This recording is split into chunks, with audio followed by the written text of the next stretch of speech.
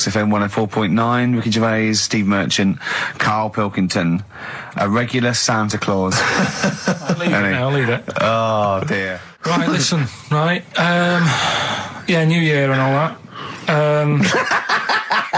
He's great, isn't he? Rockbusters is on the way. We're getting some good stuff coming in. I have to say, I'm amazed. Every answer I've had so far has been correct.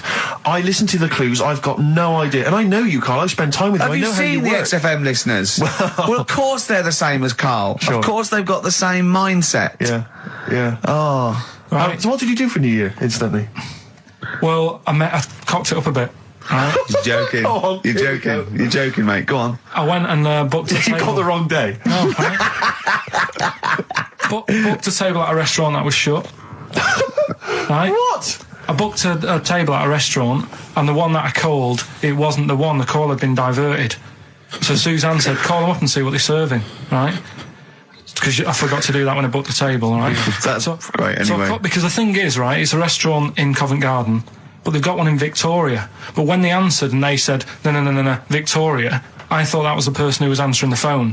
Do you know how some people say the name? Right. So then when I called them up and said, what you thought he sounded a bit funny. Right? So... I'm confused, Karl, but probably not more. Well, no more than you would have been. Okay, it was a branch of a. He doesn't want to give the restaurant away, so he phoned it up. There's one in Covent Garden. They answered the phone. It's not, the restaurant's not called No. No. They said no, Victoria. Why can't we name the restaurant? I don't know why. It's not libelous. Are we scared that are you scared people are going to sort of see you in there because it's your regular haunt? No, it's just that you got to pay for stuff, haven't you? Right. I mean, it's...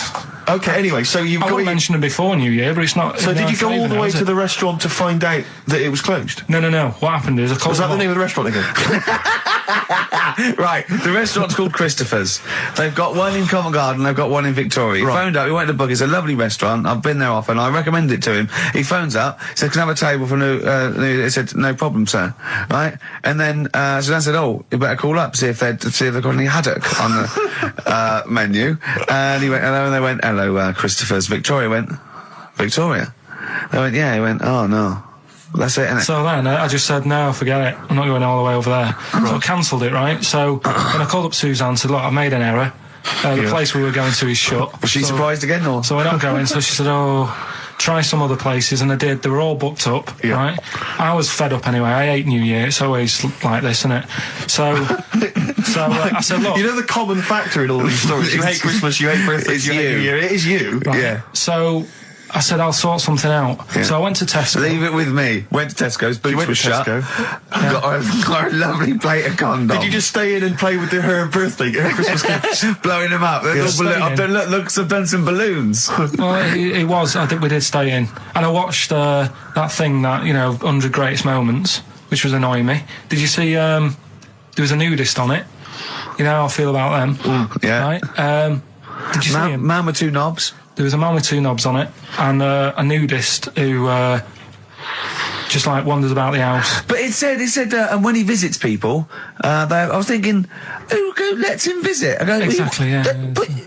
But you must go there with trousers on and go, hello, lovely to see you. Go, just pop all these off. Well, not really, no. And I tell you what annoyed me the most. They had a white sofa. If you were a nudist, you'd get a darker one. Right? So anyway, right, so we ended up watching that. That annoyed me.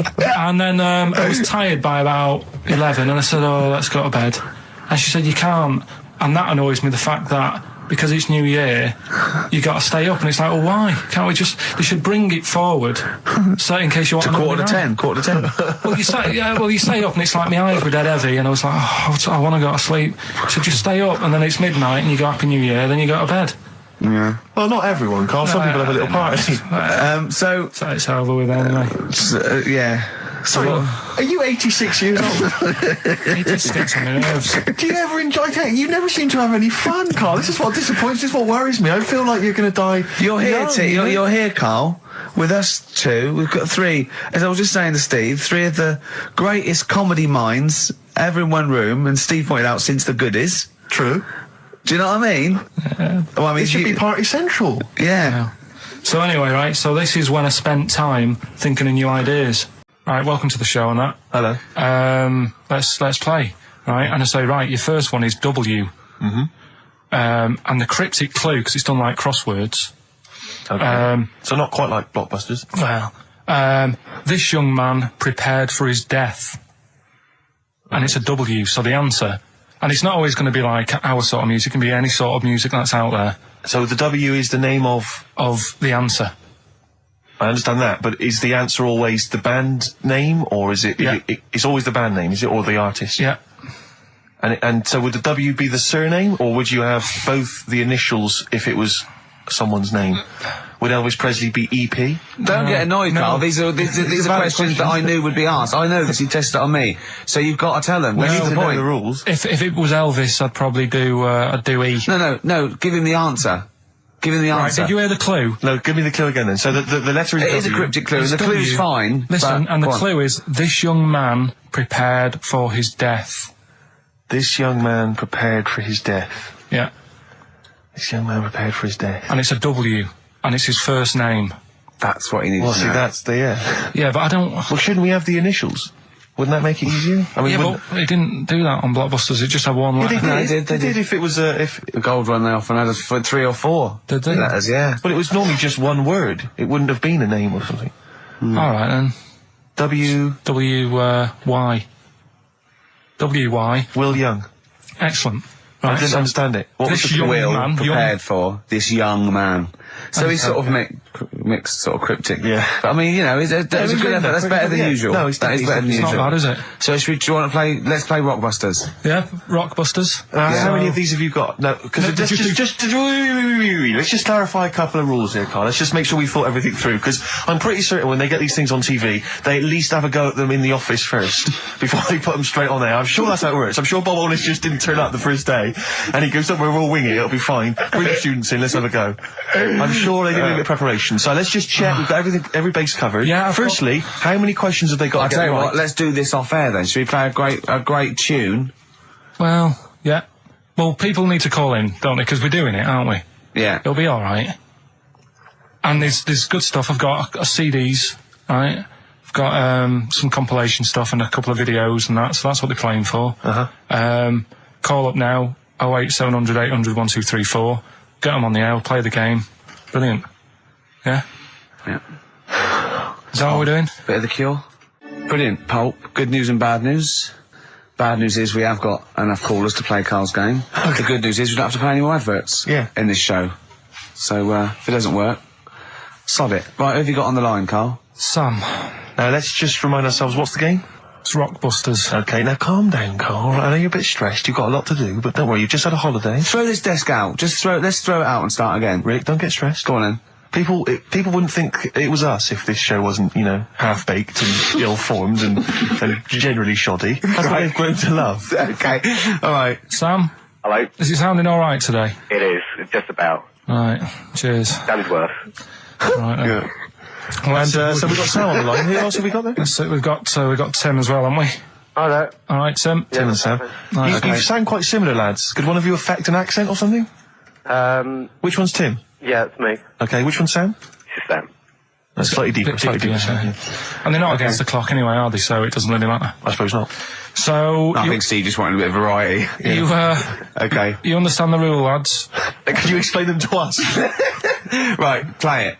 Okay. Hang on, wait. Well, let me explain, because life is too short. Now, Carl's going to read out, say 3 clues, yeah, and just shout your own name and answer it, or shout the answer. Shout your own name, then the answer if you know it. And it's the person who gets the most right. Okay. Is that all right? Yeah. So, Here we go then. okay then. Shouldn't it be the first to 3? Well, yeah, but then he hasn't got. I've got enough. It's fine. You've got enough clues for that. Right then, here we go. Welcome to the show. Oh God. Right. First initials ST. Right. Is that right? ST. Well, I don't know. We don't know, do we? How do we know? Here we go. ST, and the cryptic clue is better than the average homeless person. Okay? Sorry, I think, is that a band? Yeah. Is it an old band? Yeah. I think that's one word. Alright then, S. It's an old 70s band. Better than the average homeless person. Tim? Go on. Supertramp. Yes. Supertramp Well it done. is. Yeah. Well done, 1 point to you, No idea Tim. why that's right, by the way. You don't understand why it's right? He's a super tramp. Oh, right. Better than the average homeless person. cryptic, yeah. Yeah, cryptic. Yeah. Okay, second one. Come on, Sam, you got That's actually quite good for Carl. Trust me, Tim. Take that as a good clue. Because, yeah, okay. We won't do this again. Wait, 1-0 Right, to here we Tim. go. Right. F. The letter is F. That's the next one we're moving on to. And the cryptic clue is, the little girl is hungry. What shall we do? The S or F? I've got it. F. Ready? Sam. Peter. Yes, 1-1. Feed her. He's pulled out of Feed her. Yeah. Feed her. Okay. Yeah. So that's one each. So this is the decider, isn't it? Wait a minute, ITV are on the phone. Well, you said first to 3, so no, it's not, is it? That's what I said. Just do the 3 clues and who gets the most. Okay, well, we can do that now. So, here we go. I love this. This is rubbish. Go on. So, here's the last one. The initials are AK, right? And the cryptic clue is exploding pet. Shout out your name if you know it. Last orders at the bar, please. Last orders at the bar. Exploding pet. AK. You're tuned to XFM 104.9, Karl Pilkington's quiz, Rockbusters. The format is still available. The highest bidder, please give us a call, or you can email ricky.gervais@xfm.co.uk. Is it a band or a singer? I'll give you a bit more of a clue. It's a pop band. Okay, we wouldn't. Sam. Tommy Kissam. Yes. Hey. Oh, this is amazing radio. So who was that won? That was Sam who won. So it's 2-1 to Sam. So he wins. What does he win, Carl? He wins some CDs and some videos. No, he's got obviously now, Sam, if you're ready, take the spot. You're going to do the gold run. Away you go, Carl. I haven't got any more. You're a fool. Right, stay on the line. We're giving both some presents. Play a record for. Rick, I'm going to shoot off. Not come.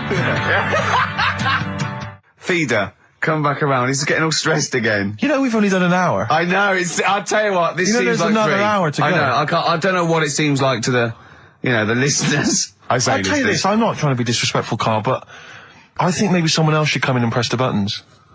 Because I'm not sure you're across it. I don't think you can concentrate on talking and working at the same time. I'm not sure you can... Walking. Yeah, for you, it seems a bit no, like... don't say that. Look, he's gutted. No, there's a lot of gone wrong here. I say throw this desk out and get a real one. Seriously. Well, I think there's a Fisher Price when you can buy in Argos that might be worth but getting. we got there, but we were stunned because it was second hand, this one. But, this is like the Mir space station. I mean, it really is falling apart. Get a new one in. Let's not, I can't believe it. Look at that. Look at the library. Look at the gaps in the library. Let's not go on about this, because this isn't good. What? Whereas that quiz was.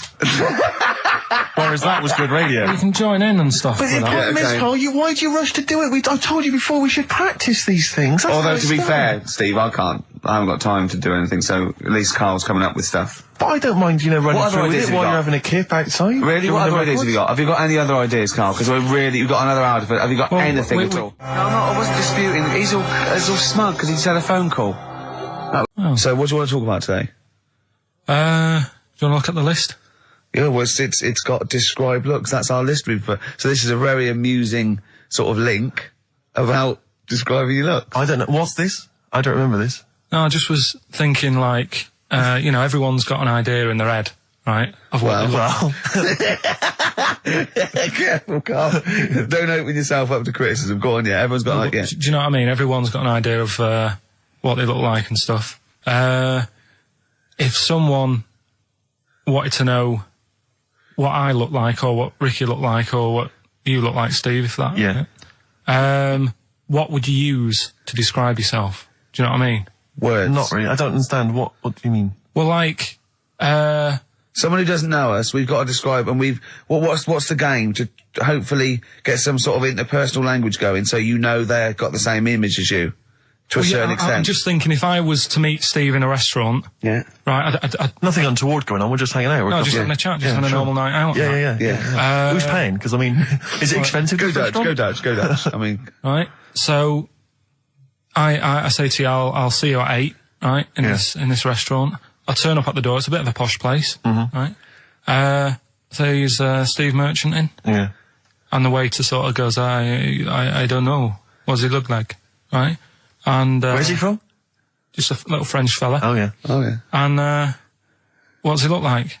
So the thing I'd pick up on first, tall lad. Tall, yeah. And then he goes, oh, well, you know, we got lots of tall people in, right? And I go, oh, big eyes? Big eyes. Yeah. And then he'd go, yeah, he's over there. I'll be honest with you. I mean, you can have dinner and you can buy me dinner. I'm not sure you're going to get anywhere with me. If you're slagging me off. No, I'm not slagging you off, though. That's what I'm saying. Yeah. I'm just using what comes to mind when Can I just... Big eyes. Can I assume that they know, like... Could I say, like, easiest for me I'd say, looks like Reg Varney from On the Buses. Would they understand that? Can I use sort of, like, kick references? He's 30-odd, this waiter, so he'll... Yeah, so I go, oh, yes, it's Reg Varney is sitting over there. Yeah. So he went right. German towards the end. See, I describe you more, Rick, I think, as... I would imagine, I'd say, have you ever seen that Johnny Vegas on the telly? Yeah. Imagine he was inflatable and he just let out a little bit of air. All right, well, at least that's nice. What Ricky would look like. As opposed to, like, you know, pumping harder. Yeah, yeah. Okay, I'll describe... Carl I'd describe as... You know those little red monkeys that you see on wildlife programs? They're in the trees and they scream when they see a leopard or something. I think so. Shave that. Just Right. shave one of those little red monkeys and put some sort of, you know... old sort of Manchester gear on it, maybe. Yeah. Yeah, you know what I mean? Yeah. An anorak and some baggy jeans. I'd like to see how the waiter would react to that. Yeah. He's got a picture of a monkey, then he's got a picture he's shaved. It's like he's got no hair, and then dressed like some kind of Manx scally. There go, he's over there. Yeah, he's over there, Carl's over there. That's what I do. So, you're the manager of this place, and there's a couple there, elderly couple, they're about 60. They've had a lovely meal. He went, yeah, right. I went, but the gentleman, he's got a little bit of a heart condition. He takes a pill after his meal, as he should, after meals. He's only taken Viagra. Oh. And now he's stuck in. Wedged in. We've all been there. It's gone, and it's stopping him getting out from the table. Yeah. So what would you do? He went, what? He's stuck in because of his dick. I went, yeah. He went, right. He said, I'd use the situation. I'd make cash. I said, you're not going anywhere. Do you want a pudding? Entrepreneurial. Yeah. I like it, Carl. And he went, so that's that sorted. I've got the job on that. Next. I went, okay. You won't believe it. Next day, there's a little problem in the toilets. Two gay men were having sex and they got stuck in each other. Yeah. He went, right.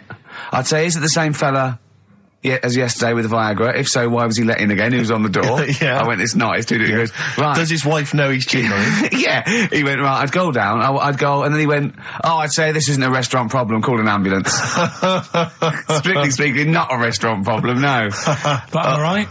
All right. Carl's had a bad week. I'm going to say it straight away. He tries to rule out stress in his life. Yeah. But he's had a bit too much stress this week, haven't you? One, a phone call from his mum, stressed him a little bit. Right. Something he said in a magazine about his auntie. Came back to haunt him. With Auntie Nora? Auntie Nora, yeah. Don't name her. No. Oh, She no, knows don't who name she her. is. No. Okay, we won't name her, right? We just say it's the one who farted for 5 minutes and as he saw a skirt when he was young and I found it like a split tennis So ball. it could be any of me aunties. We're that coming up, and also a bloke in Times Online, Chris Campling, did a review of the show, Right. and basically said that Karl Pilkington is a creation of Gervais and Merchant. Well, if only that were the case. He said he started off saying he liked the show. Yeah. He was excited. Said it was a good show. A lot of the jokes. I'm already questioning his critical faculties. Yeah, exactly. And basically said that we didn't contribute much, or seemingly didn't seem to contribute much, and we couldn't sort of like ad lib or anything. We just laughed at, particularly me, laughed at Karl Pilkington, who was coming up with some, quite funny stuff. Yeah. Right? But then he does a twist on it. He goes, but the thing is, we're the puppet masters. He's a created person. We've created the persona Karl Pilkington for our own amusement. Right. He bases this on simply that we talked about... What was it we talked about? The Chinese not aging well, and Right. he heard him talk about that on my DVD. But clearly I say, Karl, remember when you were talking like that? It's a news, or remember in the week, and so he thinks it's all scripted now. Imagine if this show was scripted. I'd be ashamed. Yeah. If this show was scripted, I would send back the BAFTAs for the actual shows we've written, and I would say... I'm having a go at Chris Campling. He's nice about our other work. He likes The Office, and he likes my stand-up and everything, and he likes the show, but he's saying... Because we're not spontaneous, we scripted this and invented Karl. So he's like, we've invented another Gareth. If we had created Karl, I would not have squandered a character that good on this poxy radio station. Absolutely. Also, does he know that we spend about 3 months on half an hour script? So how long does 2 hours of drivel? But the main thing is, as if this could be scripted, it's dreadful. It's shocking. Or maybe this is scripted. Hang on, you've lost me there. Let me just check the script. Maybe Chris Campling does not exist. Maybe I've made him up. I don't know what to believe. See, the name doesn't wash with me. What was his name? Chris Campling. Sounds odd. That's something that I made up, isn't it? Campling's almost like a joke. It's almost like a gay name, isn't it? Oh, he's a Campling. So I think this is scripted. Yeah. I think I've probably made this whole link up, and Karl is a creation. Campling, that's not a real name. No. I made it up. I should have come up with something better. Yeah. Sorry. Down to the River by Bruce Springsteen on XFM 104.9. So, yeah, that little fella in the Times thought Karl was just a puppet. We created him. He's an actor. What's his actor's name? Brent Hogwell. we got him from Spotlight. Yeah. Brent Hogwell. This stupid, dopey Mancunian accent, he just puts that on every week. Yeah, exactly, yeah. Yeah, he speaks rather like Hugh Grant. Yeah. And we just got this whole world around him. We set a whole... What do you think about that? He had his head shaved, especially. Exactly, yeah. So yeah, would he think that, you know, maybe if he's looked online and seen me head and he's noticed how round it is and that, does he think it's sort of been, you know, morphed into that shape just for the show, just for 2 hours on a Saturday? Yeah. You spend 5 hours in prosthetic makeup like John Hurt in The Elephant Man. Everything about him was made up. Yeah. We created him, because I remember coming up with Auntie Nora. Oh, yeah. You said, Rick, we need another character. I said, what about giving him an Auntie Nora? Doesn't sound convincing, I said. Yeah, and you said, what is it about? I said, well, I don't know, she farted for 5 minutes and she's got a fanny like a split tennis ball. No one's going to believe that. Yeah. Oh, that brings us neatly... Well, let's put that to bed now. So, Chris Campling, honestly, we do not script this shambles of a show, and Karl Pilkington really is like this. If you want, you can meet him. I'd love to send Karl for a drink with Chris Campling. Can we do that? And then he'll eat his words. Chris, if you're listening, honestly, this isn't a stitch-up. As I say, I'm not having a go at you. It's a very well-written article. It's very, very fair. I know just complimenting on his grammar. Yeah. It's a very well-written article. No, I'm saying we're not having a go. You've typed that beautifully. It's not like he slagged us off. I would just love him to meet Karl Pilkington. People in the street come to me and say, is Karl like that? And I so want them to meet him. Yeah. Or maybe he can send in, if he's online, he can send in 5 subjects for Karl to talk about that we couldn't possibly know about, just so he knows that we just really do throw things at Karl and that drivel comes out. Imagine if it was scripted. But anyway, so Chris Campling, or anyone who knows Chris online, get him to email us and with 5 subjects that Karl can talk about. That's a good idea, isn't it, Karl? It is like I'm the Elephant Man the way I'm being treated now. Come on then, Karl. Right, so the film is Kes. You got to listen to it properly. At the end, there'll be a question about what's happened in there, so you got to listen, take it all in. I love the fact that in pole position, in positions 1 and 2 of his favourite films of all time, it's The Elephant Man and Kes. Yeah. That's brilliant. Yeah. Go on. All right. Am I leaving the mics open a bit when this is going out? Yeah, let's have a listen. Yeah? All right. So don't talk then, right? Just put that hot dog down, Rick. And this is the bit in Kes where it's the teacher and he gets up and he has to Glover. talk. What's his name? Is it Brian Glover? No, it's What's the other teacher. The other one. Anyway. All right, go on. All right, so here we go. Things that had actually happened. I've got another one. What about you, Casper? Casper! All right. All right? All right. You haven't been listening to a word I've said, have you? Yeah, I heard some of it. Yeah, you... Some of it? Just... Stand up. Always somebody, isn't there, eh? Right, now you're going to tell us a story about yourself. What sort of story? I want you to think of an incident that happened to you sometime in the past that is true and that you think will interest the rest of the class. All right? Right. What about I work on a radio show at the weekend. Well, are you going to tell us about it? I'll just do. It's 2 hours, and it's with Ricky Gervais and Stephen Merchant, and just sort of play music and tell stories and stuff. What kind of stories? Well, whatever. Like last week, it was science. We were talking about this lad who was growing a knob on his arm. So it's weird. It's tricky, sir, because like with Ricky, he gets bored quick and he won't listen to the stories, and he'll start squeezing my head. All right, I'm not interested in what he does. But that isn't normal, is it, sir, that? I mean, it sure is a bit gay. Is he? Just messes about, though. Do you know what I mean? I try and, like, come up with good stuff, like monkey news and, like, quizzes and stuff. But then he'll just, you know, Ricky will just mess about. I mean, on Saturday he did it again. He squoze me head. How do you spell that? Squoze. S-Q... Oh, you're going to show it on the board? This is a new word to me. Squoze is S-Q-U-O-Z-E. I can't tell us what it is. It's when he gets me head and he puts one hand on the back of it, right? And he puts the other hand on the front of it and he just sort of swivels it. Swivel, right down the front. Oh, swivel's not it's spelled S-W-I-V-R. How many times a day? How many times a day does he swells it? It depends what time he gets in. If he gets in about 12:30, he could get a good 3 in. But I think, you know, I don't really want to talk about. You've done enough, don't you?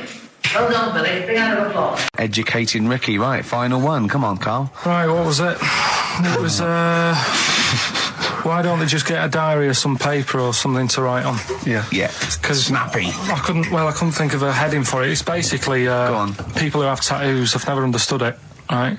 That they have something put on their arm. Right, sorry. Have we started the educate? Is this part of it? Are you educating me? This is something that will be useful in my life that I didn't know about. Yeah. Go on then. No, it's just that they've got a machine out, right, that does tattoos. Tattoos. You come up with a design you want, and you sort of this machine scans it, and you put your arm in this thing, and you press print or whatever, and then it does the tattoo on your hand or on your What, arm. like loads of little needles that follow a pattern? Yeah, the computer, basically, yeah. Is it a real tattoo? It's a proper proper one. The fella said... well, as long as it goes out, it pierces the skin with a I just wondered if it's one of those kind of, you know, those kind of... No, it must be lots of little needles or a moving needle that can go Sorry, along but it. how is this cleaned, like, in between each person? Don't know, probably... I don't know. Well, no, as long it's only that if it's one needle, it's just the head, isn't it? If it's one needle that moves and does it like like loads of little... What are we gaining from a machine doing it?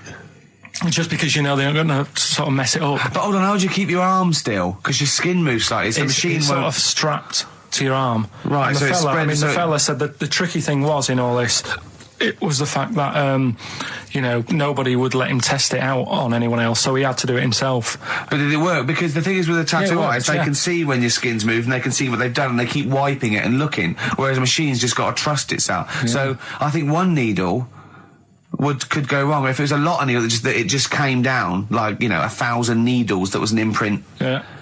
But obviously I'm asking someone who hasn't delved any further than there's a machine that can give you a tattoo. That's all you've got at the moment, isn't it? Well, yeah, basically. That's all you've got? I mean, that's what I've got, because I'm not a fan of tattoos. I don't... But where did you read this again? This was... Internet? This was on the internet, yeah, it was, yeah. Okay. And I just don't understand why people do it. That's what got me attention. Because me... Sorry, what have I learned from this? That if you wanted to get one, you know, you can get one done by a machine now. You know, people say machines are sort of taking over and that, and there's another one. But it's just the fact. I mean, I don't know. So give us the snappy title of this education again. Why don't they just get a diary or some paper or something to write it on? Basement Jacks. Right. Okay. Let's get this. Have we knocked this on the head then? Is this not happening? Oh, here he is. Look. Here he is. Come in. He's... How have you... Oh, God. I don't believe that. Oh, that's pathetic. I do not believe that. That's absolutely pathetic. Now, they won't believe this, will they? No. Right, if I say that Jonathan Ross just got his massive member out, and he is a big lad, come and sit down. I've got your tickets, Mr. Gervais. Thank you. What's going on here then? I mean, why are you dropping off tickets? Well, because, you know, in the spirit of the Comedy Awards, we like to have the rising young stars of the British Comedy Awards. That's right, yeah. And that's me. Well, we couldn't find any this year, so we've asked Ricky whether he would sit in the rising young star seat, and I wanted to deliver the tickets personally, so there's no excuses if he doesn't turn up later. Yeah. I always suspected that you were sort of pretty well endowed. Yeah. And now we've seen. You know, it's on webcam. That was just one of my cocks. That's the one you're wearing today. Didn't we? Don't say that. No, This is meant to be the happening young station. What's going on? No, you can't say stuff like that. You can't. Just careful what you say. Look after Judy and Clary. 10 years in the wilderness, and he comes back in the person line. 10 years in the What happened wilderness. to you? That's Jesus you're thinking of, isn't it? Just because you're on everything at the moment. I walked in here and I came in there and I thought this is the young happening place. And what do I see in here? 3 old men sitting. What are you talking about? I'm only 28, 27. You're wrecked. You all look wrecked. You're Well, that's because we're always partying. I was looking for some youngsters. Where's the youngsters? I wanted to see some tight leather pants. I wanted to see some foxy chicks hanging on you every word. What is it? It's a bunch of old blokes and a bloke up there washing up in a sink. But look at him. He even dresses for radio. Look This at is him. ludicrous. It's amazing. It's like, you're I love the fact you were on the phone to Gervais last night, weren't you? Asking his advice Yeah. on clothes. Look at him. He's going for the man down the DSS. I like that look. That's a nice look. Have you got a single pair of trousers that aren't elasticated at the waist? They're maternity jeans, aren't they? They've got a whole panel that pulls The forward. thing is, what I do at the end of the week, I can pop these in the pan and I can make a nice soup with all the food that's encrusted in As it. his years as a homeless coming to the fore there. Look at you, But one why- step away from Lawrence Llewellyn Bowen. I'd like to be that bit closer. But why are you dropping off tickets? Are you a little bit... Because I thought you were married and stuff. Why do you suddenly got this obsession with Gervais? Because I'm a bit rough, ain't I? yeah, it's like when you see Dale Winton out with those rough boys. I'd like to get one of my own. When a top celebrity in a lovely looking suit walks down the corridor with his penis out, Yes. Yeah. I know that I'm still You attractive. know you've arrived. I was inaugurated in the same way. For me, it was Des O'Connor. It's like it's the passing on of the baton, if I may use that euphemism. and you've been battened. But it's fantastic. Well, it is a pleasure. I don't think I'm complacent just because I'm mixed with you. I still wake up and think, I don't believe it. I'm mates with Jono. Can I just point out? Jono. I was listening to the show last week, and I heard you, as always, revealing a little too much about yourself, if you don't mind me saying so. Steve, Not as much as you. No, but that was just for the benefit of the room. Yeah. And talking about when you used to occasionally urinate in the sink. Yeah. When you were around my house last time, and I came in. And you looked a bit shifty. No, please reassure me. It was more ownership. I was like, I went to my territory, and then other people that come in and go, has Gervais been round here? It's like just marking my territory. Because my coffee the next morning had a hazelnut tang to it that I don't remember putting in. Can I just say something? Because I mean, I used to, mention to you, Gervais, when we first started getting involved in the business. Yeah. I used to say, if there was one celebrity I'd like to be friends with, it's Jonathan Ross. Yeah. Lo and behold, Ricky's befriended Jonathan Ross. I'm nowhere to be seen. But Not Ricky invited round. Ricky told me that I could be his friend, providing I never extended the arm of friendship. Right. Yeah, if you ever... I thought as much. He tries to keep everyone else down he works with, from the office, all the other shows. He tries to keep them down. He said, I didn't even want I'm you to number come in. one. I wanted to meet you on the steps. Yeah. I didn't even want to tell him you were around. But you called. He went, who's that? And he saw your name come up and he went, well, can I meet him? Well, you're coming tonight, aren't you? This isn't Radio 2, by the way. These links are way too long. This is snappy radio. We have to play out... Yeah. You might The be kids have lost lost, interest. But the kids want to hear... Carl text messaged me in the week, very excited, because he just watched a programme that proved me and you were stupid. Remember we sort of championed the anti-supernatural? Yes. Skeptical view. We're just absolutely skeptical about things like that. We're atheists. We don't believe in ghosts, anything like that. Anything supernatural. We're followers of James Randi, a genius of our times. But Carl saw something that proved us wrong. I'd like Carl to tell you what this proof was, what he saw on, and look at him. Go on then. It was on Wednesday night. Yeah. I was watching. You see, the problem is I didn't get the full story, so you could pick holes out of it. Sure. Unlike your usual investigations into the supernatural. Which are It was called, can I just say what the programme was called? Mr. Exorcist. Oh, brilliant. So Sounds like an academic work to me. the bit that I caught, I just flicked it over, sort of seeing what's on the telly, and I thought, oh, Exorcist, I've seen it, but there's nothing else, and I watch it, and then I realised it wasn't the same thing. I thought, oh, I'll have a bit of this. And there was an old woman and a daughter, and as far as I was aware, the bit I picked up on, they were saying, oh, it's dreadful, and unless you've been through it, you've had ghosts in your house and that, you really don't know what it's like. Yeah, sure. And the main thing that seemed to be getting them down was the fact that the budgie was getting stressed. The budgie was getting stressed. Because animals can sense the other side. Oh, can't okay. they? Can they? Yeah. Okay. So, And how was that manifesting itself? You don't know. What was the budgie doing? I think it just wasn't happy. Right. Did it explain that to people, or how did it express that? Budgies are known for being chirpy, aren't they? I said it wasn't chirping. It normally swings on its little perch and that. And Just depressed because it was possessed. It was just sat around in its pajamas. so No. Come on, Steve. Come on, Steve. You're making this a mockery. So the budgie was depressed because he could sense the ghost. yeah, and then this guy, this Mr. Exorcist, came round. Was that his name? Yeah, Was he a priest or something? yeah, he might have been. Yeah. Yeah. Like I picked up Did he have like a black coat with a little white collar? That's usually the. He had his coat on, so you couldn't tell. No, sure. Okay. But so he came round and he sort of did his thing, and then Was he trying to exorcise the budgie? No, the the ghost. house. Right. The house, so it wasn't that the budgie had a demon or clearing the anything. house No. out. Okay. No, this So- wasn't a possession, was it? This was a straightforward. It wasn't a poltergeist or anything. It was just a. It was a haunted house. Yeah, but Sure. that's the thing he was saying. He was saying you can have like your ghouls and that aren't that bad, that aren't going to cause you any problems. Yeah, but obviously the budgie, they've got weak hearts and that, haven't they? And Sure. So he go on. So it's a house. so anyway, basically he sorted it out, did whatever he did, and the next shot you see is like the budgie making a noise and swinging It's it happy again. over the moon again, and the old woman was like happy because she couldn't believe it. stressed. Yeah. And that's The priest didn't come in and go, well, you should feed that bird. Give it a bit of millet. It was happy. He goes, right. No, See you it's- later. No.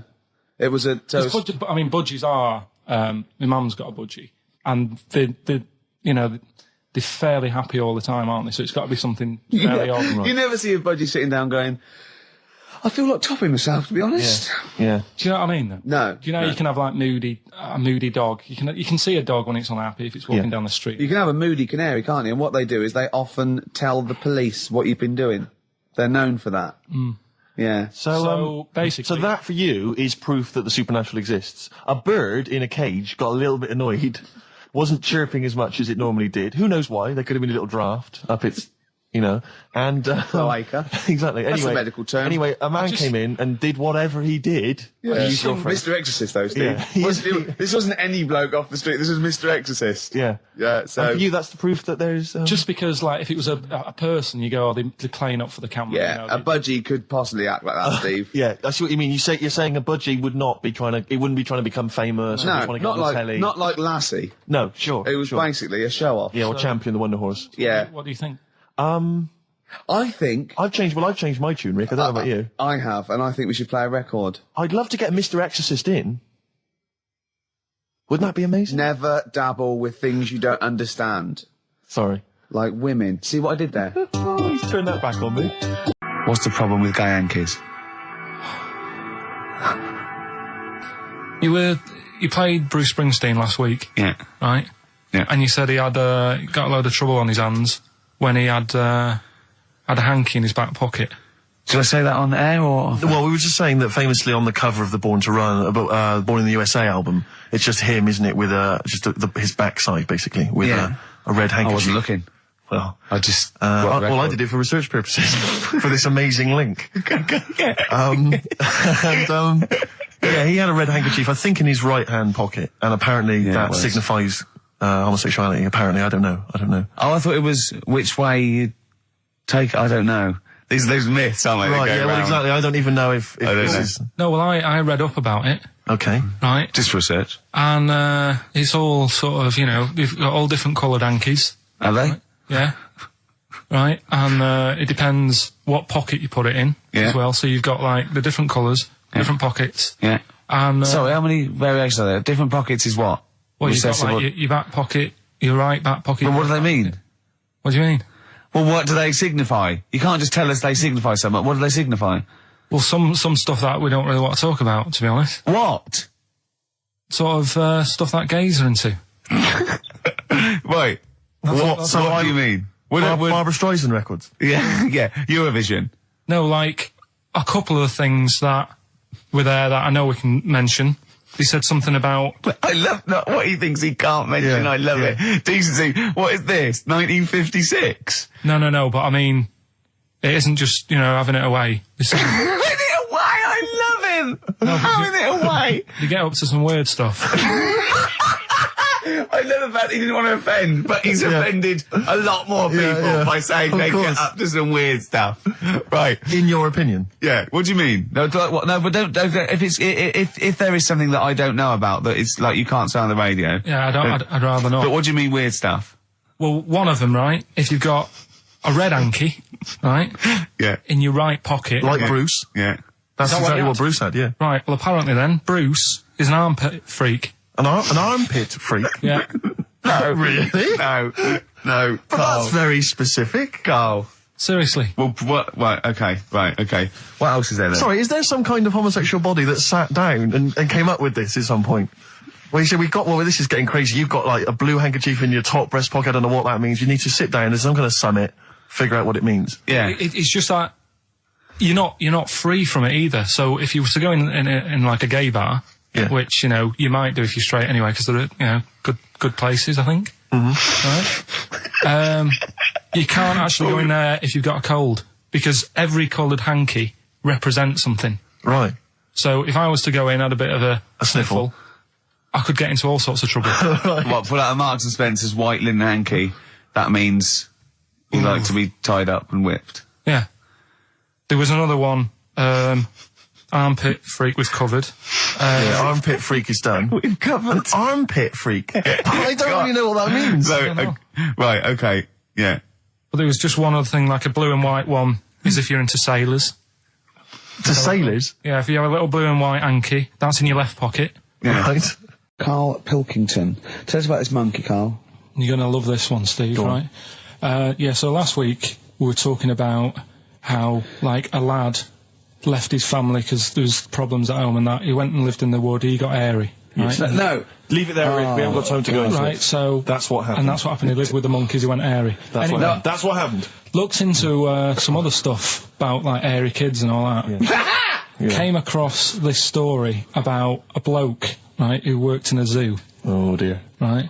So... Trouble's brewing. Loving his job and that, but it's quite a lonely sort of job because you don't see many people, you're just dealing with animals all the time, right? So, anyway, he gets a bit pally with a monkey because it's the closest thing to a human. Well, that ape is. Right. Yeah, but you can't really go that close to apes. It's dangerous. What do you mean? What type was it? What, do you Just mean let him tell the story. Was it a chimpanzee? I reckon it was a chimp, yeah. Yeah, Oh, you don't even know, so it was that's a an chimp. ape. It was a Okay. chimp. Yeah, but it doesn't matter, does So it? he It's gets the story. pally with him? Right, so he gets pally with What, him. do they go on and holiday together? well, no, I mean, it starts On the off pool together. just checking each other out and, you know, probably sharing lunch and that together. Yeah. Right? Anyway, this goes on for a while. You know, they're getting on well and that. And then after a while, right, the monkey starts sort of imitating him a bit more and sort of walking upright. Oh, God. Yeah. Right? So he thinks, oh, that's a bit weird. Anyway, they get on really better and what have you. So he thinks he could live at home with me, this. Yeah. Because we're getting on the storm. Yeah. Right? So he takes him home and before Is you this know the it... beginning of Beneath the Planet of the Apes? I think it is. I think you've seen this on video. I'm worried, because he's already imitating him and they're moving in together. I'm thinking it's maybe a bit like single white female. Single white zookeeper. Oh, brilliant. Right, so Go on. anyway, so it's moving in and it's getting used to sort of the normal human life. It's having a cup of tea in the morning. Yeah. PG tips. It finishes the day off with Oh, dear. Finishes the day off with what? He with does, a he doesn't little have to brandy. move a piano at one point, does he? Finishes the day off with a little brandy? Yeah.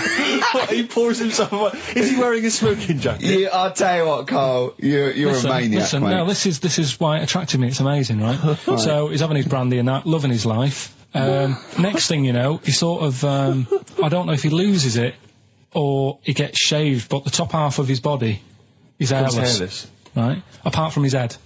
Right, so he's got a nice... So it's the opposite of the kid. Well, no, Yeah, this is what but I'm saying. that would happen. Right? Well, hang on, but so you don't know if You he don't was even shaved know. or if it's How did dyed? it say? Then the hairless. What? I'll bring it in for you, the story, and then you All can right, well, see if okay, I've gone wrong. keep going. So anyway, so this is going on, and he's having a great life. Then the zookeeper starts getting a bit annoyed because he's having a better life than the zookeeper. The zookeeper's in the zoo. This is such So the rubbish. zookeeper's still got to do a day's work. The monkey's at home, he's partying, Well, he's it got gets his to a other point when he chipmates says round. there's no point you coming in to the zoo because the whole reason of you being there was because you're being kept there. Right. And he didn't want to bring the memories back, so he said, you stay at home. So You are you're talking such. Just let him finish. God, I don't know if I can sit here and listen to this drivel. Let me... I'm fascinated. it's It nearly sounds over anyway, amazing. right? It sounds extraordinary, Carl. So he's walking up, right? He's having a tea in the morning, finishing the day off with brandy. Gets a bit out of hand, only tries it on with the zookeeper's wife.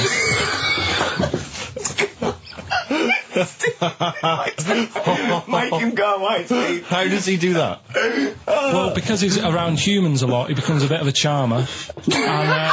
And, But what is it that he could do to seduce her? Pick fleas out of her?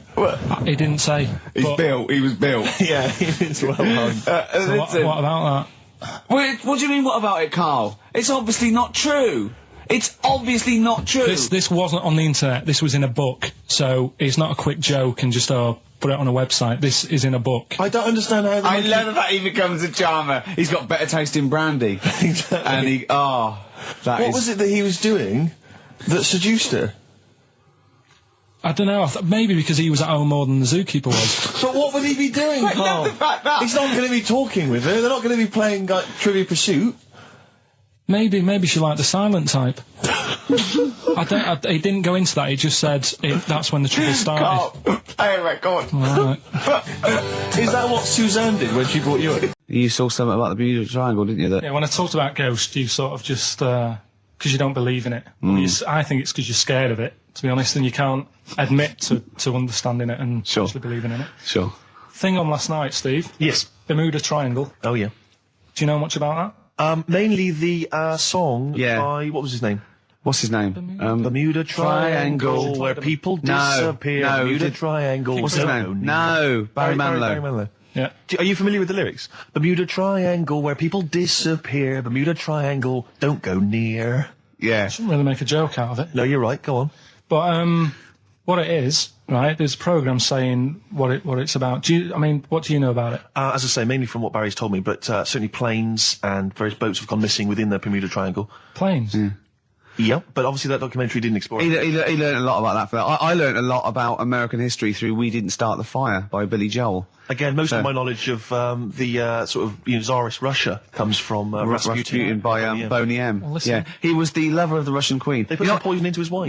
Yeah. They shot him till he was dead. Yeah. Which is, go on. Right, well, this. Oh, those Russians. Sort of bit of an earthquake in the sea. Sure. Lets out methane gas. Okay. And apparently, if you were swimming out in the sea, Yeah.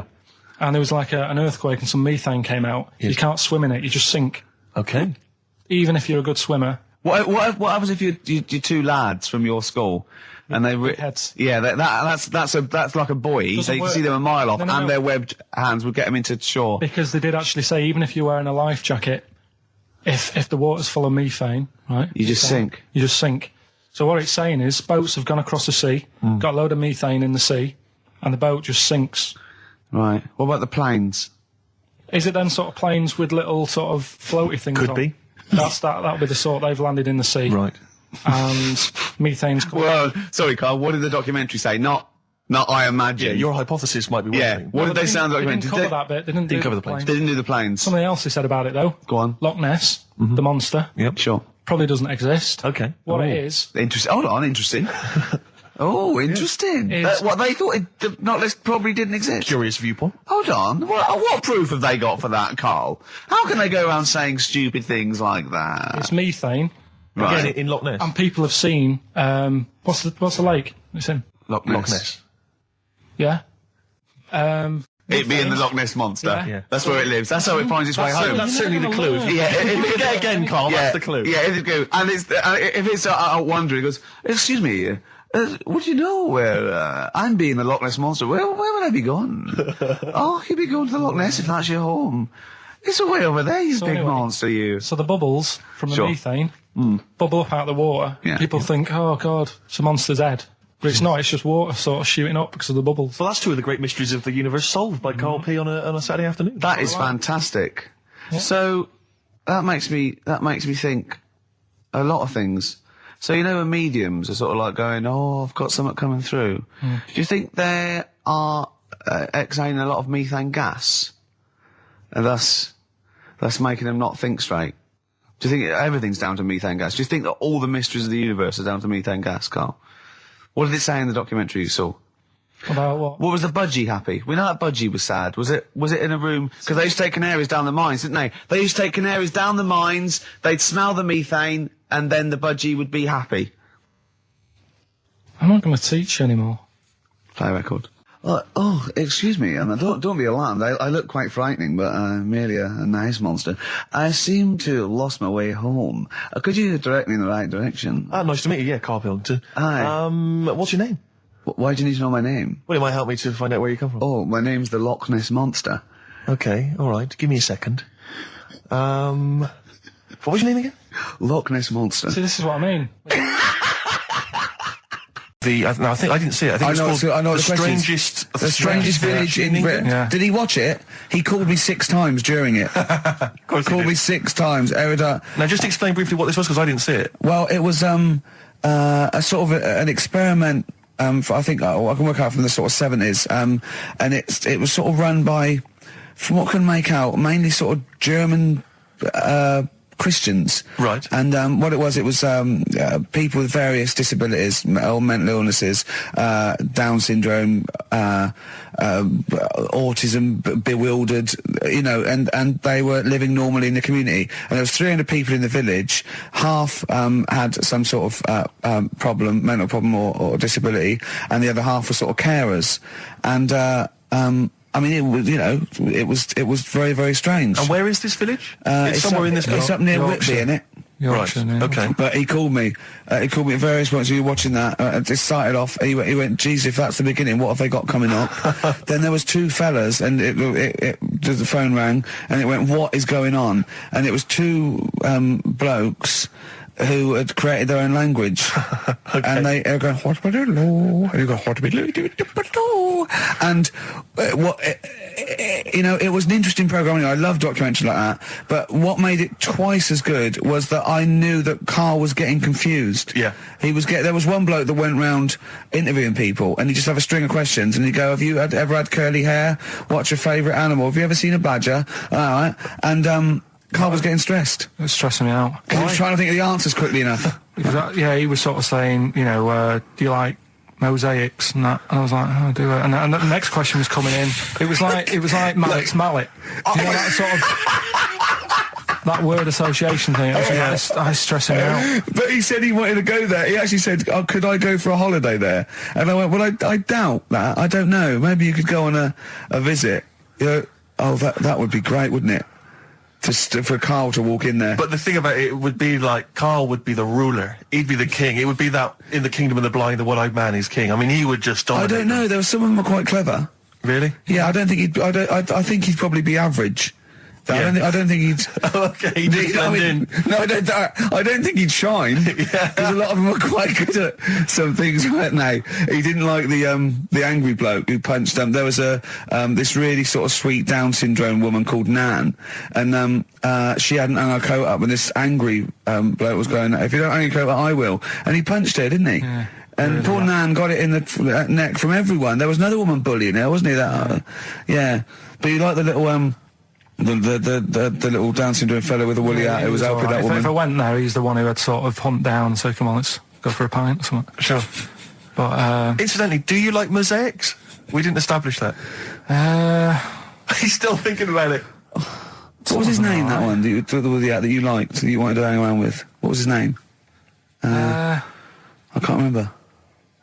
He was good, I liked him, he was nice, wasn't he? Yeah. He's the one that fell over, then proposed marriage to that woman, didn't he? Yeah.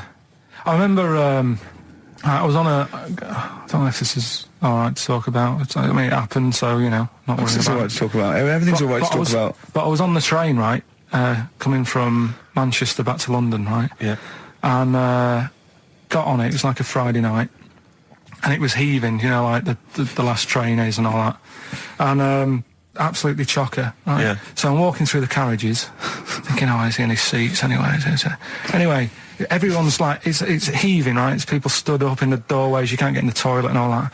There's not going to be any chair knocking about. So walking through, and anyway, I see this one empty chair sort of in front of me, right? I think, oh, why ain't anyone sat there, right? I'll just rush to that, get to that, I'll get myself a seat, plonk myself down, right, and sort of turn round, you know, see who I'm facing, you know, see who you're sort of having a chat with.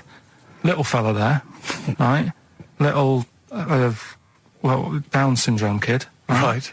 Sat there, and he goes, all right. And I thought, oh, right? Not bad, but do you know what I mean? They're always talking, aren't they? If you ask a lot of questions, right? So I was like, oh, here we go, 2.5 hours, and I couldn't get up because the thing is, that's obvious. Sure. Right? So that's like mean. I'd never want to be mean, do you know what I mean? No. At the end of the day. So anyway, so I think I know, I'll go to sleep. Clever. Right, so I shut my eyes, and he leaves me alone and that. So then my phone goes, and I think, right, what do I do? Do I ignore it? Or do I open my eyes and see what it is? Anyway, I open my eyes, it's Ricky calling about something. About nothing, probably, actually, thinking about it. Wasn't even worth answering, right? So anyway, but I'm awake now, aren't I? So he's like, hello? And I'm like, all right, mate. And he says, you're muscly. Right. Oh, God! And I said, yeah. And he goes, why? So I said, no, just am. It's, again, stressing me out, because I was thinking, why am I muscly? I don't go to the gym. And, I'm not muscly, I'm in good shape and that. Well. So then he wants an arm wrestle. On a crammed train from Manchester, so I've got another hour and a half of this. When you talk back, he'd soon have got up and left. If you'd have started asking him questions, he'd have got up and left with the drivel you come out with. So anyway, do you know when you're under pressure, you're thinking, well, he's said that I'm muscly, right? So do I do it or not? What? And there's people watching, not joining in, not sort of having a laugh and that with me, just like watching but pretending they're not. Oh, and I'm God. at one of those table seats, and he kept saying, come on, I want to arm wrestle. So, and he was getting loud, and I thought, I best just have an arm wrestle. What do you mean? What do you mean? I best just have an arm wrestle? What do you mean? Get it over and done with. I had to... if he's going to keep asking, I had another hour and a half on the train. Oh, God. So anyway... Oh, my God. I'm thinking who won. Well, I'm thinking, were people putting bets on? How was it working? It was stopped, and just as well, really. What do you mean it was stopped? How violent was it getting?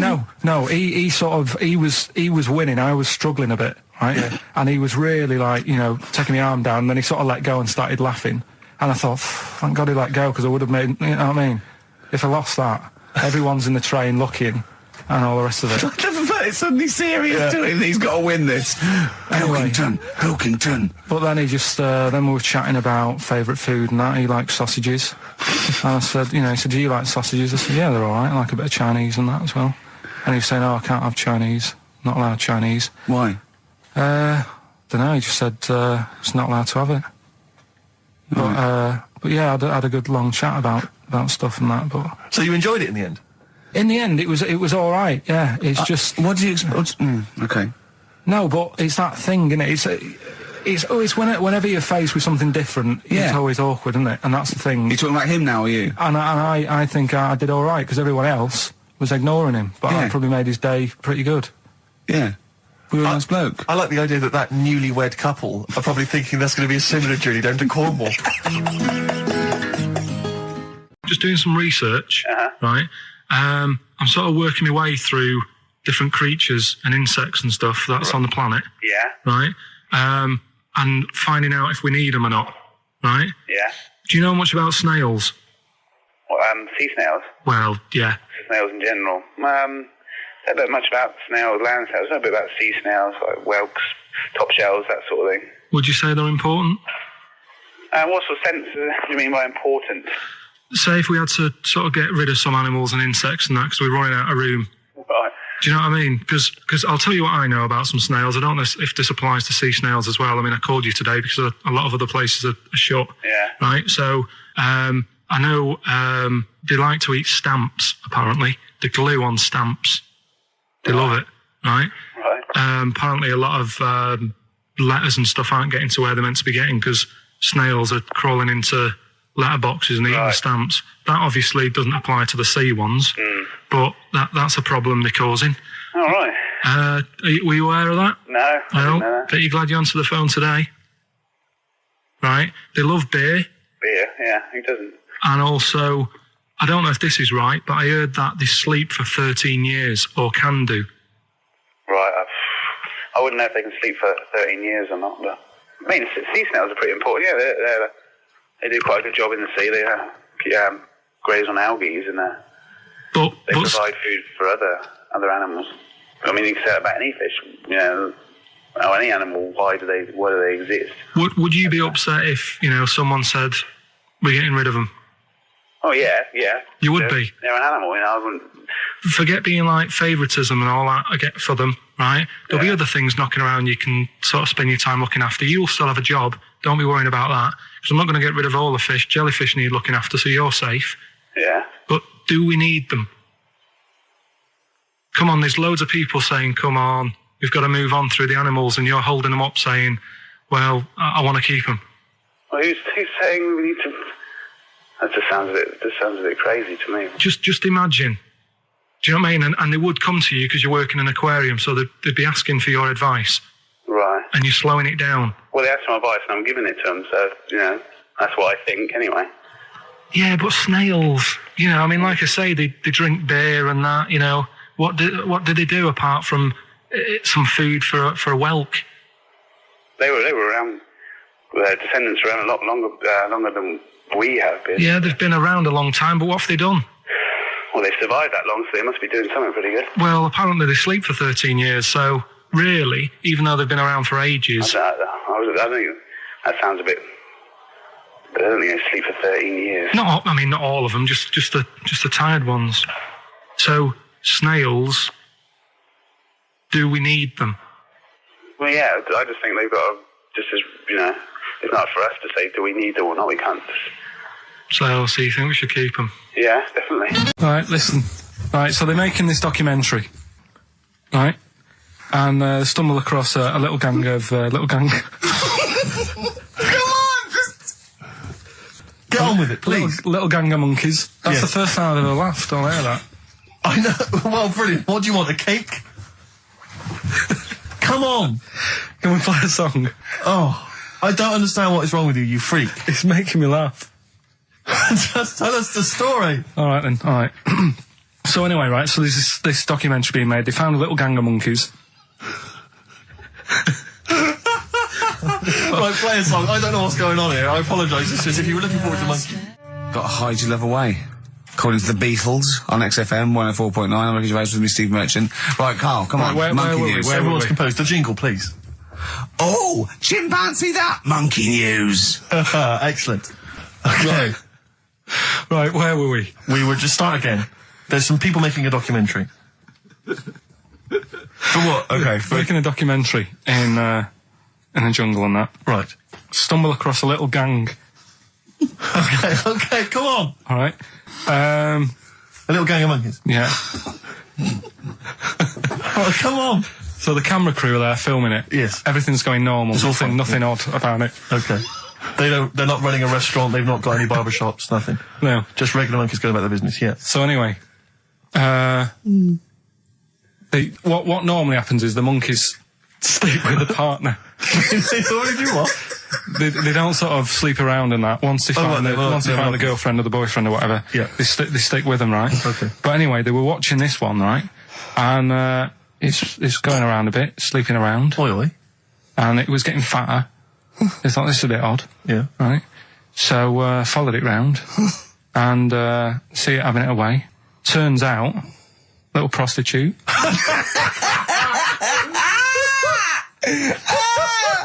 Oh, God! It's a little monkey prostitute. And it was getting fatter because it was charging them bananas. What a load of old rubbish. It's charging them bananas! What was it, a boy or... It was a... Woman. Little woman monkey. That's the most extraordinary monkey news I've ever heard. Oh! That is genius! Has this documentary been televised? I don't think it's been on yet. No. And that's all the information you've got? Yeah. And is that's one banana for everything? Now, half a banana is for... Just oral. A poor job. Right.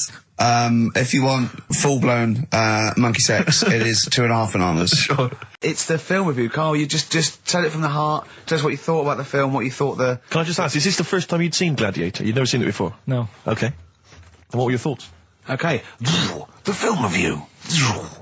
Gladiator. It's alright. Nothing great. It's like It's like an old, sort of an old version of Rocky done in the olden days, really. Right. A bloke fighting other people. Sure. How sort of well known is the story? Do you reckon people know the basics? Well, just very quickly, just do the plot. Quickly. There's a guy called Max. Maximus, yeah. Yeah. There's Caesar, and there's Caesar's kid, and Max goes to war, sort of wins it, comes back.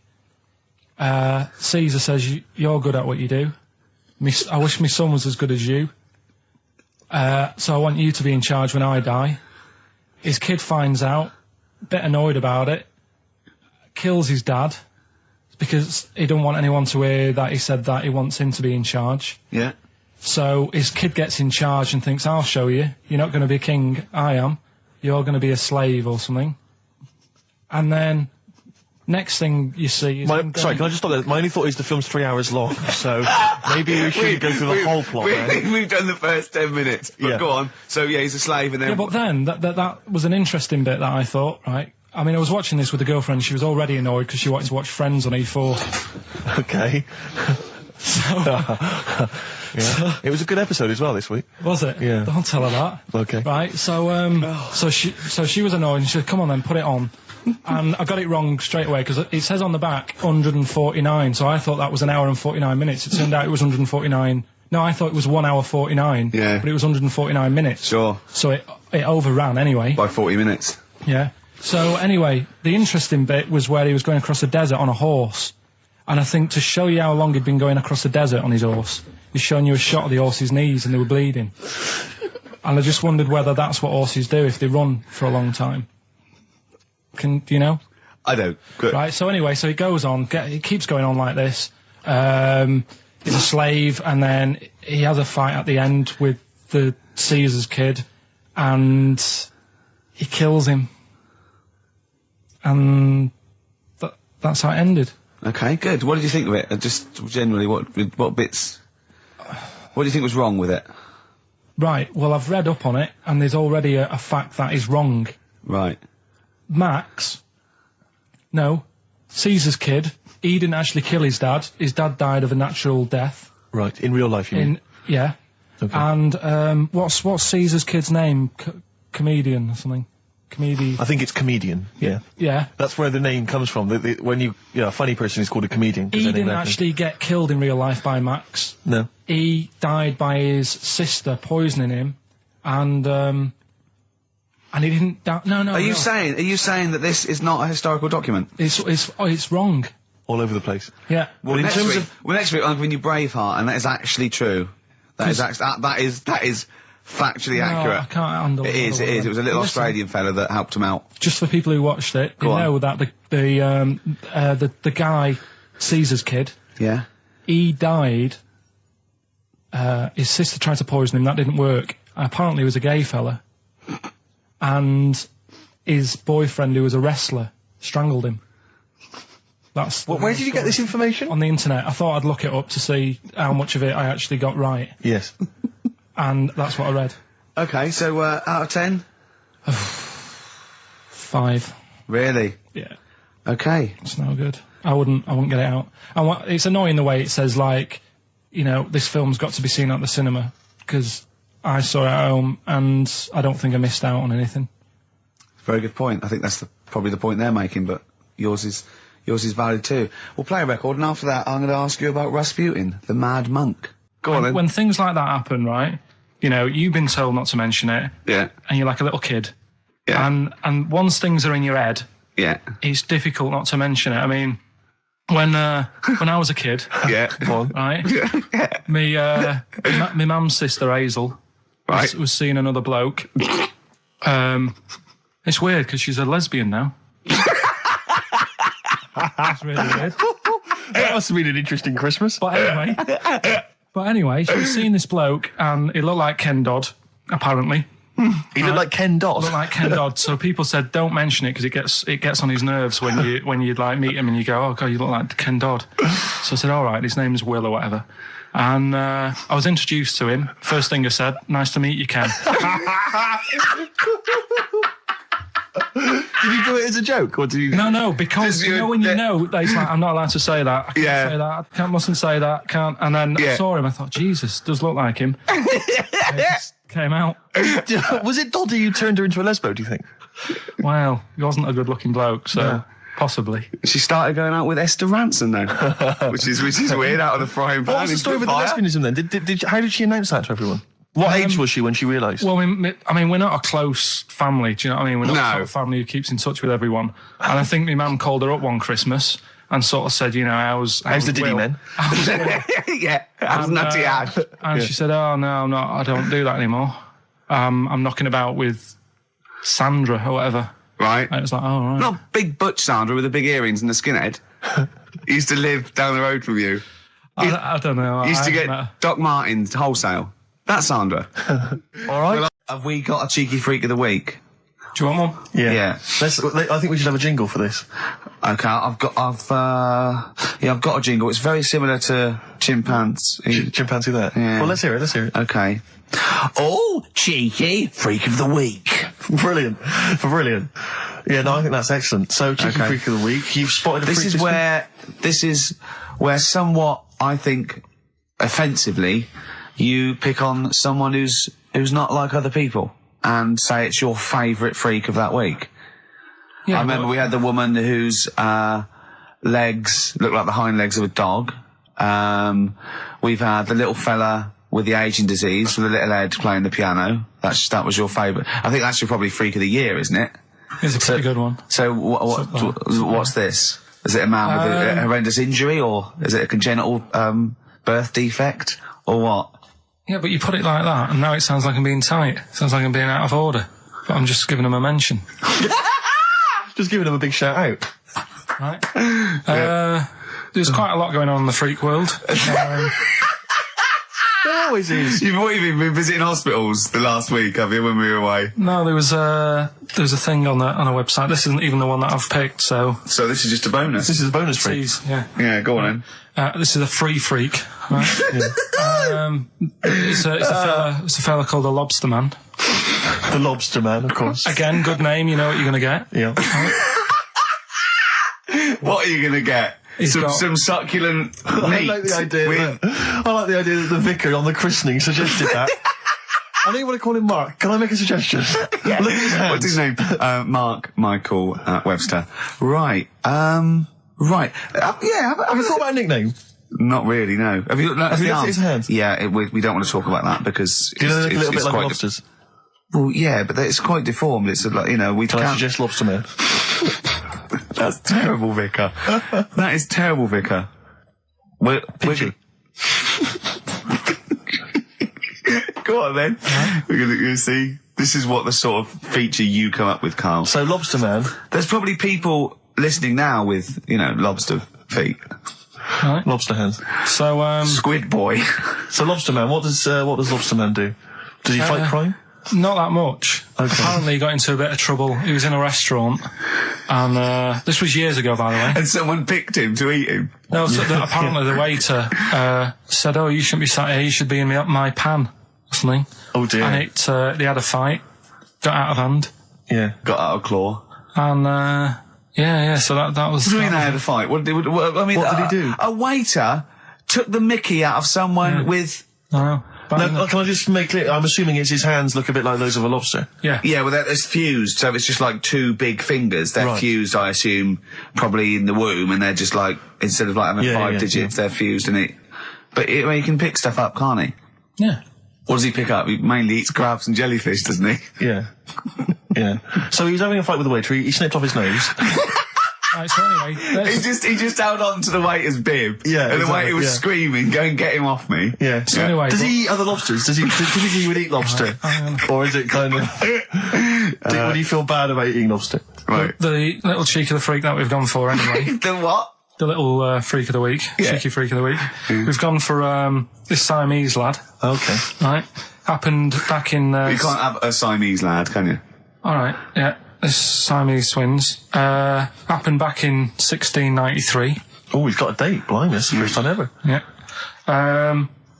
And all it was, he was doing all right for himself. He used to go on those circus things he used to do. They're two people you're talking about, Carl.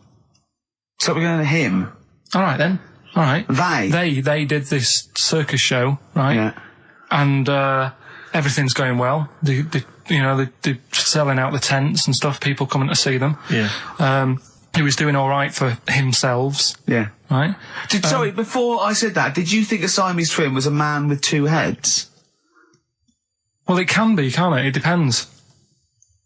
There's two people. They're conjoined. No. But it depends, doesn't it? The one that I shown you in that book that time was a fellow with two heads. No, it wasn't. That was a stupid picture in one of your stupid books that he had a growth that looked a little bit like it had a face on it.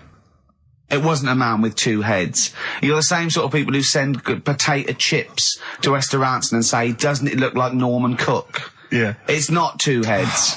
We'll bin this feature. No. No, they're two people. They're two people. Conjoined twins. Right, so these... They just happen to have a similar taste in clothes. Okay. Anyway, so they were doing all right, and it all went wrong when he crossed the road, got run over. The lad with two heads got run over. That's it. What? How is that Cheeky Freak of the Week? Just because he got my interest, and I kind of thought, why didn't he just look both ways?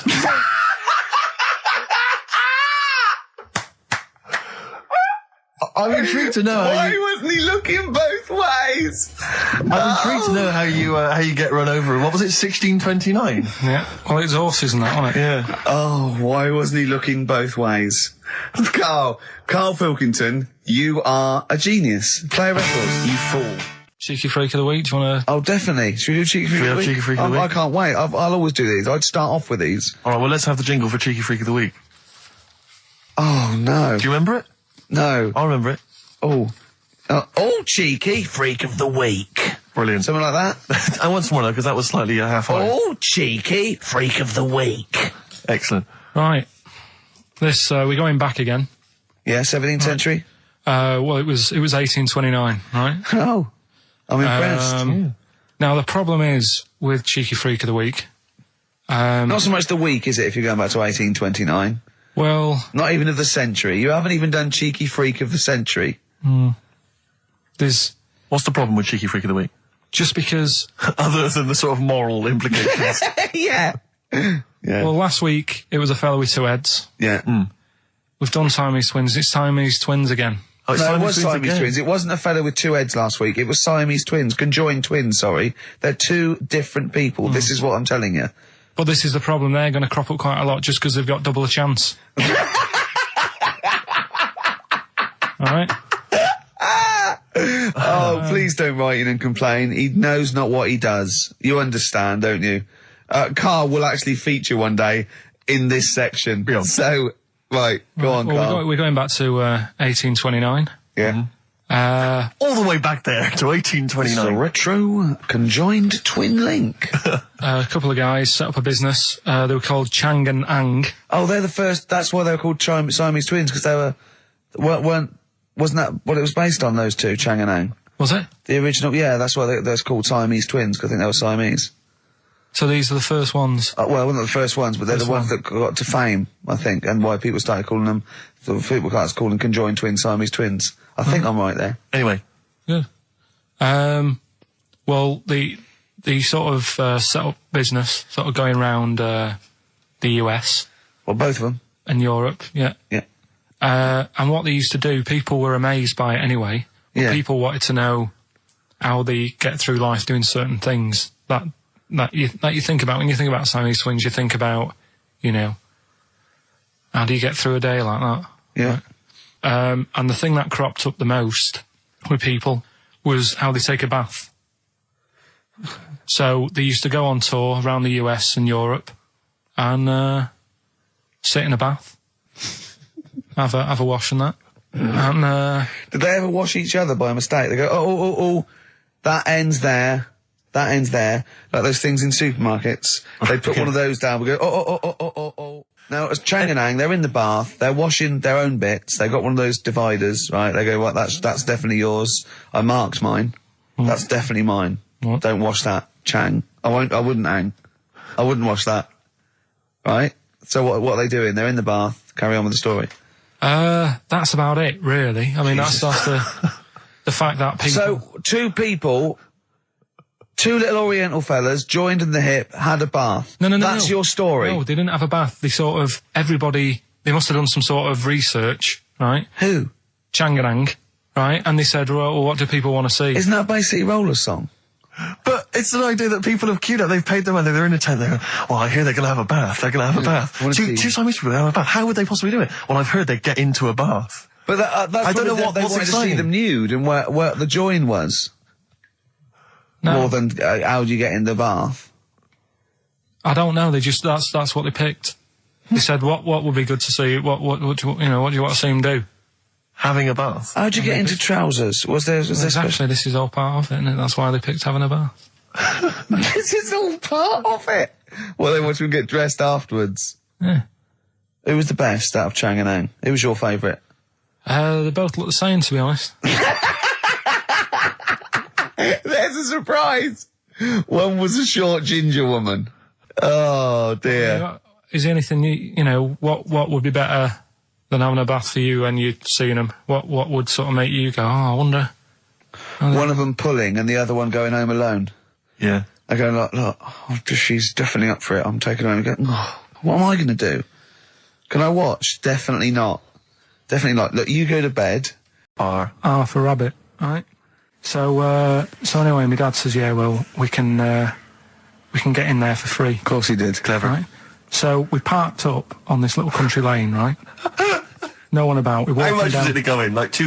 about £3 each. Yeah. But he said, well, yeah, but if you don't have to pay, do you know what I mean? You enjoy it even more, don't you, when you're walking about and you think, I've got this £3 in my pocket, no one's having it. Yeah. Right? No, looking over sort of a bloke with a peak hat saying, can I see your ticket, please? I wouldn't enjoy it more, no. Go on. Yeah, but you don't worry about it, do you? You got a bit of money now then, Rick. You've changed. So anyway, so we had to walk across about 4 fields. For £3! Right? And what happened was, we're walking through all these fields and what have you, big grass and muddy bits and all that, 'cause it'd been raining, and climbing over fences and stuff. And we're in this field, right? And I look to my right, and there's about 30 cows all staring at us, right? And Suzanne started to panic a bit. She said, we shouldn't be here. Dad says, of course we can. We're allowed to go wherever we want. All this land, it's ramblers' rights and all that stuff. Yeah. And you can take a cow if you want. So, unattended. Serves him right for leaving him in the field unattended. I'm having one. Yeah. I keep us fed for a week. Across. Anyway, these cows start surrounding us. Surrounding us. Oh, brilliant. Oh, no. Face off. And Suzanne's panicking, going, this isn't right. We're not going to make it to the fence in time. They're moving faster than us, and they started sort of running a bit. Wow. And it's like some kind of bovine West Side Story. A gang of cows coming at you. Don't worry about it and stuff. But my dad had to sort of stand there and wave a stick at him. Of course. And we got away, but Suzanne was having a bit of a sweat on. Got away. Saying, we could have got killed. Sure. And my dad saying, no, it never happens. And I just wondered if it does, if there's a risk of... Yeah, it is rare, but there's been a couple of cases of being trampled by cows. They're not aggressive, they sort of run through you. Well, they're aggressive if they've got a calf. They have kids. What? They had kids with them. Kids, yeah. That's goats you're thinking of. Yeah. Maybe they were trying to sneak into the gnome thing, and they were worried that, if too many people did it, and they thought some cows, we can just sneak in where cows, no one's expecting cows. And the cows were going, walk upright like a human. Don't walk upright. They thought you'd blow their cover. Yeah. Yeah, people have been killed by cows before. Yeah, that was the highlight. Wherever it wants to go that day. But maybe it's not big enough to sort of make any, real decision. But, now, I'm sat here, right, with my jeans on. I don't know where I am. Well, that's clear from hearing you talk. No, but what I mean is, if a fella said to me, what side are you, what side do you member on? Member? What is this the use of the word member suddenly? Well, it's usually not appropriate, and also, I imagine in the old days they had big baggy pants that used to sort of like hang down, and now, like with those stretchy boxers and briefs, it's sort of held up in a nice little, neat little parcel, isn't it? So it's probably not appropriate. It doesn't come in contact with your little snake. So, did you ever, have you ever heard that? Are you telling me a tailor has asked you that and you went, what do you mean, mate? No, I've never, I've not really had one made to measure. I had one made when I was a kid, but since then I've sort of bought a suit off the hook. But when you were saying about buying a suit, I know that question sort of crops up and I don't know what the answer is. It just annoys me the way I don't know, there's no surprises anymore. Do you know what I mean? People know. What do you mean? He's going to go, right, I'm going to measure you now. Which side shall I measure? Go, well, pot luck, go on, have a look. Right, there you go. Oh, you got it. You check me out. What do you mean there's no surprises anymore? What are you talking about? Everything you say is a surprise. Everything you say, every opinion you have is a surprise to me. What I mean is, why aren't people just happy just to go, well, depends, doesn't it? I'll just pull the pants up wherever it wants to go. I'm happy. What do you mean? Why is this such a big issue? But Carl, when they ask you this question, they're not making a note of it somewhere. It's not statistical research to find out what the kind of common leaning is. It's a question so he doesn't touch it when he's using his tape measure. Just be careful. But he is being careful by asking the question. But what's wrong with him touching it anyway? If he's, I mean, it's only like a slight. Fair enough. But if he just sort of, knocks it a little bit, you can just go. Do that again? To me, it's the same as the prostate thing. It's just happening all over again. But a doctor doesn't go, what side's your arse on, sir? Trying to avoid the arse. He wants to go, he knows where your arse is and he's aiming for it and he wants to get it up there. He's aiming for it for a good cause. This little fella's going, well, I've got to measure his leg. I don't want to touch the knob. I'll just ask him, sir, do you mind telling me where your cock is so I can avoid it? It's a big difference. But like I'm saying to you, I'd have to have a look first to let him know. I don't know where it is now. I don't know. It could be the left, could be the right. Are you telling me you don't know where your knob is without looking? Well, what do you mean without looking? How could? Well, you're saying it as if like. Should we have a guess? Well, have a look and tell us where it is. And what are you wearing? What sort of pants are you wearing? I've got my jeans on. But you got pants on underneath them? Yeah. What are they? Briefs or boxer shorts? Boxer shorts. Boxer shorts. Well, it's probably free, but the jeans are probably strict in it. I think it's probably either in the middle, dressed in, or just slightly to the left. Have a look. We'll tell the listeners after the break where's Carl's knob. It's a good competition. Oh, brilliant! We've got to send this to the Sony Awards people. XFM. Run, Snow Patrol on XFM. Well, big question. Where was Carl's knob? That's what people have been hanging on for. Yeah. Where was it? Well, I can't believe people have been texting in. Hey, what, guessing where it is? People saying, is it in the middle? Is it in the left? It cost them 10p. It cost them 10p to find out. Just wait, I'm going to give out the answer. You don't win anything, right? Like, strike it lucky. Right? Bottom or middle? Right. It was to the left. Oh! Yeah. I went with the right. That's annoying. See, I thought it would be to the left. If not, maybe if it was all scrunched up, sitting down on your lap, right, it might just pop up to the middle. Just pop out, like, Well, next week we'll be finding out where yours is. Where's Ricky's bollocks? Right then, which leads us nicely into knob news. Oh, I didn't get an onion. I'll have that. And it's just, but what annoys me is it's not so much that obviously it's a practical thing. It's the fact that they get a little bit edgy. You can actually see certainly kind of, dare I say it, certain breed of woman and a certain breed of fella will just get a little bit itchy, a little bit edgy. And they just look at you, can just see them sweating, especially if they can't reach. I just lean over and do it myself. Well, I know, but the thing is that it's like they almost feel that they ought to wait for me to do it, as though somehow it's my obligation.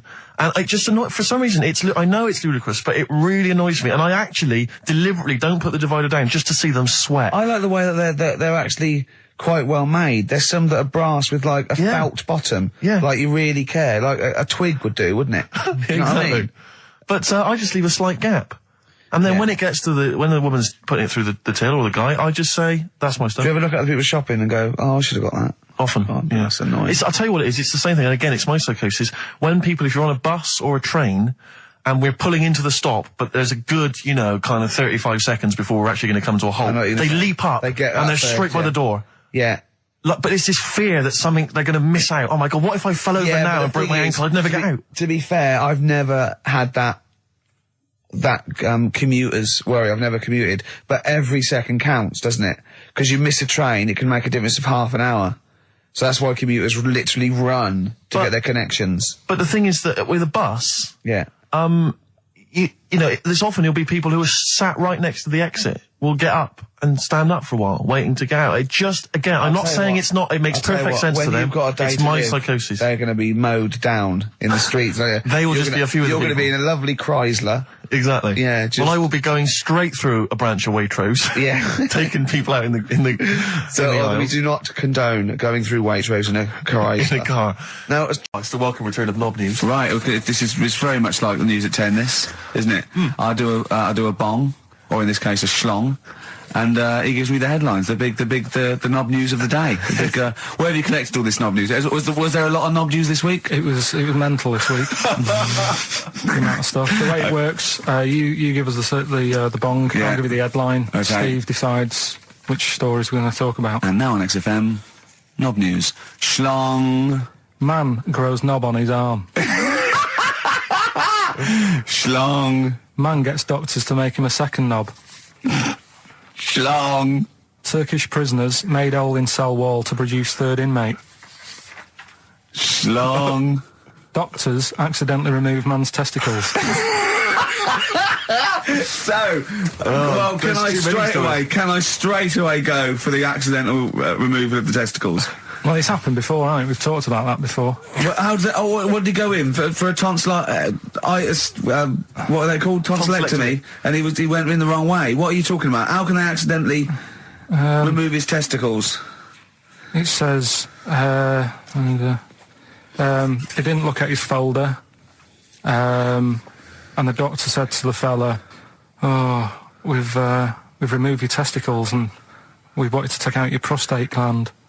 So that's what happened. There's the story. This is what I mean. That's why I don't like going to the doctors. It happens, doesn't it? Because all these sort of it's when they say things like, "Oh, it's just we do loads of these operations." That's when they're not concentrating.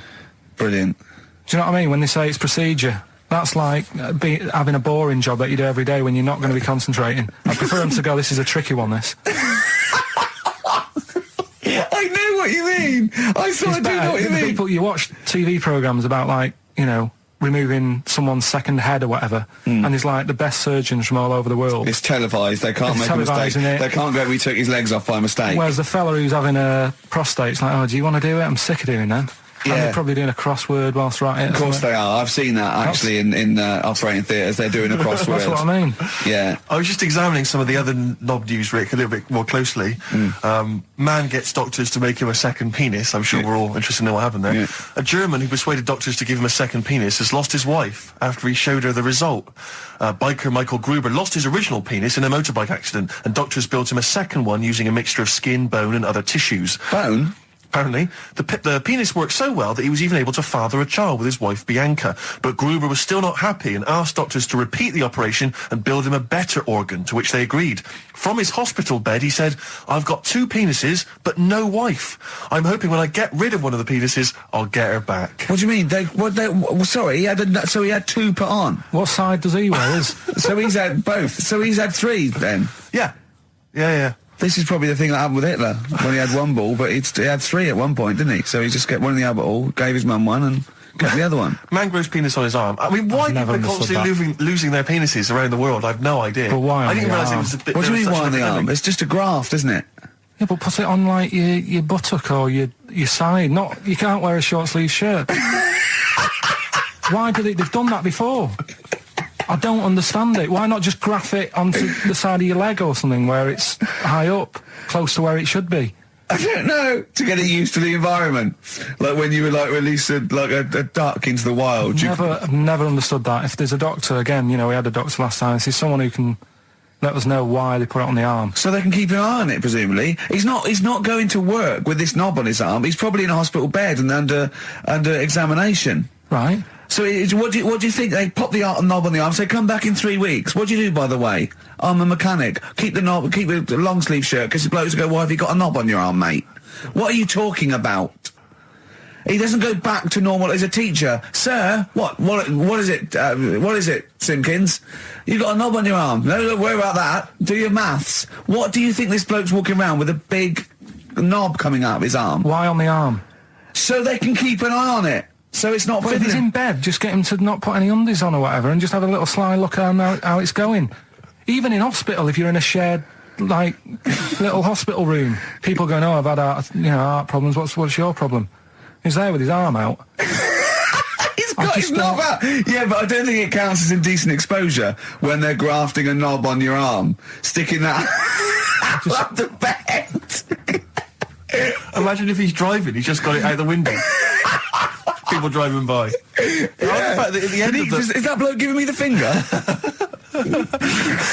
At the end of the man grows penis on his arm story, it says, a Moscow surgeon said the man will be able to have sex in a few months. He said, women will never suspect. But what kind of a doctor talks like that? Yeah. I'll tell you, it's his cock now, seriously. The birds will never know. He'll be able to go berserk. Yeah. They'll never realise we grew it on his arm. That is unbelievable. Will he have a little scar on his arm, do you think? Yeah. I don't get it. Like I say, 83936 if there's a doctor out there. Or indeed if you've ever grown... Or a tailor. Making you a shirt. What side do you wear your cock on, sir? It's my left arm. What's this? Bit of stones? Yeah, beautiful. Lay it on me. But if you want, I'll pay for you to take history again. Carl, we'd love to see you get a C or above. And Well, we're willing I'll pay to... for you, and I'll get you some books. Right, now listen. We can, let's get, I reckon, when are the exams? June? Something like that, yeah. We'll try and register next week, and I reckon you can get an A or B. I'm history. I'm In history. No, don't worry about it, it's just easy. I get you Brody's notes. If Heat magazine, they love you, Carl. They could probably sort something out. They could probably pay for a tutor. They got a lot of money, they sell a lot of magazines. I mean, it is almost always, and you found that out, I discovered this, it's always the Tudors and Stuarts. There's no fear for them not coming up. Now, what do you already know about them? You must already know stuff about Henry VIII and Elizabeth. No, because it's too long ago to even get interested in. Do you know what I mean? You can't Is that why you relate didn't- to it. Okay. The Anderson thing, it was like, God, I bet my mum and dad were in an Anderson shelter. This is interesting. What, when they... Oh, my granddad would have, had something to do with this. But the Tudors, it's like, I don't know even if I had a family back then. Play record. If we come back Hang to on, this. hang on. Because I need to introduce the new feature. Yeah. For the I record. don't know if I had a family back then. Carl, You're a listen, let me genius, just Carl. ask you now, right? If you can finish this sentence, we've got a chance. Divorced, beheaded, died. Divorced, beheaded. Died. What is it? We just need to do a little bit of work, but otherwise I think you're going to be fine. It's how you remember what happened to Henry VIII's wives. They're little... Divorced, beheaded, died. Divorced, beheaded. It's like spam. Support... What's it? Support, protection, anchorage, movement. That's how You're going to that's nothing to do with the Tudors No, and nothing to Stuarts. do with the skeleton. Yeah, see, no, we're not doing biology. Mnemonics and acronyms. What happened to Henry VIII's last wife? Did she die, or did she not die? Divorced, beheaded, died. Divorced, beheaded. Do you know that the only king that has got a moustache is... No. The only king that hasn't got a moustache is the King of Hearts on the playing cards. Carl is genuinely... I don't know if he's actually upset or embarrassed, but it doesn't matter. Why does it matter? You were 15 and didn't go to school. If you were my friends, I think you would have just said, oh, we can't find them. Why? But you just wanted matter, to know. though. What's to do with that? Well, what do you mean? What do you mean? It's ridiculous. Do it again because you want to learn, because there's great things in the world to learn about. Don't worry. Look, GCSE is vocational. Is vocationally for a 15, 16-year-old to go on to do A-levels or whatever, or to get results. But you don't need that because you've done very well. You don't care about the Tudors and the Stuarts. I mean, I mean, I've had a couple of jobs, not this one, because you don't need qualifications to get a job. Obviously. Yeah. In the radio. Yeah, obviously. You're absolutely right. But Yeah. the ones that I have got in the past, I did, because I didn't collect them, I had to lie. And I didn't like go mad. I didn't say I had A's and stuff. But I didn't put history down because I didn't even know I did it. So it's a bonus. I kind of treated myself to like a D and a couple of C's and that. So it's like, well, he's not I love the fact that Carl even then was honourable. It's like, I'll at least put down the ones I think I took and lie, but the ones I didn't take, I won't lie about. Yeah, and don't give yourself a B. Exactly. If they're going to find out you lied, give yourself a B next time, It could Carl. backfire, couldn't it? I mean, my brother's a bit mental, and he used to do things like go for jobs and say, oh yeah, I've done this before. Like being a mechanic, and he's never even picked up a spanner. And yet, he'd have the confidence to go and try and fix cars. Well, I'm not that daft, but, God, and he. Who do you blame for this? That's just an easy way out. I have to blame myself. No? Yeah. What was the teacher like? Well, there's loads of different ones. I didn't like... I mean, the history teacher, it is my own fault, because with her, she's a bit mental. And I used to kind of stop the lesson by saying, oh, miss, tell us about your fireplace you've got that is made from a gravestone. Because that's what that would stop any English teacher in their tracks. And she loved telling you about it. Yeah. It was like, oh, I learned that from a teacher. So that's why I didn't know about divorce, head loss, and all that. Yeah. Dandruff legs. Horse, head loss, dandruff legs. But remember now, divorce beheaded died, divorce beheaded survived. That's all you got to remember. And what's that? That's what happened to Henry VIII's various wives. In order. What does it spell out? No, it doesn't spell out. It doesn't spell anything. You just got to remember the rhythm. In order in which he married. Yeah, but it helps. It's like when my mum taught me the alphabet. She taught me as like a song. A, B, C, D, E, F, G. Yeah, constantly. Yeah. No, not like that. Huh. That's how everyone else could do it, and I couldn't do it that way. Why? What tune did she do it to? It was A, B, C, D, E, F, G, H, I, J, K, L, M, N, O, P, Q, R, S, T, U, V, W, X, Y, Z. I feel like, feels like Christmas Day. Well, you didn't get the gift you wanted? Yeah, do you know that, like, anticlimax? Yeah. When, you've been looking forward to it for so long. Yeah, you know. Well, I mean, I knew you were looking forward to it. That's why it took you 14 years to get the result, and then it was 2 other people that got them for you. Do you wish that we hadn't done it? No. It's alright. It's alright, isn't it? What's your girlfriend going to say? I don't think I'll see her again. She likes a man who knows about the Tudors and Stuarts, does she? Yeah, first Gladiator, then the... Yeah, you've been bluffing. Whenever she said, where did they go to Stuarts, you go, good. Like, lots of things, but look, there's a bird. What happened to Henry VIII's last wife? Oh, I wouldn't... oh, yeah.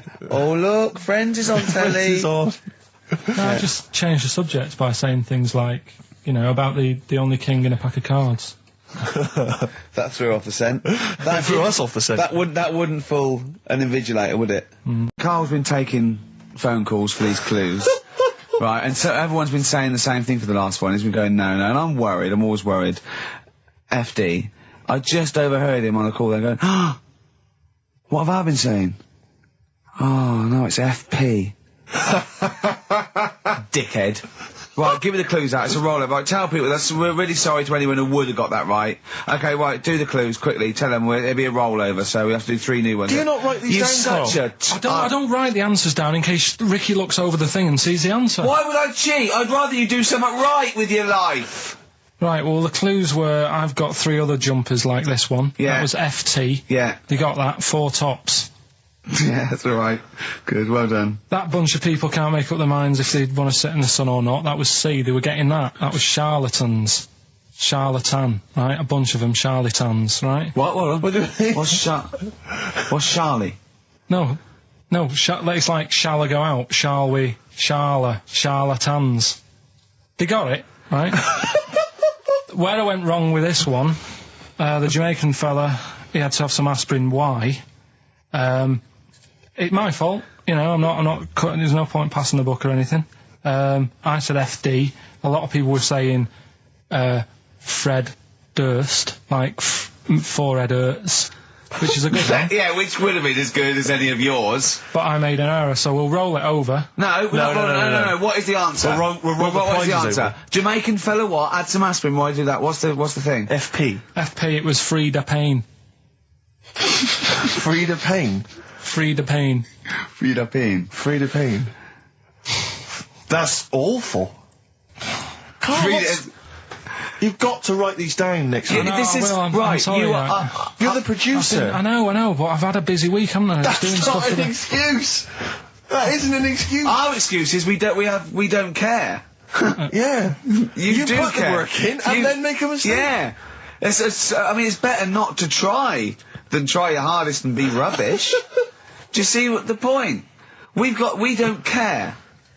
But you've got standards. Yeah, and you're not meeting them. Think of that. You're not even reaching your standards. Sir Isaac Newton, the father of modern physics, he went, is he the fellow with the apple? I went, yeah. He went, there again, see? Why do I need to know that the Earth sucks us towards it, gravity? He said, if I was floating around, it would be a problem. I'd ask his opinion. I went, what about Einstein? He went, again, I've never needed, and this is what he said, I've never needed MC squared in my life. The fella who invented the video, I watch one a day. You know what I mean, though? Give credit where credit's due. Right. And I think that a lot of this stuff that was invented, like when we were talking about inventions, you know, I started to look in books and that, finding stuff out. And there was some fella who got a mention on an invention site just because he came up with the fishbowl. And it's like, is it that hard?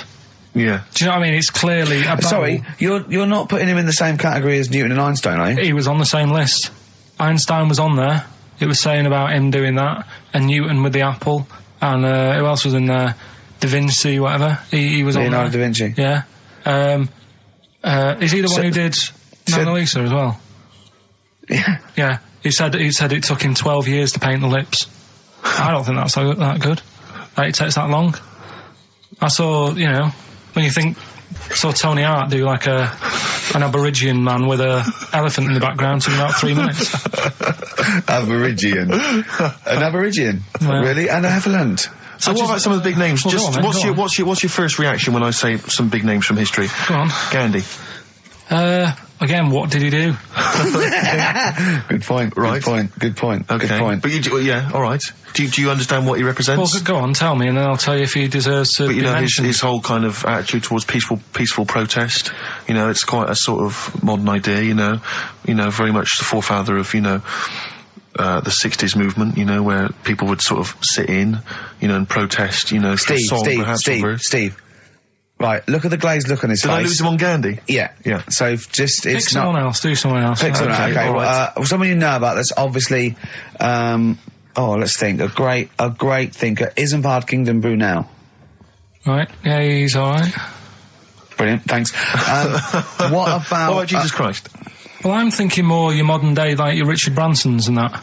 Who, like, you know... To be fair, I wouldn't put Branson up there with Gandhi. Christ, Newton, Einstein. But why? Stephen Hawking. Because he's mainly known for having a beard and a funny jumper.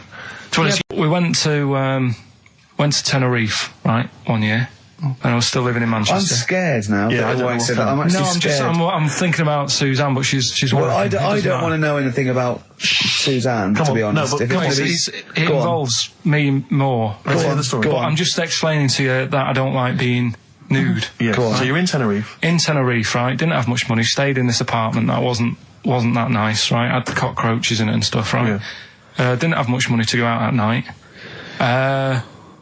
So we're in this sort of death trap of an apartment, right? Uh-huh. Anyway, so when I was younger, right, had a bit more energy. So He's 30. 80, I know. So, you know, start having it away a bit. It's a joy. Beautiful. It's so, good, yeah. I'm going to hit a I love it. Go on. Right, so, you know, doing what I do, right? Yeah. Someone starts banging on the door. So Suzanne Everyone's says, at it.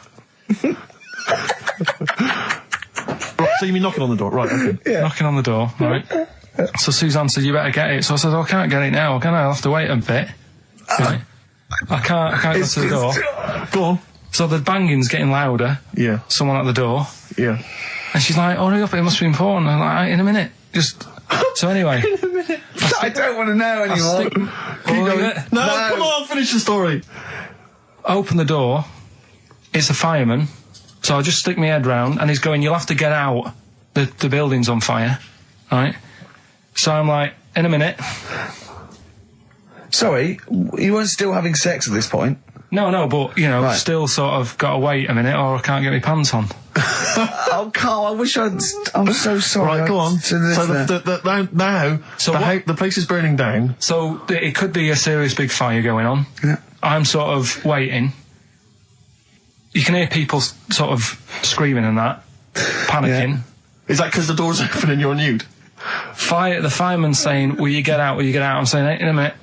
Right. And Suzanne was saying, you know, think of something that's not sexy. Sure. So I was thinking of people, you know, thinking maybe down in a fire might sort of calm you down. Yeah. Then the fireman said, we need a big pole. Yeah. Yeah, Sure, go on. But what I'm saying is that, to me, I wouldn't have wanted to go out and be safe over, do you know what I mean, over being naked. I don't like walking about without on. So what I'm saying is, even if that fire... I love the idea of everyone huddled in there with all the firemen. It just, the camera's fans along and there's Carl. Yeah, a just local news report. naked. With still... But would you have gone out without on? But why do I have to go out with now on? I'll just grab a pair of jeans. All right, but you've just, you know... What? There's a fire, Carl! Yeah, but See, not everyone looks at men's packets. That's only you, remember. Most of the other firemen wouldn't be going, oh, look at him. But what I'm interested in is he's how pleased long... to see us. Carl, how long did it take? And did the thought of dying in a fire help? After a bit, but the fireman sort of had a go at me. Sure. What do you mean? Well, he wasn't happy that I was dawdling. Have you seen the film Jurassic Park? Yeah. You know what happened there? Well, according to the sign here, it says scientists are planning to clone mammoths for a theme park. Look at his face, look at that, he looks like a dog caught in the headlights of a car, he's terrified. I love Carl. He's sprung to attention Carl. there. Is that the best news you could have? Man moths.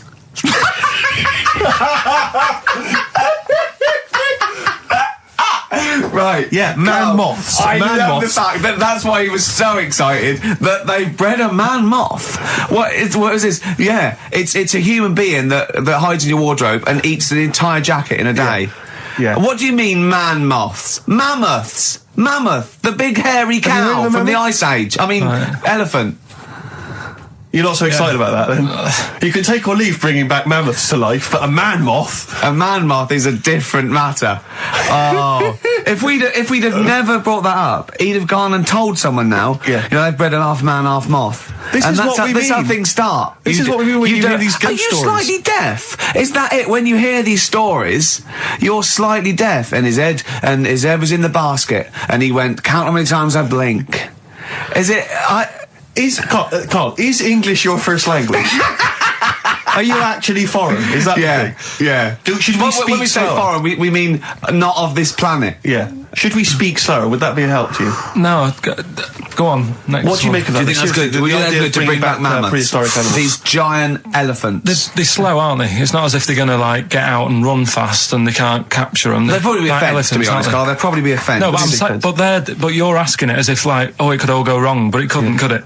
Well, Really? but the point was about Jurassic Park is they thought it wouldn't go wrong. They thought they had it all under Yeah, but control. that was and Have you dinosaurs. learned nothing from Jurassic Park, Carl? Dinosaurs would say, oh, think about it before you do it. But with a hairy elephant, it's not going to... Not a concern for you. Would you go along to see him? Would you be interested in that? If it was in the area. He's great, isn't he? I'd love a queue, Nothing right? impresses No, him. but what I'd like to do is Carl sitting like Yoda in a little cave, and I'd just like to see people like Tony Blair and, you know, Stephen Hawking's in a queue, and they go and say, Carl, got a bit of a problem. And thinking of cloning a man and a moth. Yeah. Problem? yeah. Not an issue. No, if I'm in the area, I might cruise around and have a look at it. Otherwise, just don't send it near my clothes. Oh, that's fantastic. So it's just for a second. As the words man moth came into your head, how excited were you? I mean, were you both terrified and excited? For the moment when you thought that they'd cloned a man and a moth? I pictured... What kind of face did he have? Did he have the moth's head, or was it a man's head? just a little man head. Right, what was his face? What did it look like? He just was like a bit shocked. Perplexed, yeah. Yeah, it was like he'd been grafted onto the body of a moth without his consent. And when he was asleep, yeah, he'd woken up. He just went in to have a goiter removed, and they said, "We've He replaced woke up your with goiter with the body of a giant moth." Yeah. Is that all right, Mr. Jenkins? So he had the head of a little. Was it a little boy or a man? little man, Right. Okay. and he's just bumping into a lamp. He's just bumping into a lamp. If you went into hospital and they'd done something, what's the worst thing they could do, right? What would you rather have done, right? You wake up and you've got lobster claws for hands. Right. You wake up and you've got duck's feet. Or you wake up and you've got one horn coming out of your head. The worst thing, Yeah. probably the the horn coming out of my head. Why? Get in the way. That'd be useful, wouldn't it, in fights and stuff? And for like parties, people would play Well, I suppose quoits. the lobster claws would also be quite handy there. We went to Tenerife, right, one year, and I was still living in I'm Manchester. scared now. Yeah, I don't know I what's said that. I'm No, actually scared. I'm thinking about Suzanne, but she's Well, working. I don't want to know anything about Suzanne, to be on, no, honest. but If come it's on, gonna be- It Go on. involves me more. Let's hear the story. Go But on. I'm just explaining to you that I don't like being nude. Yeah. Go on. So you're in Tenerife. In Tenerife, right? Didn't have much money. Stayed in this apartment that wasn't that nice, right? Had cockroaches in it and stuff, right? Didn't have much money to go out at night. So we're in this sort of death trap of an apartment, right? Anyway, so when I was younger, right, had a bit more energy. So He's 30. 80, I know. so you know, start having it away a bit.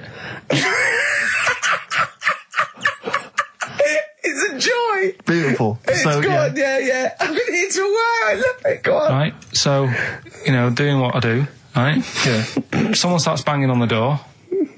So Suzanne Everyone's says, at it. Right, so you mean knocking on the door? Right, okay. knocking on the door, right? So Suzanne said, you better get it. So I said, oh, I can't get it now, can I? I'll have to wait a bit. Right? I can't go to the door. Go on. So the banging's getting louder. Yeah. Someone at the door. Yeah. And she's like, hurry up, it must be important. I'm like, in a minute. Just... So anyway... I don't want to know anymore. No, come on, finish the story. Open the door. It's a fireman. So I just stick my head round and he's going, you'll have to get out. The building's on fire. Right? So I'm like, in a minute. Sorry, you weren't still having sex at this point? No, but, you know, Right. still sort of got to wait a minute or I can't get my pants on. Oh, Carl, I wish I'm so sorry. Right, go on. So So now So the place is burning down. So it could be a serious big fire going on. Yeah. I'm sort of waiting. You can hear people sort of screaming and that, panicking. Is that because the door's open and you're nude? The fireman's saying, will you get out, will you get out? I'm saying, in a minute. Right. And Suzanne was saying, you know, think of something that's not sexy. Sure. So I was thinking of people, you know, thinking maybe dying in a fire might sort of calm you down. Yeah. Then the fireman said, we need a big pole. Yeah. Yeah, Sure, go on. But what I'm saying is that, to me, I wouldn't have wanted to go out and be safe over, do you know what I mean, over being naked. I don't like walking about without on. So what I'm saying is, even if that fire... I love the idea of everyone huddled in there with all the firemen. It just, the camera spans along and there's Carl. Yeah, a just local news report. naked. With still But would you have gone out, we're now on, But why do I have to go out with now on? I'll just grab a pair of jeans. alright, but you've just, you know... What? There's a fire, Carl! Yeah, but See, not everyone looks at men's packets. That's only you, remember. Most of the other firemen wouldn't be going, oh, look at him. But what I'm interested in is he's how pleased long... to see us. Carl, how long did it take? And did the thought of dying in a fire help? After a bit, but the fireman sort of had a go at me. Sure. What do you mean? Well, he wasn't happy that I was dawdling. Well, to be fair... So go on. Along the similar sort of lines, right? This is quite a few years ago. This fella sort of upset the royal family doing something, right? So they said, this isn't good. It wasn't Ben Outton at that Jubilee thing, was it? I can't remember what it was. And they said, right, That was terrible. We're gonna cut your head off. You know, you gotta show people that you can't be doing what you've been doing. What was this, the 1970s? What you said a couple of years ago, you mean maybe sort of... Was it the olden days when the Ages phones ago. weren't very good? Ages ago. Yeah. Ages ago, sure. So yeah, fair enough. Yeah. So Very philosophical. Yeah, imagine that when you wasn't here Take your head off. This Yeah, was fair enough. literally ages ago. Yeah, exactly. Yeah, go Simon on. Sharma's History of Britain. Yeah. Oh, So- and even before that, which is yonks before, when it was all mental and different. Sorry, Carl, go on. So he's having his head cough, and he's resigned to it. It's a day before. He's kind of got it into his head now that I'm not going to have my head much longer. Sure. So he said, let's make use of this. Yeah. He said, I wonder how long like the body can stay alive without my head on it, right? So they were like, oh, I don't know. So, Hoover. so The jailers? whoever he was asking. These jailers with one eye. Yeah. Get out, pal. So he said, No, wait a minute, I've got an interesting scientific experiment, jailer. Well, Yeah. fair enough. What is it? So he said, what I want to do, right? He said, you know, surely it's my last right. You know, I'm gonna be dead tomorrow. Sure. So let's He do a didn't test. draw it out this long, did he? Yeah, he said, let's test this out. You know, he said, do us a favour. He said, you know, it's my last day. What I want you to do is, you're gonna cut my head off. Let's put a white line on the floor. Right. And see if, you know, because there's no point asking how far he can sort of walk without an head if there isn't a line, because you don't know what to count. Do you know what I mean? If he loses his head and he's running around all over the place, you can't really count That's that. not impressive enough, yeah. So they said, let's make a white line. Sure. Yeah. Who said And- this? He did or they did? I think they started to join in with him and saying, well, let's make this a... you know. You guess it. Go on. So, They got Norris McWhirter down. The Guinness people. Oh. Yeah. so they said, let's get this white line. Yeah. And Dedication's all he needs. we'll do this tomorrow. And he said, all right, then, I'll see you in the morning. So we go, I'll see you in the morning. Night, night. Sleep tight. Bye, bye. I love the fact that Carl knows exactly what was said. Oh, that's beautiful. Yeah, he doesn't know the story or what order it is in or when but it he was. knows exactly what or was who said. said what, but he knows the intricacies. All right then, see you in the morning. Bye, little kissy, kissy, kissy. Oh, I'm not like that. Oh, you joker. Don't let the bed bugs bite. Yeah, anyway. so he gets up. Do you want a paper tomorrow? No, I'm alright. Go on. He gets up and they say, right, you know, today's the day and that. And he said, well, you know, I've got used to the idea. So here's a white line for you. Got used to the idea. Go on. So they go, right, you ready then? And he said, I go on. And they cut his head off. And the body walked 32 steps without a head. Wow. 32 steps. Incredible. And that's the lesson, really. Did it get as far as it walked along the white line, did it? Yeah, he stayed along the white line, did 32 steps, and then started to stumble a bit, and it just fell over. yeah. But, you know, it was a test that your body can still keep alive for a little bit Yeah. when you've lost your head. Absolute twaddle. Absolute twaddle. This was fantastic, right? Right. There was this. Sorry, can I just check now? We're just remembering classic episodes of the Tales of No, the this Unexpected is now, this is important. Well, I saw one, right? I saw one on Tales of the Unexpected, right?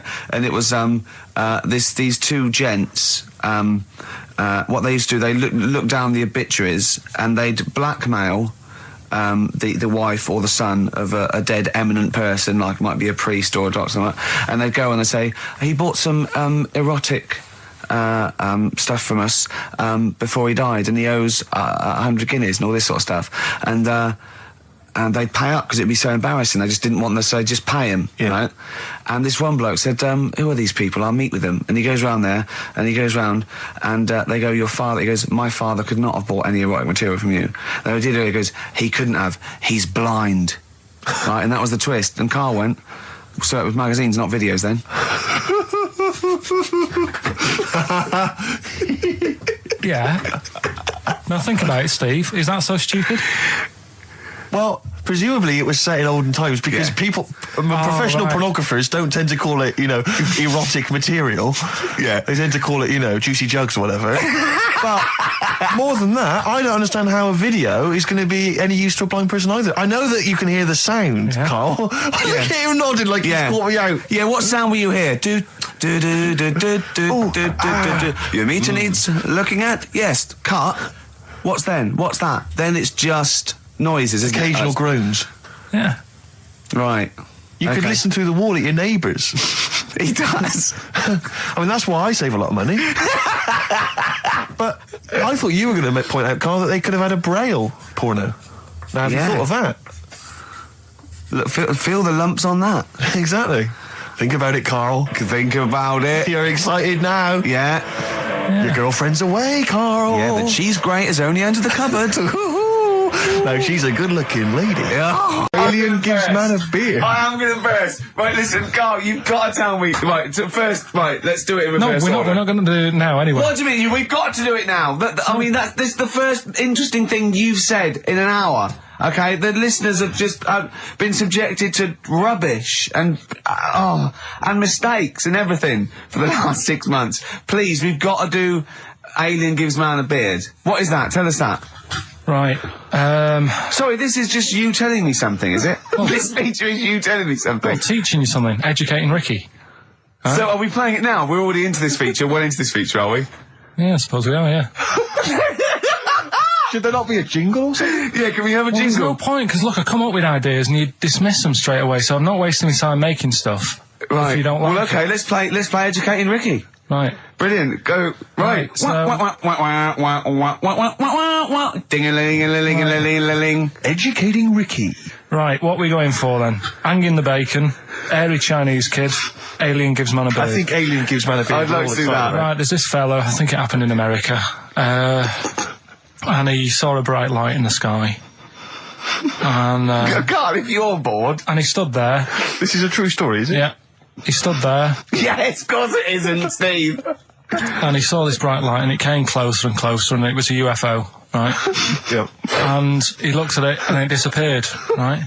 And he gets back in his car, He looks in the mirror. and he looks in the mirror. Yep. He's only got a beard. He has. You sure it wasn't someone else who got in the car and he was still standing out there? No, right? What? And it turned out, Yeah. he got home and said to his wife or his girlfriend, it's a bit weird. So I just got out of the car to look at a bright light, and I got back in the car, I grew a beard, and she said, never mind your beard, where have you been for 3 days? And what had happened is... He passed out because he was pissed. No. The UFO had taken him for 3 days. Yeah. But he'd only thought that he'd only looked at it and it went away. Yeah. But what had happened is, he yeah. took him and Yeah. he grew a beard because he hasn't had a shave. Right, okay.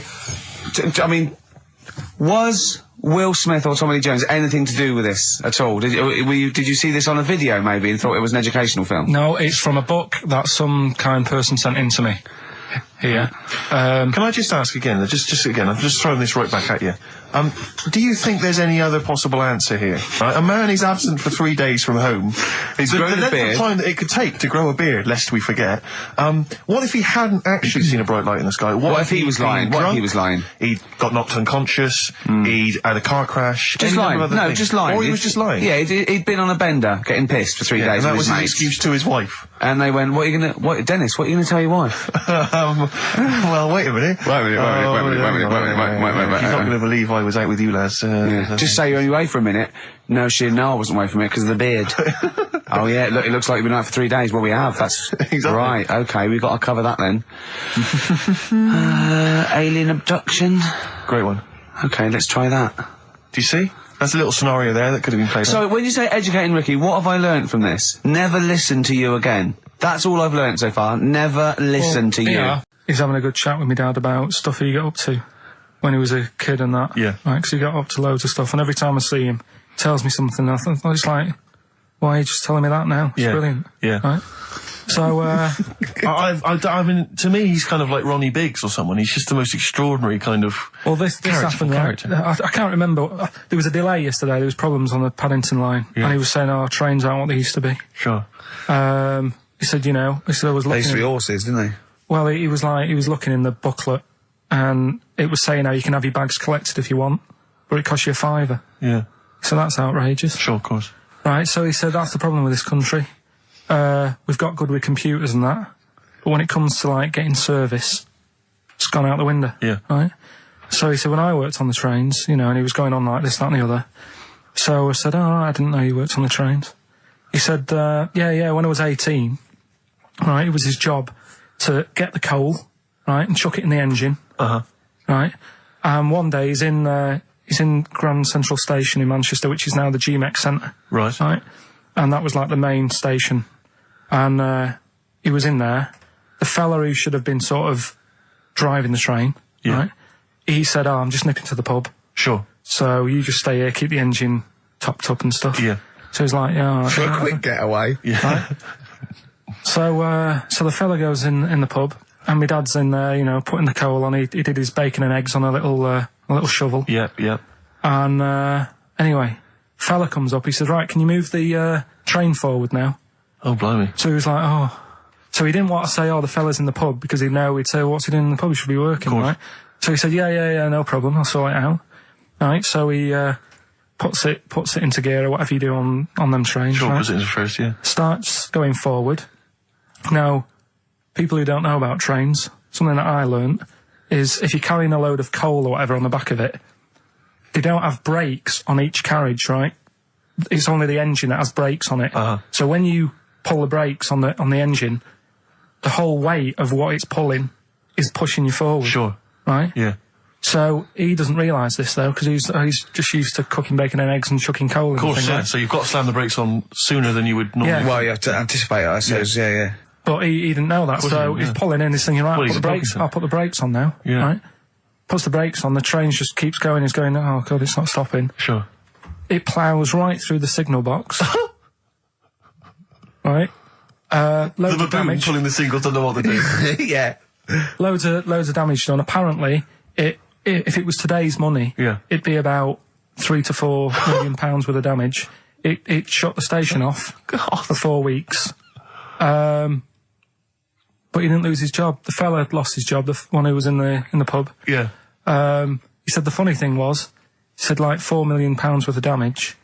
He did his ankle, his wrist in. He had 3 weeks off sick and got paid. That's the funny thing, right? Because in our house, there's no one who's religious, right? No. My dad got annoyed when I went to church that day. He was like, what are you doing that for? Of course. I went to see a gig in Liverpool. Remember the band The Christians? Yeah. He thought I'd join some club. Yeah. I said, I've been to see The Christians. He was saying to me, man, what's he doing going out with them? Yeah. And then the other thing is, because I'm not christened or anything, my mum used to say to me, don't tell anyone that, because there's witches and stuff. I want to go back and see his upbringing. I just want to go back and see him at 7. One day in the life of Karl, age 7. Just to have 3 ghosts visit him tonight. And take him back through time. But we could go with him. We can be some of the ghosts. Yeah, the ghosts of Christmas past. Remember this? That's incredible. Because there's witches. Don't tell what. Just she thought. So she wasn't christened, but she thought maybe someone could take your soul because you weren't christened. It's like there's cults and that, isn't there? And if they find out you're not christened, then right. So I don't think they care. I don't think a lot of cults care. I'll tell you something I do know. Go on. Right. But I can't really get a question out of it. Go on, just tell us. There's a shadow somewhere. It's already good, isn't it? I'm loving it already. No, right. There's a shadow. I think it was in America. Yeah. And it's on a quiet road. I'm guessing somewhere like Boston. That's what you mentioned. Okay. Right? No. Somewhere like Boston. And people at night used to see this shadow moving about. And they'd go, what's that? Right? And it got known, the town, the little local town got known for this shadow, but it didn't cause any problems. What are you talking about? Well, it was like, you lost me. What are you talking about? Do you know, like some places get famous, like Scotland's got the Loch Ness Monster and that, but it doesn't cause any. Yeah. But it doesn't cause any problems. It doesn't exist. Go on. Right. So there's this shadow walking about on the road. What do you mean? No, what's he again? Rubbish. Right. So it's walking Nonsense. about. Where did you read this? Where did you see walking this? about. This was on the internet, and I'm sure. Sorry, sorry. Right. I thought it was shite. I didn't know it was on the internet. Right. So this shadow is moving about, and independently of an object. Yeah, and the local mayor and that is like, yeah, it's a bit weird, but it's not harming anyone. The mayor involved. Was he elected to that post? Hey, mayor, we got a problem down here. Seems like a shadow. Well, it's not causing any. No, it's just causing any problems. Yeah, but that's the thing. It was left for years, and then it did start causing problems. I see. That's it. If you leave these shadows to go unchecked, Rick, they go crazy. Yeah. You let them run amok in the city. Yeah, you've got to stand What did it do? on What did it do? shadows. What did the shadow do? It was pushing people off the bikes. It was what? It was pushing people off the bikes. We're talking about embarrassing stories and stuff, and I don't know if I've told this on the radio before. Have I told you, Karl? I'm not sure. But this was when I was working at the BBC. This is not even long ago, and I'd moved to London, and I was fairly new in London. And I was working at the BBC, and I had this BBC hire car, and I've never told it. If there's anyone listening who works for the BBC, I don't know if I can still get in trouble for it. But this BBC hire car, and it was like I've been ferrying kind of actors and people and production people around all day in this car. And I was driving back, it was quite late, it was about sort of 7 or 8, and I was driving back, and I pulled in to get some petrol to fill up the car every day. And I went into this garage to fill up some petrol, and I was there, and this two blokes came in a white van, right? They pulled into the forecourt, and I was filling up the car, and they went, "Hey, do you want to buy a couple of speakers?" And I said, Yes, I do. Yeah. Because, tell you the reason, it was like I was so flattered that they thought I'd be the kind of bloke who would, A, need some kind of classy speakers, and B, would like to buy them on the sly. Do you know what I mean? Yeah. I thought, they like the They've seen me. They've seen I look a bit of a hustler. Exactly. Yeah. I'm a street sort of guy. You can see by the way I use my walk. Exactly. Yeah. So I couldn't believe my luck. So they drove behind the garage, the little sort of garage bit at the back, and I went round there, sort of casually went round there, sort of locked the car, went round there. They went, open the back. You had these speakers in there. I said, are you sure these aren't knocked off, mate? He went, no. We work for Dixon's. This is the story he spun me. We work for Dixon's, right? And we're delivery men. And if we make a delivery and the person's not there to sign for the goods, then we have to bring them back to the warehouse. But if we can sell them on the way back, then that's really good for Dixon's. Dixon's must love that. And instead of thinking, are you sure some kind of troubleshooter didn't... I mean, did someone go into Dixon's and go, you're not getting in the garage forecourt market? Jones. Exactly. Get a couple of lads in a white van. Exactly. Yeah. So anyway, so I sort of bought this story, and I was a little bit dubious, and I went, right, let me hear them then. And he wired them up to the car stereo, and boom, boom, boom, they're playing. So it was some groovy hip-hop. I was thinking, great, these guys know what I'm into. Yeah. And he's giving me the talk and stuff. And I said, I'm a bit worried these are knocked off. He went, no, listen, we got a bloke at Dixon's who can confirm this is fine, right? Phone him up, use my mobile, right? And quote this reference number, right? So I phone out, and I goes, I go, hi, some guys here in the garage forecourt trying to sell me some speakers. Just wanted to check. He went, it's fine. I went, should I just read the reference number or whatever? He went, if you want. And X14, and I went, yeah, it's fine. Yeah. Okay. You know what that was, don't you? That was actually Mr. Dixon himself. Exactly. Yeah. Exactly. So I'm thinking, well, they sound great. They're giving me for a knockdown price. I'd say they were like 400 quid. They were like 200 quid or something. It was a good bargain. I was in the market for some speakers as well. Yeah. So, while they were loading them in... It's all kosher. I phoned Dixon. Exactly. I phoned Dixon. That's fine. Yeah. So while they're loading them in the back of the BBC hire car, right, I'm in there paying for the petrol, right, and the guy who's serving goes, all right. He goes, what were you doing around the back with those blokes? Right? Because obviously there's security cameras filming this whole transaction, right? And he goes, what are you doing around the back? And I went, brilliantly, there's some old mates. Some of my mates were just having a chat and that. He went, oh, right, okay, like giving me obviously the evil eye. So I went back to the van. So I'm in the car now, and I'm driving with one of the blokes who's in the van with me because I didn't have the money on me. So I had to go to the cash point to get the cash, right?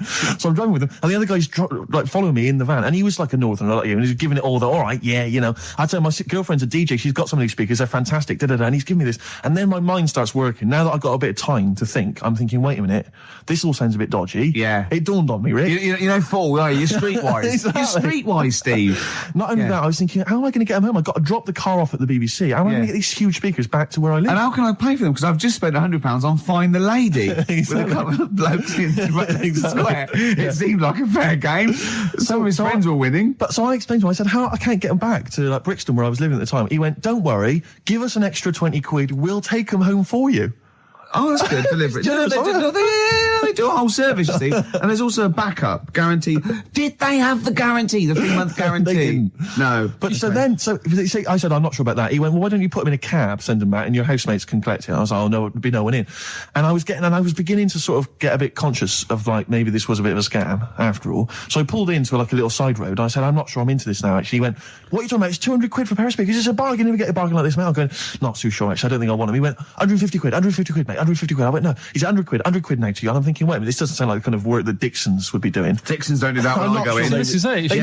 Dixon's never negotiate in that way. When I go there, look around and I leave, they go, where are you going? Exactly. I go, no, we'll have anything then. Have anything for a So quid. I stopped the car and the white van pulled up behind me with his mates in. Sure. And I said, can you get them out? I'm not interested. And he went, 100 quid, mate. And he was just going, you tosser, you obviously want some speakers. And he was having a go at me. So I was carrying the speakers out and putting them back in the white van. And he was just shouting at me. He was going, 70 quid. I was like, 70 quid from 200? This is ludicrous. You realise that wasn't Dixon's policy then. Exactly. They don't usually shout you tosser as you leave the, leave the shop and walk down Camden High Street. They're not usually shouting you tosser. You should have took the offer of the monthly payments they've got on at the moment. So eventually I put them in there and I sort of knocked the deal on the head and I got back in my car and they were in theirs and I just looked in the rearview mirror and they were punching the dashboard with aggression and venom like we let that deal slip through our fingers. And I've never been so terrified in my life. I just sat there and I was just thinking, oh my God, all I was thinking now is what if I go back to the BBC and they go, we've had a call from the police, the man at the garage, he saw you doing a dodgy deal. I love it. Yeah. Well, what you do is you put the hire car in a drain in your front garden and then go in and out of the toilet just pouring bleach down or Ajax and then never know. Right then, which leads us nicely into... Knob news. Oh, it's the welcome return of knob news. Right, okay, it's very much like the news at 10, this, isn't it? I do a bong, or in this case a schlong, and he gives me the headlines, the knob news of the day. The big, where have you collected all this knob news? Was there a lot of knob news this week? It was mental this week. The amount of stuff. The way it works, you give us the bong, Yeah. I'll give you the headline, Okay. Steve decides which stories we're going to talk about. And now on XFM, knob news. Schlong. Man grows knob on his arm. Schlong. Man gets doctors to make him a second knob. Schlong. Turkish prisoners made hole in cell wall to produce third inmate. Schlong. Doctors accidentally remove man's testicles. So, well, can I straight away go for the accidental removal of the testicles? Well, it's happened before, hasn't it? We've talked about that before. Well, how did what did he go in for a tonsillitis? What are they called? Tonsillectomy. And he went in the wrong way. What are you talking about? How can they accidentally remove his testicles? It says he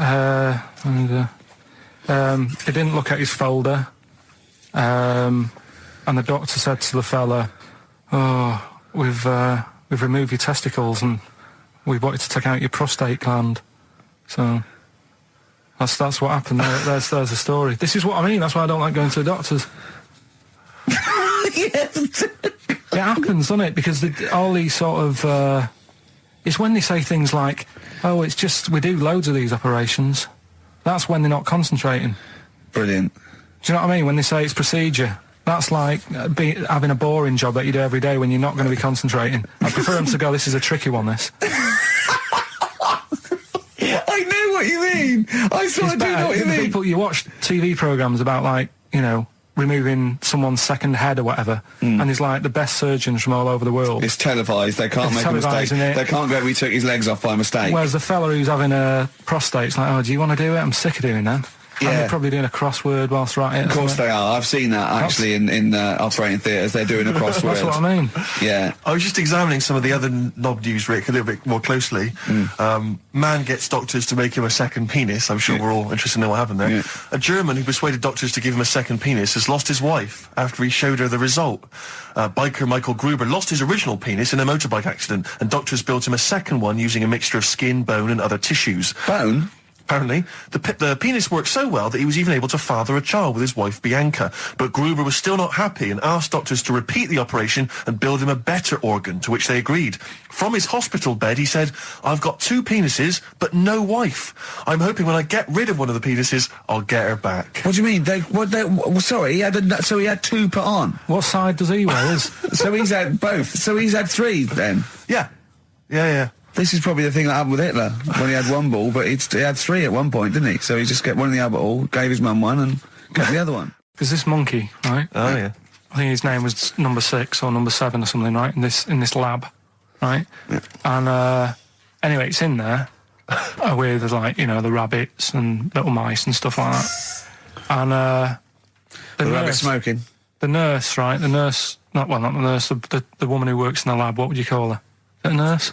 Depends. Depends what her job was. If she was a lab assistant, you call her a lab assistant. All right. I mean, they probably call her by her name. All right, lab assistant, right? Kirsty. So she's... I think it's probably Kirsty. Right, Kirsty Morris. Well, she's in there, right? Yeah. And she don't work with many people and that. She's mainly on her own with, you know, just putting lipstick on rabbits and stuff like that, right? Chimp fancies her.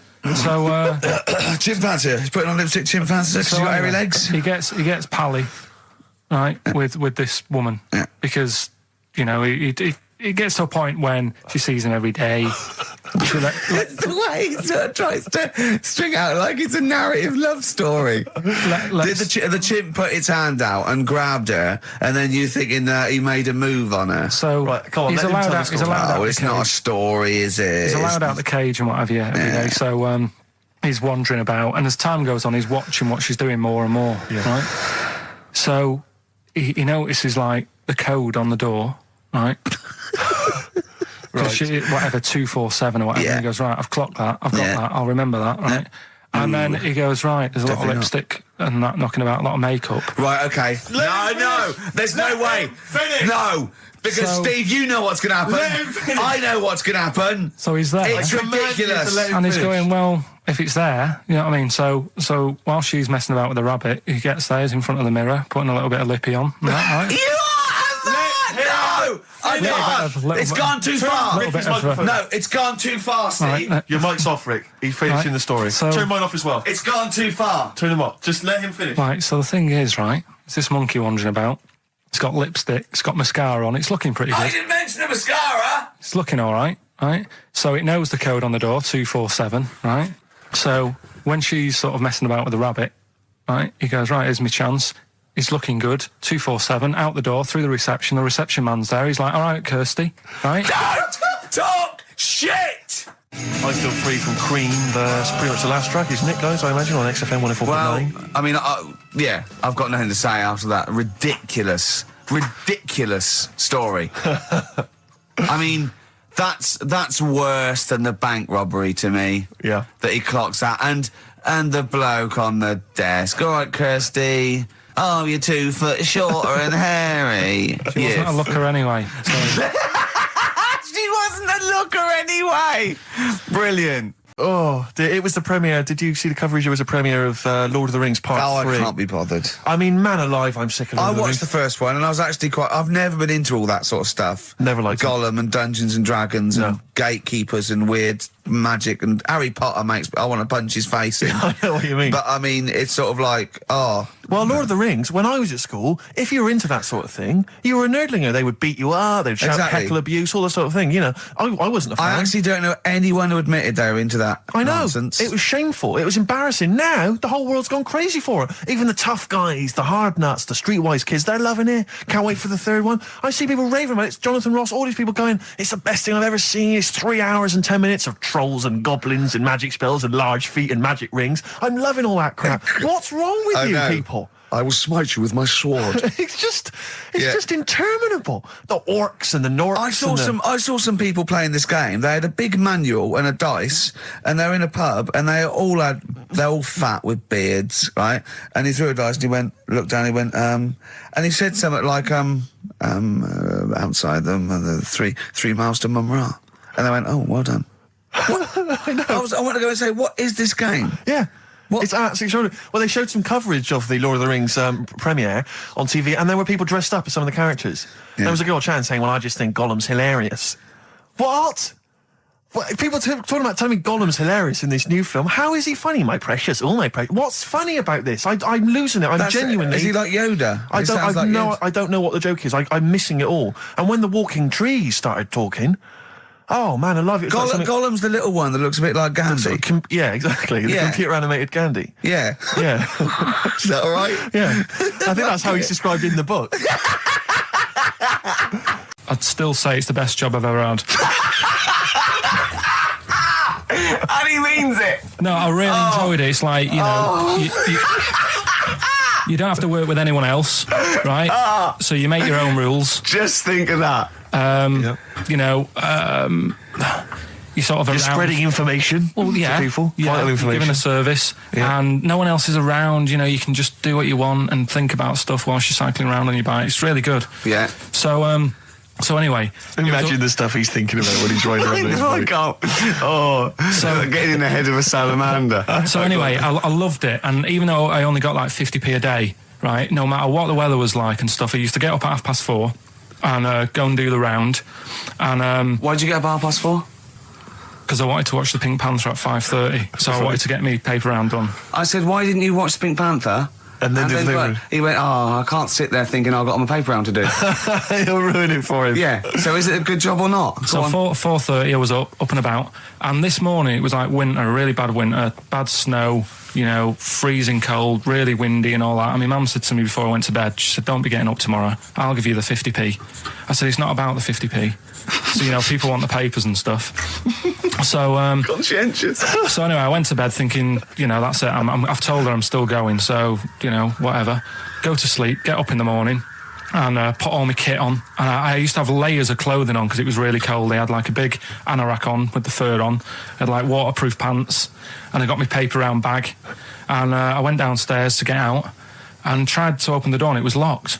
I thought, God, so she'd locked it so I couldn't go out. So I'm searching around the house looking for the keys. She must have hid them somewhere. I thought, oh God, you know, I've I've got the papers to do. So I thought, how can I get out? So I went upstairs, climbed out of the bathroom window. God. Right, and to try and jump out of the bathroom window onto the porch. But the problem was, I had so much gear on, I was like the Michelin Man. So I could hardly move as it is. Yeah. And I'm trying to get out the window, and I'm like, trying to stretch down like that, get my foot on the porch, and my bag got caught on like the hook of, do you know, like how you have a hook so you can put the window open? Right, yeah. The little arm goes on. My bag had got caught on that. I was holding onto the wall and my foot on the thing, so I couldn't sort of pull it away in case I pulled it away and then fell on my head. Yeah. So I'm stuck there. Dangling. My dad comes back from working nights. Yeah. He thinks I'm a burglar. Gets out his gun. So he's shouting and stuff, going mad and going, Dad, it's me. And he had to give us a hand using a... He's heard that wily trick in Manchester before. He had to help me using a washing prop thing, a big stick. What did he do? Well, he said, just hold on for your dear life, and I'll sort of push the paper bag off the hook. Why didn't he go upstairs and sort it out? It was at that point where I was in the middle. There was nothing you could do. Do you know what I mean? It's at that point where you've just got to make a decision. Yeah. And by the time you go upstairs, who knows what might have happened? Sure. Do you know what I mean? You've got to act there and then, don't listen around. Yeah. So And you could hear downstairs, now here he is, the Pink Panther. Yeah. Dad! Hurry up. The Panther, ever so pink. Oh. So that was close to death, because I must have been about 30 foot in the air. So, to cut a long story short, he gave me about 4 or 5 near-death experiences, and he went, and the whole point of this, he went, so that's why I think I'm going to die of something horrible, like cancer. And I went, why? He went, right, you ready for this? Yeah. He said, well, I don't check my balls. Wait. He said, I don't like the feel. It's the re-education of Karl. He's like Liza Doolittle. And now he's coming to... Or Lawnmower Man, if you've seen that film. More like Lawnmower Man, if you've seen the film. You know what I mean. And his homework was to just study quotes, really, on happiness and stuff and general well-being. He's not a big happiness quote fan, are you, Karl?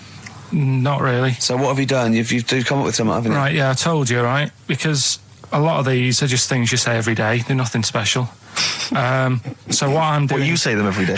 Well, the sort of things you come out with and you don't even think about it, do you know what I mean? Yeah. They're on the TV all the time. People on the radio are saying these sort of little quotes. Sure. And what I've done is, remember that programme on Channel 4, Faking It? Yeah. Where they got some, like, posh kid to be on a door and all that. What I've done, I've... Imagine if that was the pitch for the show. Dear Channel 4, just going to get a posh kid on a door or something? Yeah, Yours sincerely, Karl. Come in. Yeah. TV producer. Yeah, go on. So, what I've done, this little book of quotes, happiness quotes, I've picked 2 that are real. Okay. And I've made one up. Right? And we've got a guess. And you've got to guess. Okay, then, go on. Well, I'll tell you what, Rick, why don't we, when we've heard them, we won't confer. No. You'll write down yours, A, B, or C, and I'll write down mine, and we'll see how it Okay, works. Karl, off you go. Right, and just because I'm looking at this book, it doesn't mean I'm actually reading. No, I know. Don't worry, we're clever. No, we know. We can't see yet. Like, call my bluff. Yeah, go on then. Nothing is worth more than this day. Okay. Yeah. Yeah? All right. Yeah. The way I see it...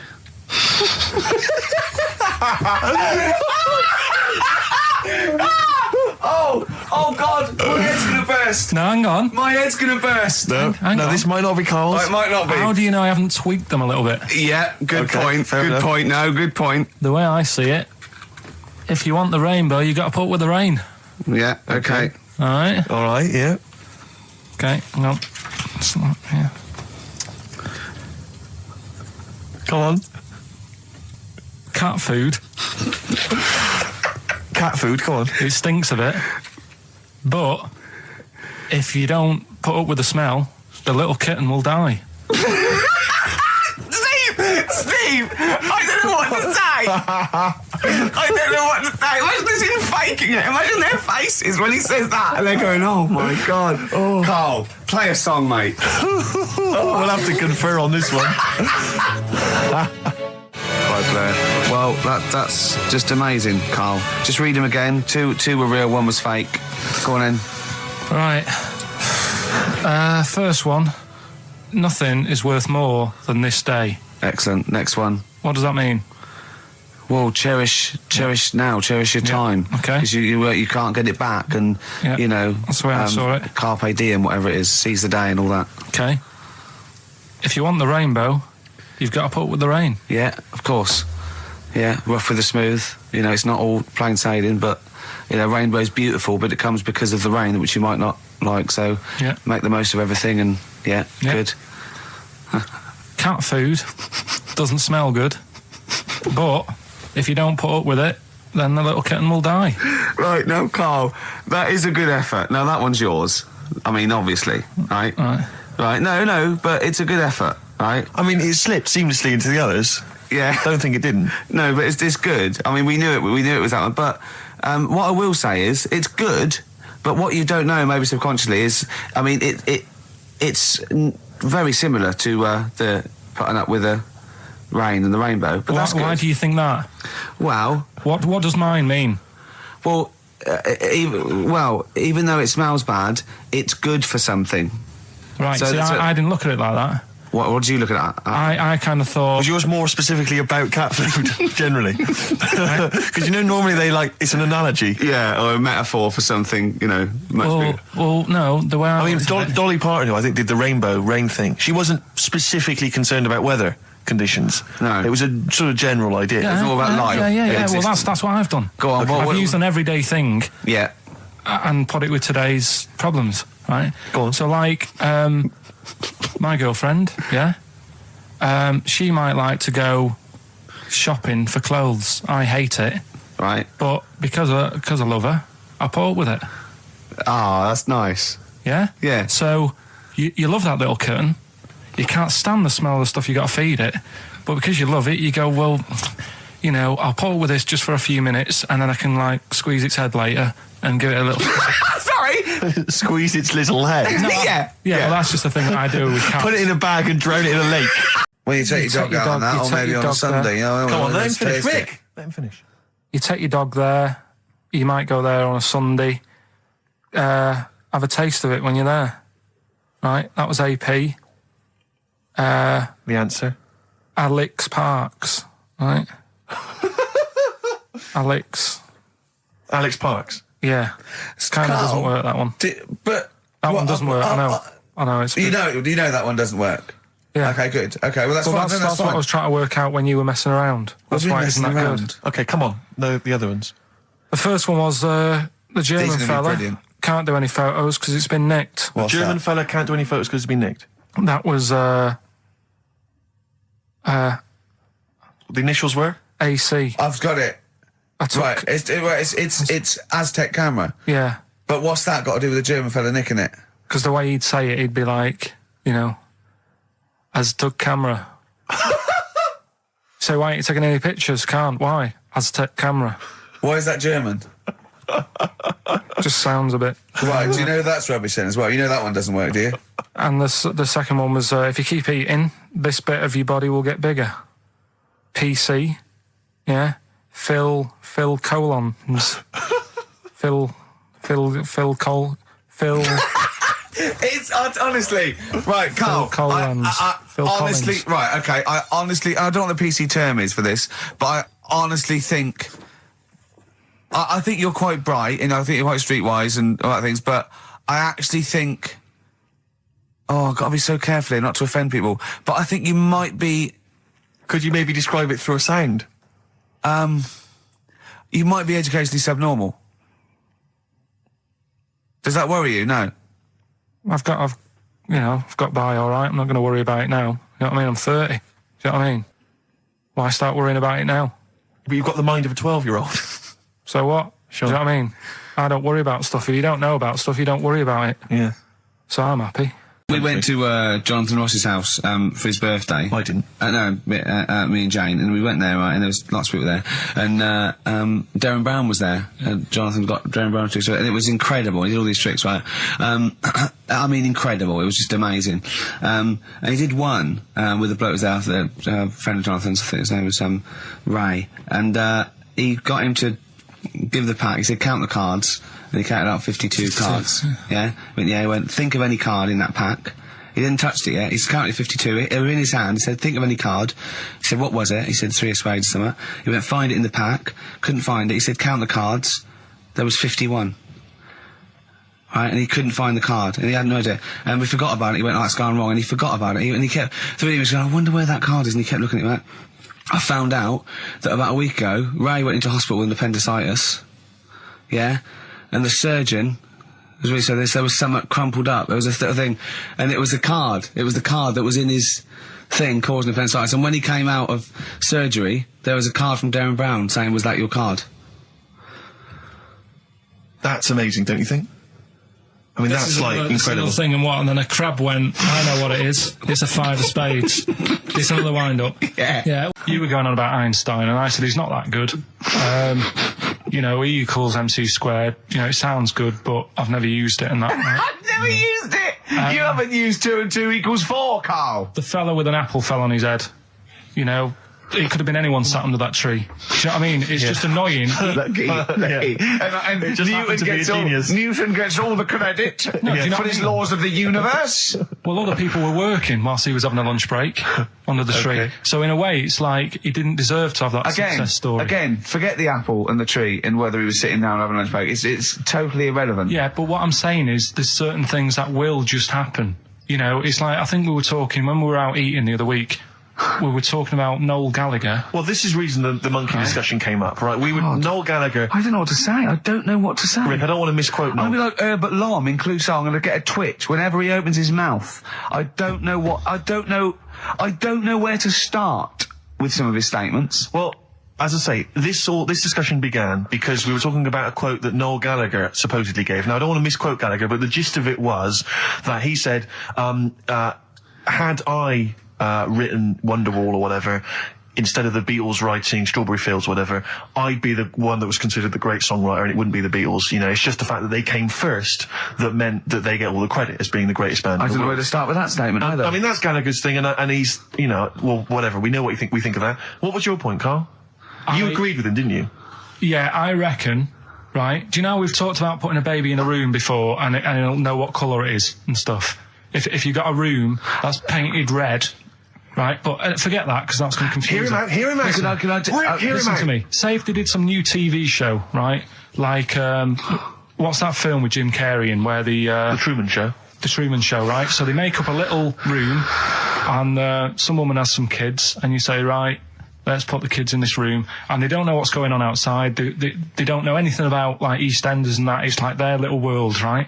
They don't know anything that's gone on. How could a child survive without EastEnders? Right, listen. So, you sat in the room, right? And then, when they're all asleep... Right, wait for this bit. Someone Have you heard this bit? Wait for this bit. They're all in a room. Yeah. They're asleep. Yeah. Someone pops in, puts a guitar next to the bed. Right? Nips off out again. They wake up in the morning... And one of them goes, what's this? They don't even know it's a guitar because they've never seen one, right? They're talking English, though. Yeah. We just left guitar out of the vocabulary. Right, so... There's plenty more to come. So, one of them will pick it up, and they'll go, I don't know what it is, and they'll start strumming, they'll go, that sounds good, doesn't it? Give them a few weeks, they could come up with Hey Jude. Whereas, typing Shakespeare, a monkey that can't even spell... I see that. It's time to give Carl... You're actually nervous. I'm a little bit nervous. Just to recap, Carl is 30 this year. He never went to get his results of his GCSEs. So myself and Steve took it upon ourselves to phone his school, track them down, and we actually got your results. What did you think you took? Did English. Right. Maths. Yeah. Art. Right. And I think I did physics. Okay. Well... You didn't do any of them. Eh? You didn't do any of them. You didn't register. You registered for one exam and took one exam and got results for one exam. So I don't know what you thought you were turning up to, or you weren't registered, or you didn't... You're familiar with the notion of registering for an exam. You have to kind of officially register in order to be eligible. What do you mean, register? I turned up for a couple. Yeah, you can't just show up. You have to register for them. You have to pay this because it costs the school money, so they have had to have paid for you if they thought you were going to pass. You can't just turn up on the day and ask for some paper at the front. I never got a letter telling me that. Well, that's because you were never at school. But you did somehow register or registered for one exam. You registered for history? It's a topic that you've always been interested in. I was saying to Ricky before, World War II, I loved it. Not the actual event. No, the but study just of it. You all mean? the stuff like, about the Anderson shelters and stuff like that. Yep. And the bombs and that.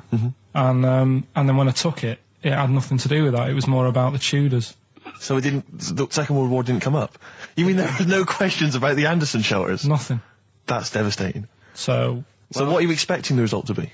Is that it? Yeah, it's the only one you took and registered. As far as the school is concerned, or certainly in it's the terms only of one what that they told counts. us. It's the only result. It's the only one that counts. Yeah, you've got. I don't.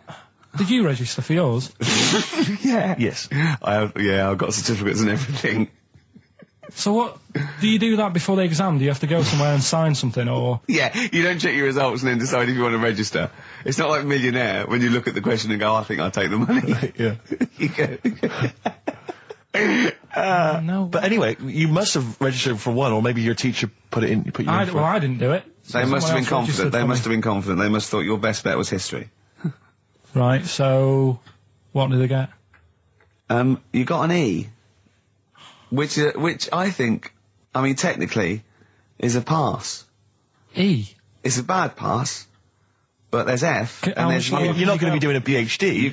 you can get an F, right, which is fail, and then a U, which is ungraded. Now, I don't know why the U exists, because F means you failed.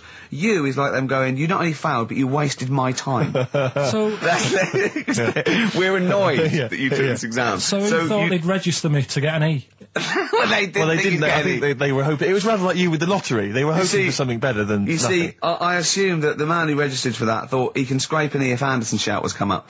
Yeah. Well, that's it. You've got. Now, what I'd like to do, Carl, is I've started your re-education. You've read a book on Rasputin. I'll be asking you a few questions about that later. I've got another book for you to read next week. Next week, I'm not in the mood. What? Not in the mood. Oh, come on. Look, what's that? What does that say?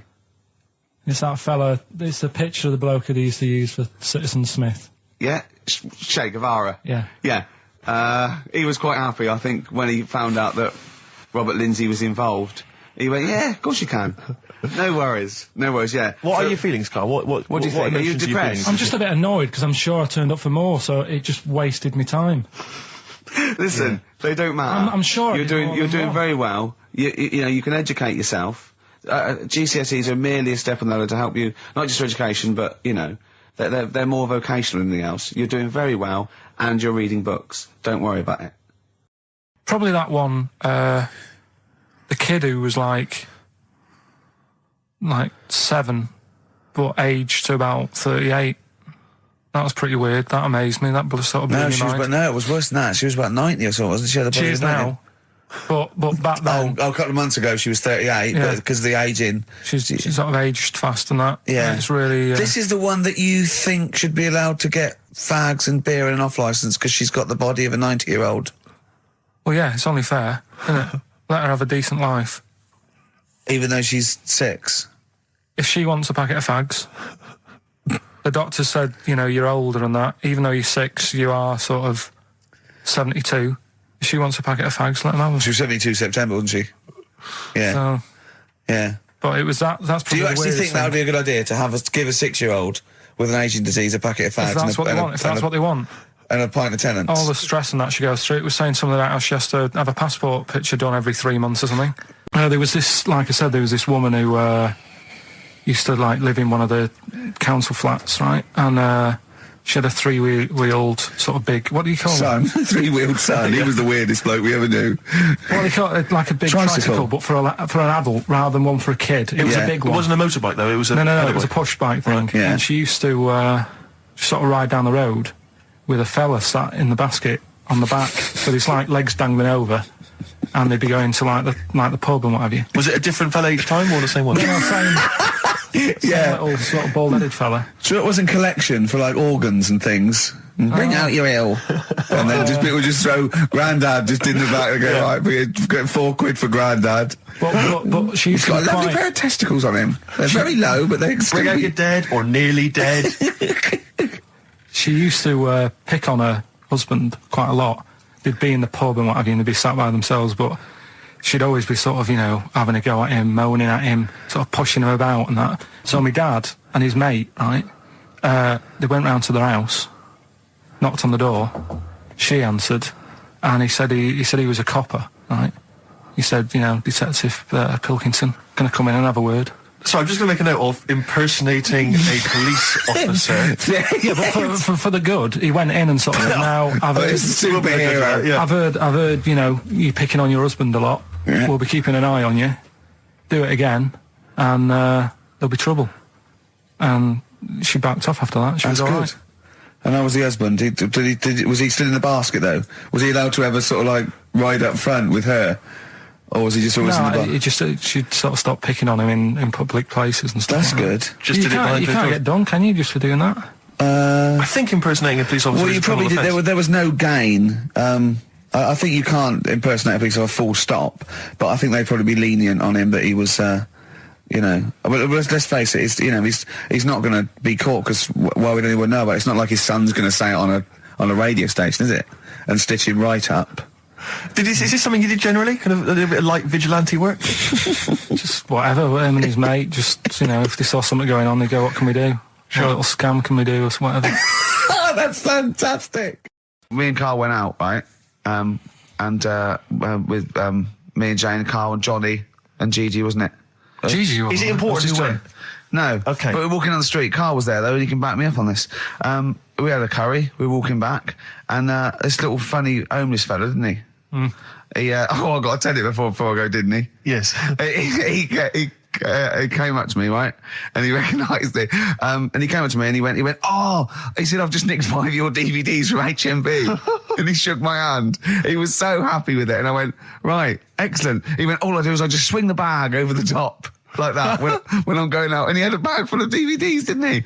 And he was so pleased to tell me that he'd stolen. That great. He said they're going like hotcakes. Yeah, he said they're going up. Of course they are. Yeah, you're nicking them. I know. We get paid for them, though, don't we? So not the stolen ones? Don't we? No. What do you mean? Did you sign them for him? I know you would, you idiot. What, so he just nicked 5... Yeah. Well, Yeah. and you say he was homeless, was he? Well, I don't know, maybe. No. Surely, how would he have seen the show? He'd just walked past Curry's one morning. Dixon's. Yeah. That's any Seen idea. a trailer for it. I thought, interesting. I don't know if he was homeless. I didn't go into his home Sure. life. He shook his hand, though, and... But he went. he made Carl look smart. Do you know what I mean? So, how does he sell them? Where does he sell them? Does he go to people and go, do you want an Office DVD? They're not nicked. Yeah. £4. Yeah, exactly. I think he's stolen. No. They've still got the tags on them. What's your last room 101? Oh, God. It was, holidays. Holidays. You want to put holidays in room 101? People who are sort of annoying on holiday. Oh, yeah. Do you know when you go away? Oh, yeah. It's sort of touched on this before. Is this going to be the Scouse guy? Yeah. Go on. Oh, it's so long now. I mean, it was a holiday when we went to Tunisia. And the Scouser pissed you off. Surprise, surprise. Yeah. Yeah. But the annoying thing was, you know, when you go on it was a cheap holiday, and like the lesson here is, you know, if you want a good holiday, you got to like spend some money. Yeah. And we didn't on this one. We spent about, I don't know, 400 quid for 2 of us for like a month or something ridiculous. And we got there, and, you know, you get to the hotel and you go, we have made a mistake. You know, it's a ropey hotel.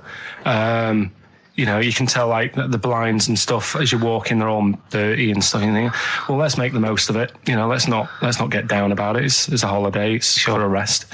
And you try and make the most of it. And we had to meet. You know, like you have one of those things where you get to your destination and the rep says, right, you know, go and unpack your bags and that. Go and sort yourself out in the room.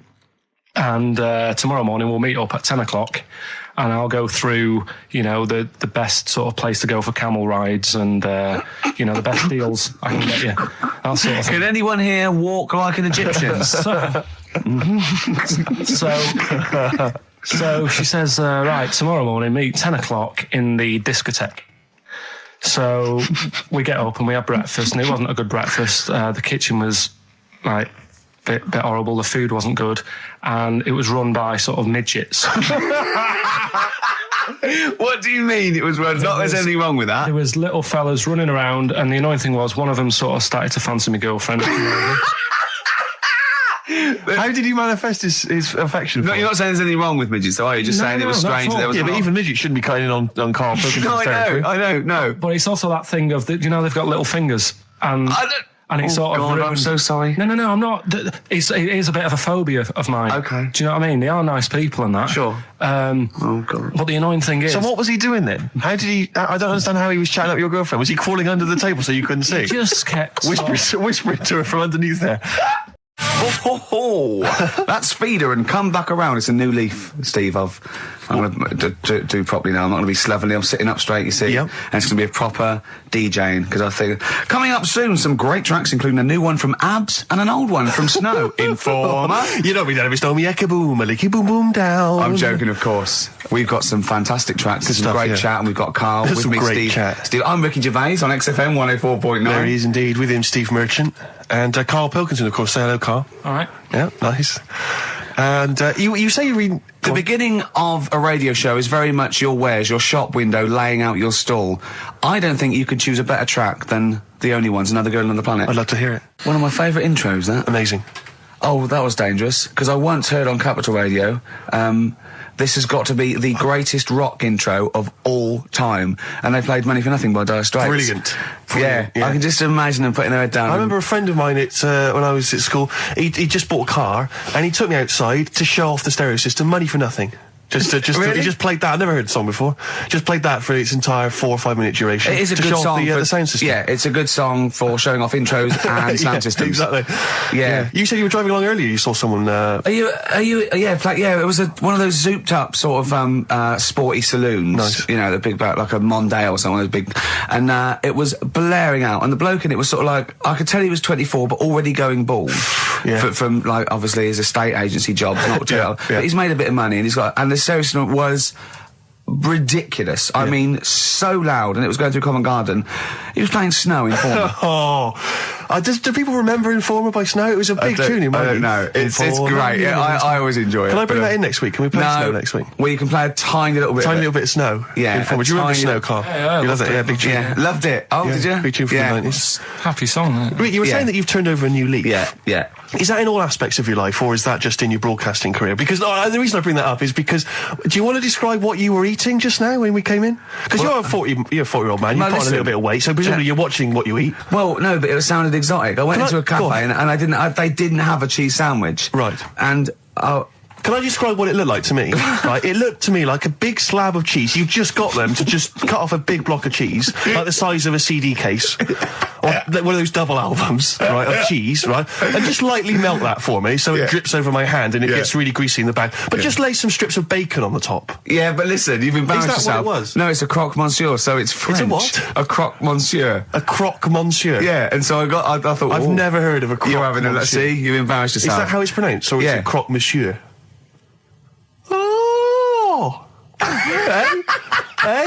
You didn't expect me to be bringing out the French. Tu aimes la musique pop? Oui, je t'aime la musique pop. Le plume de ma tante. Où est le syndicat d'initiative? That means my aunt's pen. So what was it then? It was a croque. Yeah, and it was just too greasy. It was just too, and it was all wobbly. I like toast, like it to be crisp. Sure. That's the thing with like, this is rubbish. Play Coldplay. Blur, Out of Time, on XFM 104.9. Ricky Gervais with me, Steve Merchant, Karl Pilkington. Steve's a bit quiet. He's got a bit of a sore throat. Oh, a bit of a sore throat. Murder all week. It's been murder, Rick. We couldn't work all this week I've been because off sick. Steve's been in Bristol. Karl, you're not impressed? It's just, I don't understand why having a sore throat sort of... Oh, he's done you. Right, what if the sore throat was so painful it was like you've got broken glass and razor blades in your throat? You can hear now that I'm not even speaking from down in the throat, I'm speaking from the very top of it like that, so it sounds a bit weird. But you're right. What? Your hands are all right, aren't they? Yeah, but we talk when we're writing, don't we? I can barely talk. It was agony. I couldn't sleep because it was so painful. Even when I was just lying there, motionless, it was hurting. I just was surprised because we got back off holiday and called Ricky and said, all right, is Steve all right? And he said, he's had to go back home or something, and he's stayed there because he's got a sore throat. Yeah. I didn't understand why you can't, just go home. I mean, how old are you? What? I don't understand why you got to be 29. at your mum and dad's when you're feeling I ill. happened to be at my mum and dad's. Now I'm talking like you. When this sore throat really kicked in, so I thought I may as well stay and get a bit of the creature comforts of home. Do you know what I pictured though when he told me? See, my parents aren't like yours, Carl. Your father would have popped down to the phone box and maybe looked to see if there were any kind of throat lozenges. Strepsils. Yeah. Whereas my mum phones up the doctor first thing she can. I'm straight down there with my dad. They're snapping into action. They're trying to sort me out. It's a bit like that Ronnie Corbett thing, isn't it? Sorry. That sorry thing. You're right, Carl. Yes, you're absolutely right. He's just like that. Oh, No, dear. it's just because You just went on holiday with your parents. Well, not with mine. No, with right. Suzanne's, and it won't be happening again. So Well, that's sorted. we'll have Didn't more work about out that a for little you? bit later. Pain in Well, the luckily we came in a few times, didn't we? We've been here since about 11:30, haven't we? Yeah, sorting Doing it. stuff out. Doing a show. What, have you been squeezing his head, or? No, that's strictly between the hours of 1 and 3. We established that, and I've kept the rules, haven't I? I did practice the grip in the week, didn't I? Yeah, just to see what method he was going to use today. Yeah. I came in. I did my back on Tuesday. I was sparring, and I pulled my back, and I was in agony, and I had to get an emergency chiropractor out and sort it out. And I was on painkillers, and I couldn't walk the next day. But I still came in and did a voiceover that was booked at 4:30, didn't I? I got Johnny to walk me in because I couldn't sit down, so I couldn't take a cab. But I could be upright, and I had to got him to walk me in because I was scared someone was going to bump into me. And I did the voiceover. That's still the case, isn't it? Yeah, but right, I got back off holiday on the Tuesday, right? First day back was going to be on the Wednesday, right? So I thought, well, I'll take it easy, because you do that, don't you, when you've been on holiday? The first day you just want to sort of... I don't. I'm straight back into it. Well, same yeah, to me. but it's nice too. Do you know what I mean? Yeah. Just sort of look at your emails, go through all them, work out what people need and stuff. Sure. Doss around, yeah, sure. So I thought I'll take it easy. As soon as I got in, I was told that Ricky had been booked in to do a voiceover. And I thought, can't handle that. Do you know what I mean? On the first day, him coming in annoying me, probably trying to get a week's worth of head squeezing in. So I called him up and he said, I might not come in because I've got a bad back. I thought, well, that's all right, right? Then you just turned up, didn't you? He said, I managed to get in a cab. Yeah, Johnny walked me in, and that's what, yeah. And he did the stuff, which I haven't got it here at the moment, but I'll find it on the system and I'll play you what he did. That he's been paid to do as well. It's all right. Yeah, Well, it's not all right. I had to pretend it was all right when I played it to all my bosses to try and persuade. Well, look, let's play that a little bit later. But now, as we're all back together, Steve, would you say the boys are back in town? It's just that I found one about What's the point? about a lad who 8 years old, but he's still breastfed. Now, I don't know if you can get anything out of that. Is that what his mum said? So,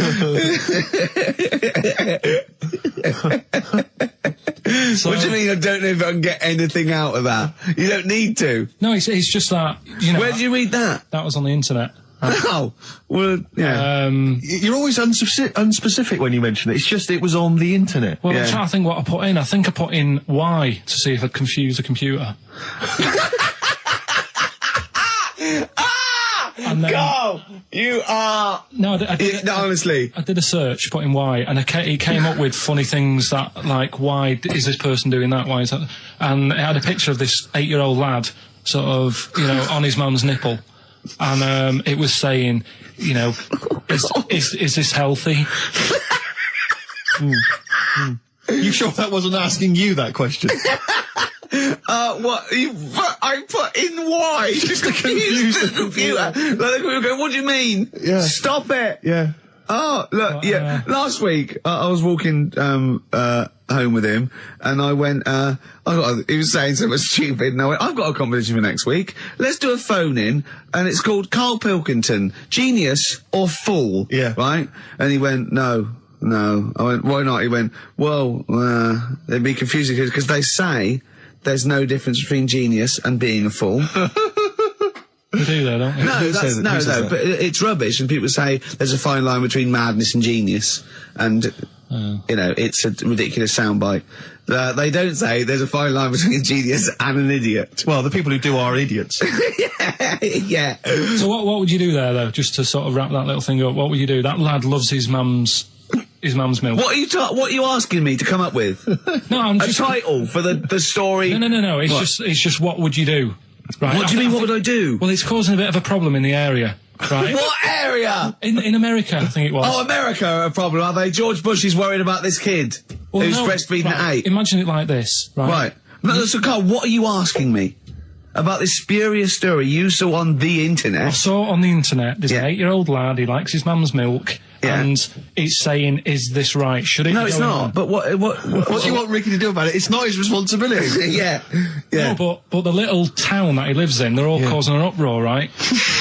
Going, this isn't right, you know, I can't let my kid play out in case he's in the garden with his mum getting a bit hungry, right? So, Oh, God. what should they do? Because his mum's saying, well, he likes it. Yeah. And he, you know, what do you do? I don't know the laws. No, but I'm not asking you to sort out the laws. I'm just saying, if you lived in that neighbourhood, what would you say?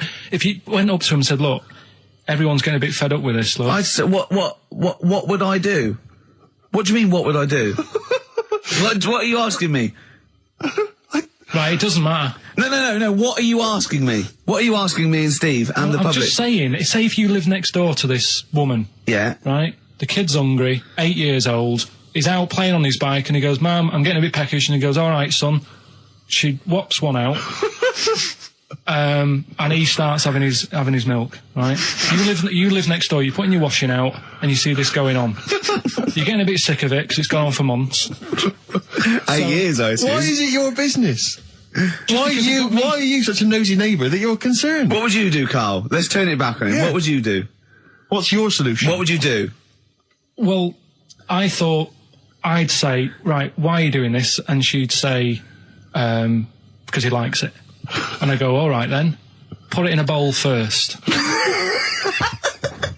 There's a programme. We couldn't have said the cock soup if we'd made it up, but because it's real, it's fine. We also couldn't have said the cock soup if we'd have meant a male penis. Thankfully, we don't. So. We mean a little chicken. You go on. Yeah, this programme was on.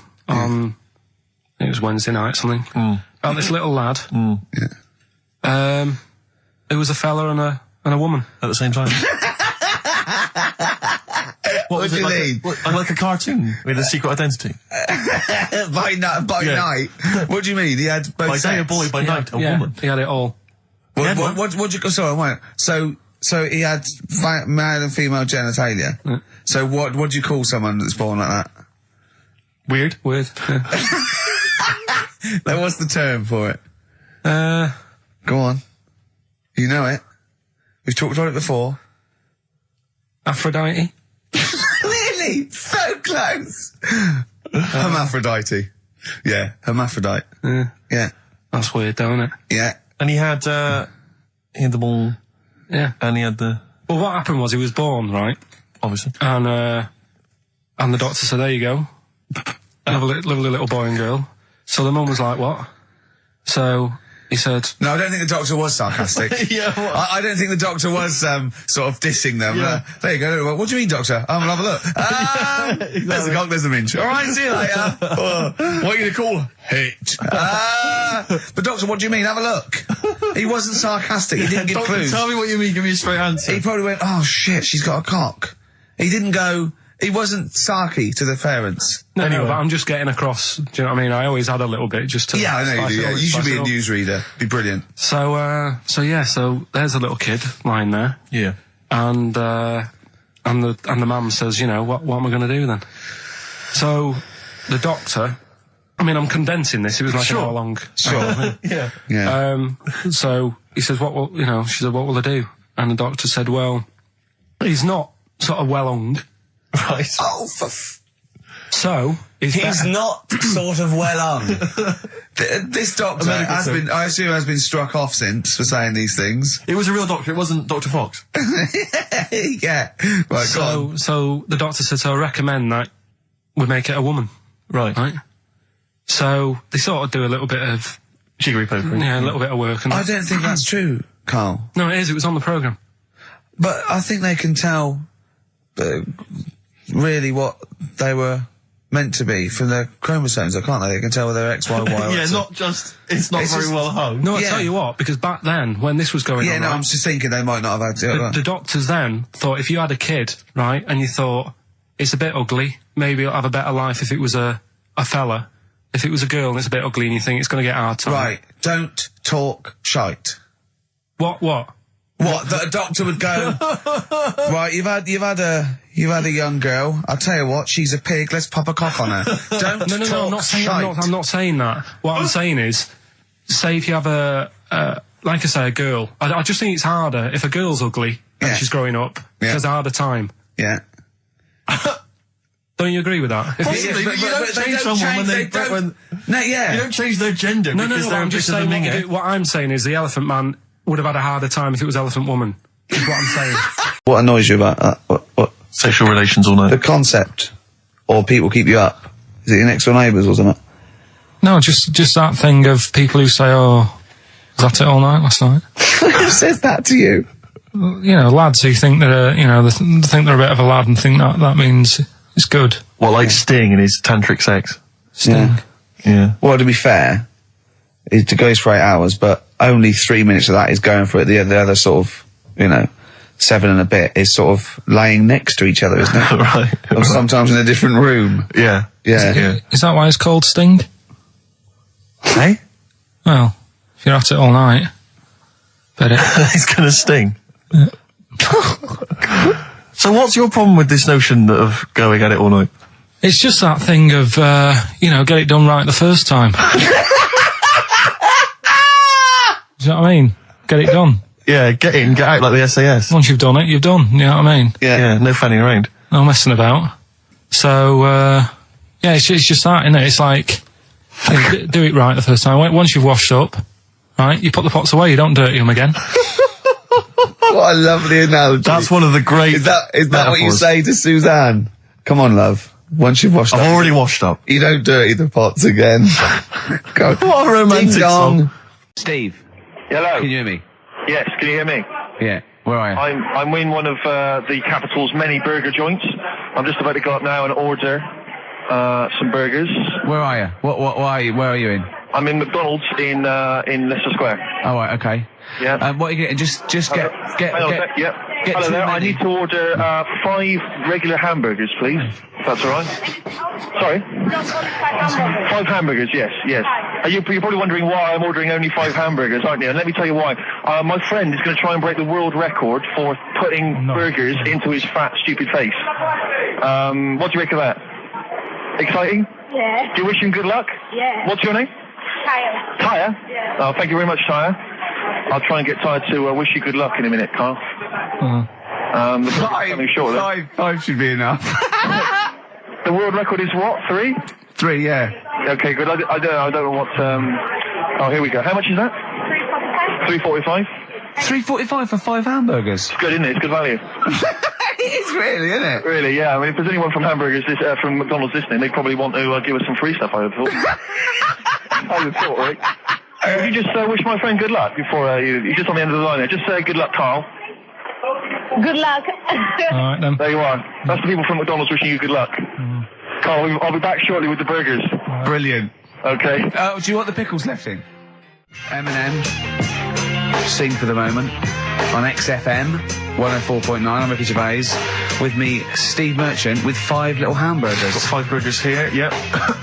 And so I don't know, how should we begin, Carl? Do you want to just look at the size of these burgers? Look, they can see it on webcam, can't they? They can see us stuffing these burgers into your mouth. And by the way, I'm filming this, Steve. Look, Brilliant. Look, I've got a camcorder. We'll put this on unseen footage on a DVD or something. Or maybe on the website. On the Oh, Carl, what if you break the record? Okay, Carl, I'm coming round now to just monitor this and adjudicate.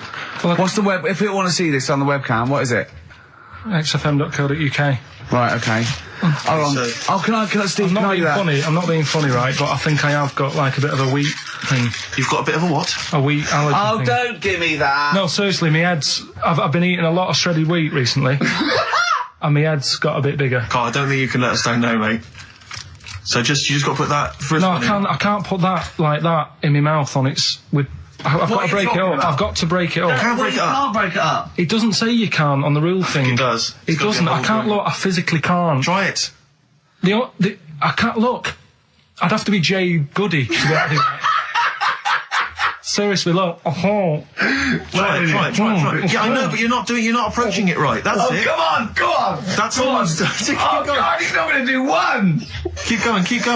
That's good work. Keep going. How does he get three in? Keep pushing. Ease it in. Ease it Keep in. pushing. Get one in at least. Ease it Get in. one in at least. Get one in. Ease it in. Get one in. Push it. That's one. Let's go for another one. R.E.M. Night Swimming. It's a lovely song, isn't it, Carl? Huh?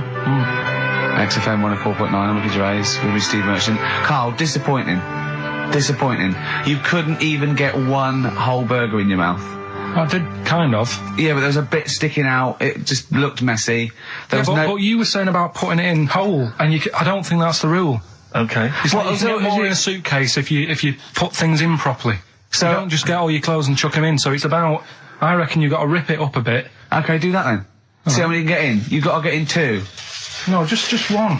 No. Well, it's three. Pack it in. What do you do? Pack your cheeks first. Honestly, Steve, my head is swelling a bit because I have got a wheat allergy. That'd be good then, there'd be more room. Right, okay, look, Carl is now just sticking it in his cheek. Yeah. Don't eat any. You can't swallow any. It's like a hamster. You've got to work it like a hamster. Yeah, stick it in. Come on. He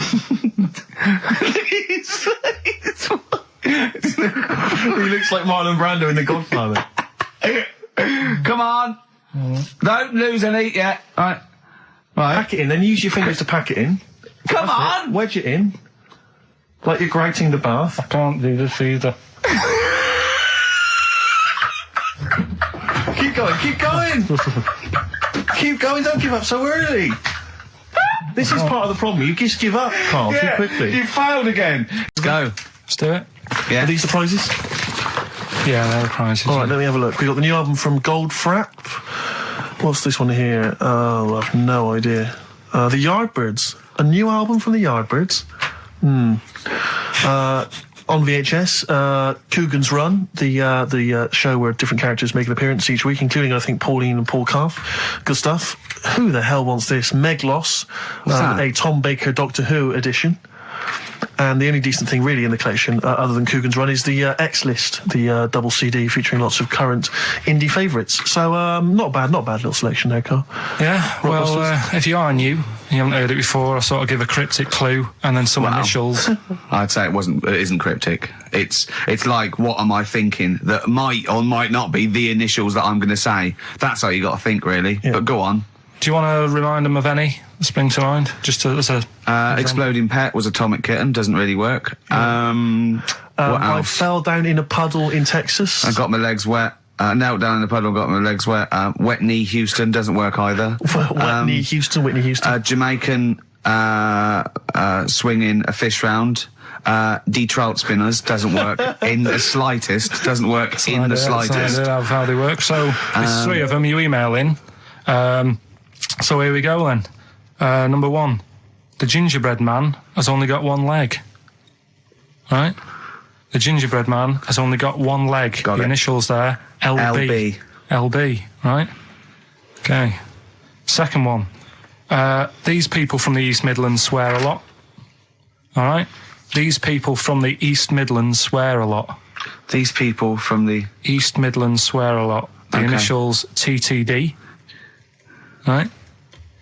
And the third one, have a holiday in Italy. Right? So you've done three then? TB is the initials on that one. So quickly again, the first one, gingerbread man's only got I've got one that leg. one as well. I've got that one. I got two. These people from the East Midlands swear a lot. TTD. And the third one, have a holiday in Italy. TB. Email in with what the songs are and you win that stuff. Ricky.gervais@xfm.co.uk. Hang on, it's not the songs, it's the artists, isn't it? Yeah, just Oh yeah, like he said that. Yeah. Okay, fine. Email only, please. Ricky.gervais@xfm.co.uk. So we got that going. Yeah, looking forward to the answers on that. Bit of feeder would be good, wouldn't it? All right. I love this. Forget about tomorrow. feeder on XFM 104.9. We've had a response from Dickie Anderson. Dickie Anderson, our number one fan, although not a man who's, he's not afraid to criticise constructively. Yeah. And he's simply emailed in, surely your show is bad enough without bringing back Rockbusters. A valid point. Placebo and Bitter End. I don't want to contradict you, lads, but it's not. We've got a full hour to go on the Ricky Gervais show on XFM 104.9. I am Ricky Gervais, the aforementioned Ricky Gervais, with me, Steve Merchant and Karl Pilkington. Rockbusters. Oh, ding dong. Oh, who's that? Oh, it's a posh bloke who doesn't care about poor people. Hello, posh bloke, what are you doing? I'm in my Rolls Royce and I don't like the homeless. Oh, posh bloke, don't be a... You want to do that? Satire. That is satire. Yeah. There's nothing like it. It's political as well. I'm getting in but there's so political many. Don't things. even begin to show off. I was showing that some foreigners are funny. I got in the fact that, like, if you notice that Chinese people wear different hats to us. Yes. So that's political in a sense. Yeah. So, the weird thing is, Steve, right, that is like what I imagine Ricky's house being like when people are ringing the bell. Because they're all so different. It's got a little... He's obsessed with all my friends being slightly different to each other. I've never understood it. He goes, there's no thread. There's no thread to them. All my mates have got a thread running through them. I was literally after they walk out of the home. Yeah. But what do you mean my friends all different? Well, that could be... It wouldn't surprise me if I was round there and the bell went and I said, do you want me to get it? And he said, yeah, and I opened it and it's, what, holy fuck? Holy, yeah, he's at the door, right? And then I'd say he's busy, close the door, bell would go again, then you got the little gay fella. David Gray. Yeah. And then, do you know what I mean? Yeah. Not really, no. He's met some of my friends and he looks at them in a weird way. I mean, some of them are weird, but he's just... Oh, the other night, right, he's got a thing about Robin, my mate Robin, right, who's a lovely bloke, right? He's going, I can't be handling him, he talks too much, he talks... Robin sort of goes... And he talks really fast and he's sort of riffing all the time and that, and because it does me head in. Why is he talking like that? And I said... Carl going out for a drink. He went, Robin's not going to be there, is he? I went, no. And I was there with Johnny, and I'd set him up. I knew Robin was going to be there. Robin comes in, sits down and goes, hi. I go, all right. Carl goes, I'm going. And Robin sort of looks at him. I went, oh, don't be stupid. He went, no. And this is in front of Robin, who's confused. Carl goes, points at him, he goes, I said, was he going to be here? I don't like him. And Robin just... it was unbelievable. It was unbelievable. Appalling. It was unbelievable, Steve. And Robin sort of looked like really genuinely sort of upset. He goes, well, shall I go? I went, no, don't. And Johnny went, oh, Carl, he's a lovely bloke, right? And Carl went, well, no, I'm less annoyed at Robin now, who's done nothing. No, of course. Than you. And I went, look, just have a chat. He goes, no, it's not worth it. And Robin was going, right. I go, Robin, stay. He went, no. And I made him stay. And in the end, they were getting on, weren't you? Well, yeah, in the end... I can't believe... What were you thinking, Carl? What kind of a despicable man are you? That's why am I the bad one? Of all the things you've done, that is terrible. Why am I the bad one when it's Ricky's fault that we were both there anyway? We all understand but it's the a public rule place. Is you don't say to someone in front of them, I don't like this person, I'm shooting off. I don't think I said it like that. You said exactly like that. Yeah, and he was like genuinely confused, and he was sort of like sitting there thinking, "Oh, do I have to take this? What have I done?" And he was upset anyway. He just done a show that didn't. You are one of those typical Mancs who are arrogant and they swagger around the place like I don't need anyone. And I'll tell you this: if you ever lose Suzanne, you are going to be one lonely man. I'll tell you, because you make no effort to maintain your friendships. You say these sort of things that he's saying to you about Liverpudlians, and I'll tell you what: I've never met a Liverpudlian as rude as you. You're like the Oasis brothers, Larry, loud, rude. No, but I said no. Robin's all right. I had a chat with him. He was a bit quieter the other night. He was fed up. I said if he's fed up all the time, I'd be happy. I said he's fed up because you've just insulted him. And he said he was all right. He didn't talk much. I said when he was upset because he'd been in the show and he said, well, tell me next time when his family dies, we'll have another drink. I don't know what you're like, Carl. I don't know what you're like, mate. You are I just think you're. The more I get to know you, the more I hate you. You're not a good mate with him. You would like taking the fun out of his little thumbs that he's got. Yeah, but that's my squeezing his head to you, isn't it? I've got different mates with different parts of the body. Yeah. I like to squeeze your head. I like to look at his thumbs and that. It's weird, because I was thinking of doing a bit of educating Ricky. Yeah. Right. I'm always looking for stuff, learning stuff, as well as doing the other job and that. Yeah. And when we went out with Robin, and what does this mean to anyone? Yeah. I'm just having a conversation about people they don't know. Go on. Well, it's enough, innit? His name's Robin. He's got really small thumbs, right? He looks a bit like Millhouse, doesn't he? That sums it up. He's like Elephant Man. You know what you get in there, right? Robin, he's got little thumbs, right? So I wonder if he's listening. I wanted to do some research, and I thought, I wonder if there's anything on small thumbs, right? I found something. Do you know the saying, rule of thumb? Oh, is it an inch? Well, do you know what the saying means? Is it hitting your wife with a stick? Yeah, Okay, apparently. come on, explain.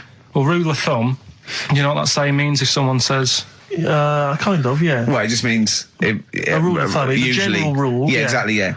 Right? Well, where it actually came from is years ago, husbands weren't allowed to sort of clout the wife with anything. What was it like in the past? I know, yeah. You couldn't clout your missus. With anything wider than your thumb. The stick had to be the same, no bigger than your thumb. Oh, no, So I was a bit- thinking so a big Robin bloke- could do no damage if he went out with anyone. Although his is wide, he's got a little thumb like a little knob, isn't it? It's like it's truncated, because it starts off normal. It looks like he's had his big toes put on his hands. Does he have to drink a pint with two hands? Yeah, yeah. And he's dropping stuff all the time. Can I He's- just go back to the rule of thumb thing, though? The idea, what date was this? I'm not asking Carl, I'm looking at Ricky, because you're not going to have any idea, Carl. It's just going to be the past. Yeah. But I like the idea that... I think it's the same sort of day where, I don't know, you got hung for being homosexual and you could shoot I a just love the Welshman. idea that there's blokes beating their wives with shovels, logs of wood, and someone's gone, hang on a minute, everyone, Hold on, this is wait crazy. a minute. Let's have a look at your thumbs. Wait What a can we minute, do? wait a minute. We've got to have some kind of rule here. What about most grapes eaten in 3 minutes? I'll go. Do you want to do that? Grapes are Most easy, aren't grapes they? eaten, that's easy. Great. Come on, grapes are easy. You sing it from Jesse Mailing, that's called Wendy. White Stripes, Seven Nation Army, that jumped twice. I apologise for that. You're the producer, Carl. Yeah. It jumped twice. Well, it's not my fault if people are slipping around because of burgers on the floor. You're trying to squeeze my head when the song's playing. What difference does that make? Anyway. Right. Don't do any. Right. I've just got some grapes there. We've counted them out. What's the record then? Okay, well, the most grapes eaten in 3 minutes, you've got 3 minutes, Carl, and you've got to beat Matt Hand from the UK, who consumed a total of 133 grapes in 3 minutes on the 8th of November 2001. Right. There's 150. So 150 there. Right. Okay. So you've got 3 minutes. What are the rules? The rules You just are... got to eat them and swallow them. And it's like Cool Hand Luke, right? You got to just stuff them in and don't choke, because I got worried with the burger.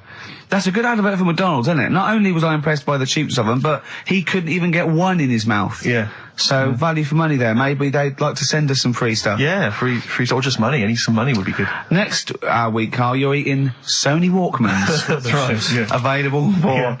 Right, right, Carl. Right, I think this is going to be good, right? What we're going to do, right? We've got Song 2 by Blur set up. We know that's 2 minutes, so you can play that, because that'd be boring radio hearing Carl choke, wouldn't it, for 3 minutes? Exactly. So, when I say go, Carl, right, I'm going to go right on the minute, right? You've got to have a handful of grapes, and you've got to press Song 2 by Blur. When we come back, you'll be stuffing your face. Hold on. You don't ever do that. How can you work the buttons? I can do that. No, I don't think you can. You cannot touch the grapes until the opening note Yeah, of but Song hold 2 on. begins. When the Blur 2, when Song 2 stops, can we just push up the fader? So because you'll be stuffing Don't worry, your face. we're almost. Let's go. If we go. Okay. Any second now. Okay, right. You're Okay. ready, 3, 2, 1, go! And he's off. It's good work from Carl there. He's approaching it cautiously to begin with. Cautiously. And he's keeping well, let's just, just keeping people up.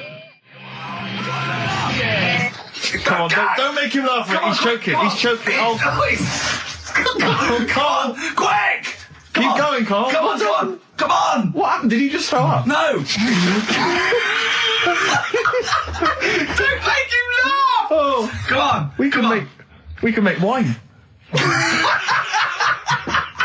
Come on, Carl. You're doing so well, Carl. mate. I want to go. Come on. Only... Why are you making him laugh? That was a world record attempt.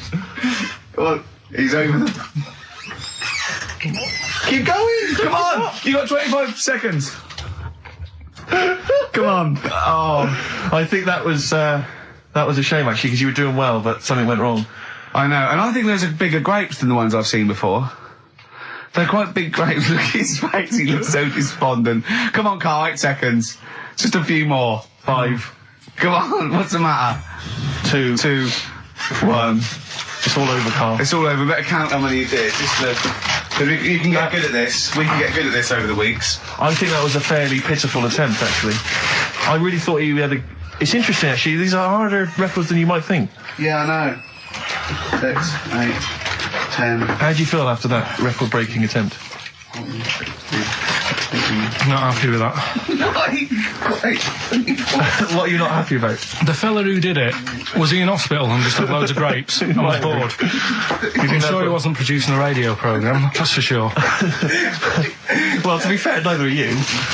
What was tricky about it? What did you find hard? I think having Ricky standing over me, sort of shouting, "Go on!" isn't normal. No. But that wasn't... It hasn't eaten any! Hold on, that's 50, you have to. That's quite a poor attempt then, by the seam of it. Would you think about trying to maybe do that again in a couple of weeks? Would you do some practice and try that again? No, leave it for the experts. And I noticed a tricky point, maybe sort of when you had about 50 seconds to go, you seemed to be spewing things into the bin. What was that? Again, mainly Ricky standing over me. So 88. He's got 88 left. Okay, so what's the mental arithmetic there? Because we put how many in? It was 150 in the thing, wasn't it? What did I say? What did I say I had left? Well, I'm not doing it again. 88. So you had 88 left. So 62. God, you're only at 62. What's the matter with you, Carl? There's people start you at 62. That is rubbish. That's disappointment. Let's leave so that. you failed on 2 world record attempts then. 62, and the records that is rubbish. What were you doing? Oh yeah, but like I said, I've got a small throat. I can't drink a drink quick. Ever since the Mr. Freeze Pops when I was 6, that I nearly choked on, I nearly died on. I can't go back. It'd be like asking, I don't know, someone who got run over to play Frogger or something. What's Frogger? What, you mean real life Frogger? Game. Well, just a computer game brings back memories, doesn't it? And I can't do that. What's Frogger? Does Frogger get run over? Yeah. It's a little frog that has to run across a busy road. Do you know who he reminded me of, apart from Hamburglar and Zippy and all that? When he was mentioning those grapes, because the shape of his head, it looked like a game of Pac-Man. Yeah. It did, as he was getting to him, it looked like... You should have had that music. It looked just like it. Oh, God. Do you remember there was a board game version of Pac-Man? Was there? I mean, the only thing that Pac-Man had was the fact that it was on a computer and it was a little face eating things. But imagine that as a board game. But there's board games of, like, things that you don't need board games for. Yeah. It's like there's board games of charades. Do you know what? You don't need that. It's like parlour games. Board games of let's watch the telly. Yeah. Let's play sit around. And it's all like 1999. You don't need it. New from Mattel, a stick. Simply run along, clanking it against a fence or a metal grate. It's fence stick. In a picture of it, like, oh, Nan, that's my stick. I'll tell you That's what. my fence stick. Do you know I saw in a shot recently the board game of Cold Feet, the TV show. That is a winner. You are John Thompson. Yeah. Go back. Yeah. It's a good game. Drink 8 pints. Go on. Songs of phrase. Songs of phrase, nicely done. Songs of phrase. Yeah, let's do that. On to the classy stuff. Yeah. Do you want to do the prizes first? Right, now then, where are they? Here they are. I haven't seen these, but I'm excited as ever. Alright, we have a t-shirt there, arbitrary t-shirt that you have probably stolen off of someone. What does it say? Is it the Red Hot Chili Peppers? So that's right. That's not too bad. It's a big t-shirt there. On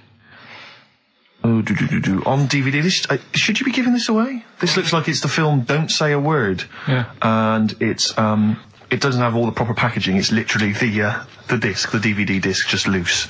So enjoy that. The current album from Oasis, Heathen Chemistry, DVD, on DVD, The Life of Mammals, the complete series, the David Attenborough recent DVD, that. Walking with Cavemen, which I think is a DVD, it's currently on TV, isn't it? And, well, there you go. Also the X-List, which is a good new compilation, double CD compilation from XFM with loads of stuff on there, including Nerd, Snoop Doggy Dogg, Athlete, all sorts.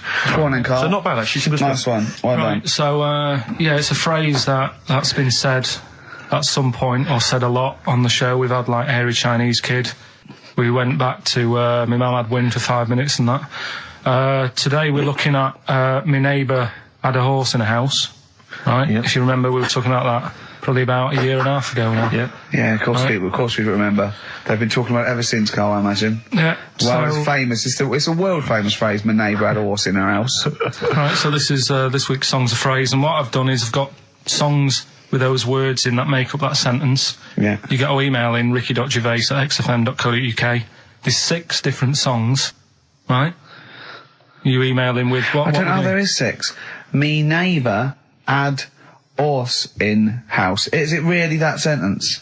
My neighbour had a horse in her house.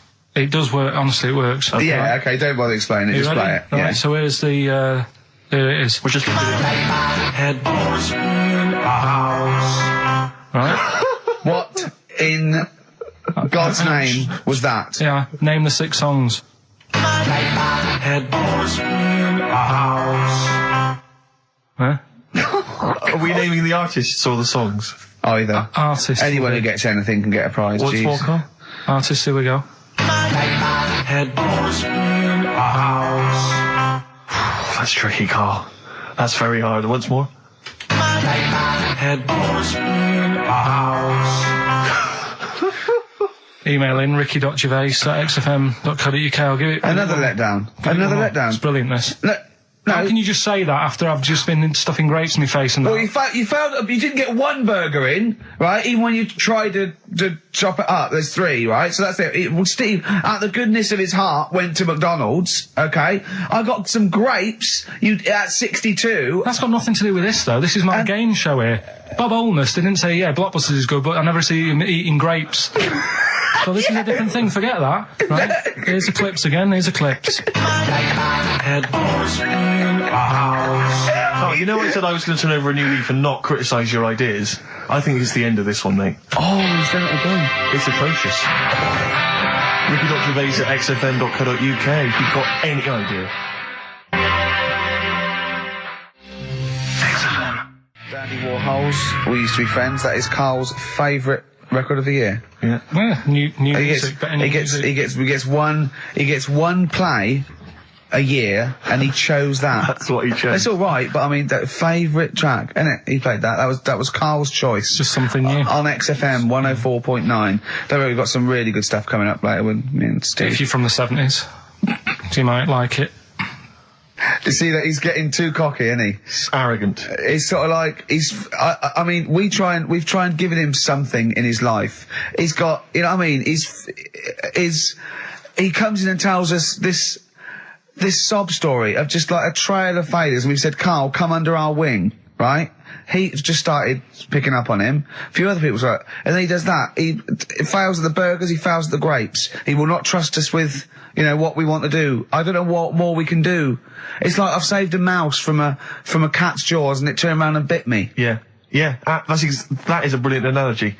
It's a bit like we were trying to give you something that you could care about, that you could be passionate about, that would somehow give a meaning to your life. You would be in the Guinness Book of Records alongside, I mean, Bubble. Bubble failed. Do you want to be Bubble? Do you want to be Bubble? Or do you want to be the bloke with the milk bottle on his head? Exactly. Who's in there? The guy who ate the watches. Yes! Now, I've got an idea, Carl, because you're getting all stressed out. I don't know what it is. You're getting funny. I don't know what it is. I don't know what... Because you're annoying me. Wow, you say that. started midweek. I don't think I annoy anyone else, so it's just you on that. So, I thought maybe we could all 3 of us go away to a little health farm for a weekend, just get like a triple room, Right, and that isn't happening. Why? You've just reminded me, because you've been annoying me. Steve started getting on your case, you know, sort of ganging up on me. I'll tell you now, Steve, I just forgot. Remember a couple of weeks ago, you said to me that my pub quiz team is rubbish? Yeah. Right, well, it doesn't matter anymore, because you're not part of it this time. That's bad. That's bad, because it's interesting you say that, Carl. Carl, you say that because I tell you this, I found someone, mate, who could be filling that tricky 5th member. I wanted to test him out this week, mate. On your team. Test out on your team. Because Carl. I'll tell you what this is like. I don't know if you're familiar with Paul Ince, who used to play with Man United, right? But everyone used to say he's the governor, right? Even the players used to call him the governor, right? And Alex Ferguson at Man United was like, I'm not having this. Yeah. I'm in charge here. And he got rid of him. And that's what's happened. You were moaning the other week, saying your team's rubbish, you don't know what you're doing. Yeah. Well, let's see how you do on your own, right? Ooh, he's turned, isn't he? I'll be honest, Carl, I'd like to be on your team. Well, sorry, Paul Ince. You'll have to go and join Middlesbrough, or wherever it is it's gone to. Carl, what can I do to get back on your team? It's not happening. I've already filled your boots. Don't let him have the upper hand, Steve. No, wait a minute. I'll tell you what always annoys me, though. Ricky spends most of the show slagging you off, right, having a go at you, annoying you in the week, squeezing your head, making you eat burgers, right? But you always take out on me. I'm the one who always gets the insults. I'm the one who's now relegated from your team. Why, you see, this is the thing. You're just as bad as him, really, because you're siding against me, because you know that I'm willing to take it. The truth of it is this, you know that Ricky Gervais is keeping you in burgers and grapes, metaphorically speaking. He's the one that's got you in Heat magazine. I just spat all over your new Guinness Book of Records. You see? Get me a tissue. He's just squirted tea, laughing all over your Guinness Book of Records. I'm assuming I'm going to get the flak for that. No, it's because you made me laugh when I was drinking. 1 in 5 children aged between 11 and 16 go on booze binge sessions at least once a week. That's terrifying news, isn't it? Kids, they know too much now. Yeah. You despair. I know, right? Yeah. Listen to this one, right? Go on. My dad had me niece in the car, right, running her to school one day. And she was in the back of the car with a mate. And they were chatting away about stuff like kids do. And they got onto the topic of one of the mates who they said, I mean, you've got to remember, my niece, this point, was probably about 5 or 6, something like that, right? In the back of the car, talking about My Little Pony, whatever it is they play with. Subject changed. That Lisa in our class, she's a lesbian, isn't she? Right. That's what they were talking about. Yeah. Chatting away about it. Just openly talking about lesbianism. And probably, this is the topic that they're talking about in the pub when they're having out drinking. Yeah, but they might have thought a lesbian was a funny word or something. You don't necessarily know the ins and outs of it, do they? It's weird though, isn't it? Because when I was younger at school, you didn't you swore a little bit, but it wasn't like major swear words, and you sort of did a little bit of nicking, but nothing like they get up to now. I mean, my girlfriend, when she was about 7 or 8, she was walking to school with her mum, and she called her a C-U-N. Right? You are joking. No, she said, because she thought it was she said she thought it was a big furry animal. So she was being nice, and I remember, where'd you hear that? Where'd you hear that? Like, just heard it at school. So they might not know what it means. Well, I tell you, I'm gonna have to use kind of euphemisms here to tell this story, but when I was at school, I learned, the stronger version, it's not the same word, but it's very similar with one letter changed. I'm gonna use twit. Yeah. You know the word I'm thinking of? Yeah. But I'm going to use the word twit to replace it, right? And I went round... Do you think that's twat? Yeah. All right. That's what I'm thinking of. And, so can I say it? Am I allowed to say it? No, it's weird, though, because some people from Cornwall use that like saying twit. So, if people listen in Cornwall... Do you know what a twit is? A pregnant goldfish. Well... Well, I learned the stronger version of twit. Yeah. Twat. For those that aren't sure. I learned this in school when I was like 10 or whatever, and I didn't know what it meant. I thought it was just a stronger version of twit. Yeah. I thought it was just if you were really annoyed with someone because they were a real twit. Because A is worse than I. Exactly, apparently. So, Carl would be a twit. And so I started using this at home because I didn't realise what it meant. I started using this at home. Oh, you twit, you're a twit. And saying it to my dad, you're a twit, but not saying twit. Yeah. And my dad didn't know what it meant either. That's great. I couldn't believe. So he started using it as well, right? So then we'd be driving in the car. He'd be saying to my mum, "You stupid." Say this to my mum, "You don't pull over. You're going to bum it, you twat." Saying this. Then I learned at school from Mark Johnson what it really meant. Yeah. Stopped using it. Obviously, finding out it was quite an offensive word. Yeah. I didn't want to bring it up to my dad. I didn't want to sit my dad down and say, "Dad, you know that word we've been saying? Yeah. You know what it means?" So now, to this day, I've never brought it out with him. So we'll be driving. I'll go home for Christmas, we'll be driving around. He'll be calling my mum that word. Left, right and centre. I think she knows. I think she's just embarrassed. Or she's just upset and she knows what it means. She goes, "Why does he keep calling me this terrible word?" But he's the only one, I think, in our family who doesn't know what it means. No one's got the guts to say. I don't know whether I should tell him this Christmas. What a twat. I know. Found a story about a bloke who, I don't know, he was messing about with a chainsaw and he's I don't know. Let's know the chainsaw.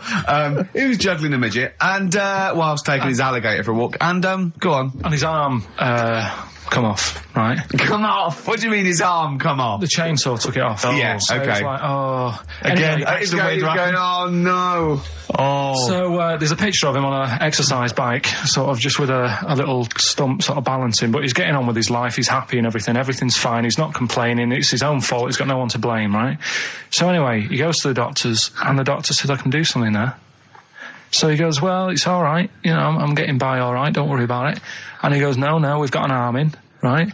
We can attach that, a real arm, from someone who's, I think they'd passed away or lost an arm or something. And, they lost an arm and didn't want it back. Yeah, he went, I'll have it. Are you using that? No, because I know someone. Because I know a bloke, actually. Yeah. Well, can't you just put this one back on? Wow, it's first come, first serve, really. I was just building a bionic man. We've replaced one arm with a robot's arm, so we got a spare one. So the doctor's going, let me put it on. He's like, well, all right then. So ungrateful bastard. So he does the operation. Right? Everything's fine. He's loving it. He's happy again because he said he can brush his teeth. Right. Okay. If this is going to be He's something loving like it again because now he can brush his teeth. right, if this is going to be, and it was a leg.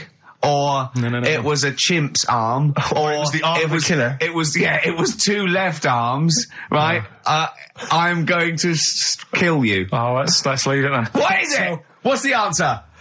No, it's not that. I'm just. What is? Okay, right. So he says, "Go on then, do it." So he sews it on, and like I said, he's happy. He's brushing his teeth. He can have a pint in the pub. He's lifting a pint with it. All his mates are happy for him. It goes on for about 2 years. Everything's fine. Then it all starts going flaky. Oh, I knew it would. Was it made of chocolate? All right. So it all goes all like gammy. And then, for some reason... The arm starts going gammy. It goes gammy, and it gets longer. Of course it does. So there's a picture of him, right, stood in the magazine. He's stood there with his arms by his side. One arm's normal. The other one is, like, past his knees.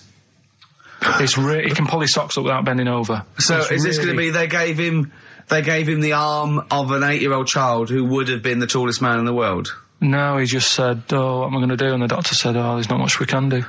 And left it. Wait a minute, you can't leave it there. That's not a story. So, Carl, you've got to tell us the explanation. Was it an incredible plastic arm? An incredible expanding arm? Did he fight crime later? No. Well, that's the end of the story. You've got no scientific explanation as to why... That's why I didn't pick it. But you just told it to us anyway. Yeah, but I'm just saying the sort of knowledge I come over when I'm looking for the good knowledge. Yeah. So why did this arm grow? Why did this arm grow? He must have had an adult arm. They couldn't have given him an arm. I don't know. It's just why I'm... It's rubbish again, isn't it? Well, I think it's an interesting story, but you should have read... It's not, it's rubbish. It didn't happen. To the end. There was photos. Yeah. But you should have read to the end of the article, Carl. No, I did. And he said, he's not happy and he wishes he wouldn't have had it done and all that, and, Sure this wasn't entirely unexpected? No, seriously, he was saying, his teeth are nice and clean again because he could brush them and that, but his arm's getting in the way. Ruining his shirts and everything. Yeah. That walked upright like a lot of chimps can. Exactly, right? yeah. It lost its hair, so it was half human, because all humans are bald. Yeah. So that's the half human bit. It didn't have hair. I'm sorry, humans do have hair on their heads. Yes. The other thing was this desperation to go, could it be half chimp? No. It's a chimp that superficially looks less like a chimp than other chimps. So Lee Evans looks a bit like a chimp. Is he half chimp, half human? Yeah. No, he's a human who looks a bit like a chimp. That's libelous. Yeah. That's a bit insulting, isn't it? Should we just play some music? Yeah, now? I'm really sorry about that. I'll get back to you on that. Well, we can't get hold of Carl, right? We looked, it's got his old number out there. His home number? Yeah, it's a hold on, right? So, we went to the new records. He hasn't even given him this new home number. So something's funny going on. He doesn't want to be contacted. He hasn't given me his home number. I've tracked down a friend who's looking it for us. That phone might ring any moment. I apologise for that. But why is Carl not available? It's interesting that neither you or I, and I like to think of ourselves as being fairly close friends of Carl. Yeah. We have made him the man he is today. We cannot get in touch with him. In the same way that bloke bought Oliver. Sure. I think that Carl is now ours. Yeah, exactly. Well, exactly. I think very much that's true, yeah. Yeah. Carl is very much like a humanity. If we look, we're going to lose contact with him and find him 5 years in a circus in Manchester. Exactly, they're doing experiments on him. Yeah. We can't figure him out. Yeah. Well, there's something wrong with his looks like a human, but... He acts like because usually humans stand upright. Yeah. And Carl likes to walk on all fours whenever he can. Yeah. He's not interested in other human women, he's only interested in apes. Yeah. It doesn't make sense. Oh, my God. And he's bald. He is bald. Oh, look, there's as much evidence for Carl being a humanzee as Oliver. Yeah. I think there's more. And, well, Carl barely walks upright. I know. Scared of fire. Yeah, I know. It is interesting, isn't it? Oliver was built, wasn't he? Yeah. I see. I Big boy. don't know. It was a- yeah, why it were you was- looking, Rick? I'm interested that you I couldn't. What? Your eyes were kind of uncontrollably drawn Steve, they were towards just his. there. No, I didn't say anything. I was just looking at his face. No, Sorry, Rick, but if there's something you want to get off your chest, yeah, and that was the human part of it then, was it? Being built like that? Because Yeah. that's humans, but... Yeah. Although Carl's is very tiny and hidden behind. And he's got... I've noticed something else as well. He's got a big red arse, that's true. hasn't he? Yeah, it's all beginning to slot into place. And I've seen him climb up a cabinet and eat a banana as well. Just over lunchtime. And peel it with his toes. It's all coming together. Yeah. Right, we're going to track him down because he's malingering. He's definitely... Yeah. I'll tell you what, he's at home now in the garden swinging on his tyre. He's not ill. I think more truthfully, someone said to me that I said Carl might be ill. They said, right, are you not going to do the radio show then? Well, that's what annoys me. I mean, that's the biggest problem is that, Yeah. let's be honest, we haven't got anything without All Carl. we've got is the hook. People are staying listening because eventually they think we might get through to him at home. Yeah. And there'll be fun on this show to be had. If we don't get in touch with Carl, I think we may as well just shoot off and leave Claire to do the show. I've on her got some own. great music. Is that not a... Well, is it's a small. Well, you could small, leave the music with conversation. me. I could just play There's not it. many That reasons. is true, any isn't reason for us to be here. Okay, well, play some great music now, play a Steve. great tune. Okay, wedding present, Steve. Yeah, I'll explain what it is afterwards. Just play it. It's a joy. There's a monkey theme. There is a monkey There is a theme. monkey connection. Call in if you know the answer. Another classic there from Oasis, Supersonic on XFM 104.9. Ricky Gervais, Steve Merchant, Claire Sturgis standing in for Carl. But where is Carl? Where is Carl? So we've failed to get in touch with him at home. Well, look, he doesn't think want to he's be listening? contacted. He's turned up every phone off. He hasn't given the XFM his new home phone number. He doesn't want to be contacted. I can't believe he's not listening, to be honest. So you think he's listening now? as we Yeah, speak? he listened in Manchester. If he's not listening, he's out and about. I mean, has anyone spotted Carl? What's your message to him, Rick, if he's listening? Call up. Anything else more sort of... Call up or you're fired. Okay. Any bad language you want to use? Obviously, you can't really swear. I can't on the radio. really say it. What sort of words? I mean, the F word, would you say? I'd say the F word. I'd call him a twat. Would you use the P word? I'm thinking of prick. Prick, yeah. Definitely use that. All right. Not on air, but Sure. I'd call him a What about stupid tits? little prick. Would you just say you're a tit? Yeah. Yeah. Okay. Little, All right. you stupid little bag of tits, I'd Yeah, say to yeah, him. yeah, Not, yeah. I mean, privately. What about the MF word? Because that's pretty intense. That's pretty hardcore. Do you think that this is not appropriate now? Do you think that would be too extreme? I'm worried if I use that and, no he going was, back. and he was genuinely ill, Sure. I'd feel, You feel bad if he a later bit of a C word. cock. Sure. Yeah. A cock. Yeah. Because I wasn't thinking of that. C And word. I mean a male bird. Sure, because we've got into trouble with that before. Meaning penis, and we don't mean that. Yeah, we definitely don't mean penis. But if anyone out there, sorry about that. It was a discussion about bad language. We weren't actually using it. But if any of you out there do see the little twat, get him to call XFM immediately. Yeah, and likewise, if you're listening, Carl, you cheeky MF, well, you sexy MF, as Prince once said, Yeah. then give us a ring, because we'd love to talk to you. We just want to find out Just how you call are. in. We know you're listening. Little Amy Man, Red Vines. Brilliant. Lovely track. On XFM 104.9, Ricky Gervais, Steve Merchant, Claire Sturgis, in for Karl Pilkington. Little... He hasn't called. He may be really ill. I'm feeling a bit guilty. How ill is he, though? I mean, do you know what I mean? How ill have you got to be to not be able to make a phone call? Honestly, Juan on XFM 104.9. Right, I just called Carl again. I've been calling him all the time, trying to get through to him, right? He's changed his message, so he is listening, and I've got proof. So can you just call the number, Claire? Yeah. Right, call this number. Now listen to this. This is really annoying. We should tell you now that this is not an amusing sketch or setup. No. What's happening there, Claire? Not quite happening for you? No, it's all right. We'll try that again. Try that again, Claire. Yeah. I'm livid now. I'm genuinely annoyed, because you'll see, when you hear the message, you'll realise why. Right. Okay, all right. Let's try again. I don't know who he thinks he is now. I'm beginning to wonder if his minor celebrity is going to his head. All this nice write-up in Heat magazine. Yeah. It's changed him. Richard Anderson, incidentally, has emailed in. Go on. Dickers Anderson. It's not happening, is it, there? Is it? Why not? Because I'm a bit stupid. Why can't... Because I can't work it out, can I? Can't figure it out. How would you call someone normally? Well, normally I just pick up the phone and dial it. Sure. No, I And don't then mean. get- you No, know. I mean. But it's like I have a problem getting it through the desk. I tell you what, can I play an ad break and practice? Pretend this didn't happen and then Do you come know, back in a to weird you. way, it's like, It's like Carl's having still Carl. here. It's like having Carl. Play the ads. I'll get back to you. Bit of Snoop. Never. And when did a bit of Snoop ever hurt anyone, Steve? Absolutely. Never, Right. I don't think. Okay. Carl's away. He pulled the wool over Claire's eyes. There's a few people out there that believed he was ill. I knew he wasn't. In fact, at one point I thought, maybe he is ill.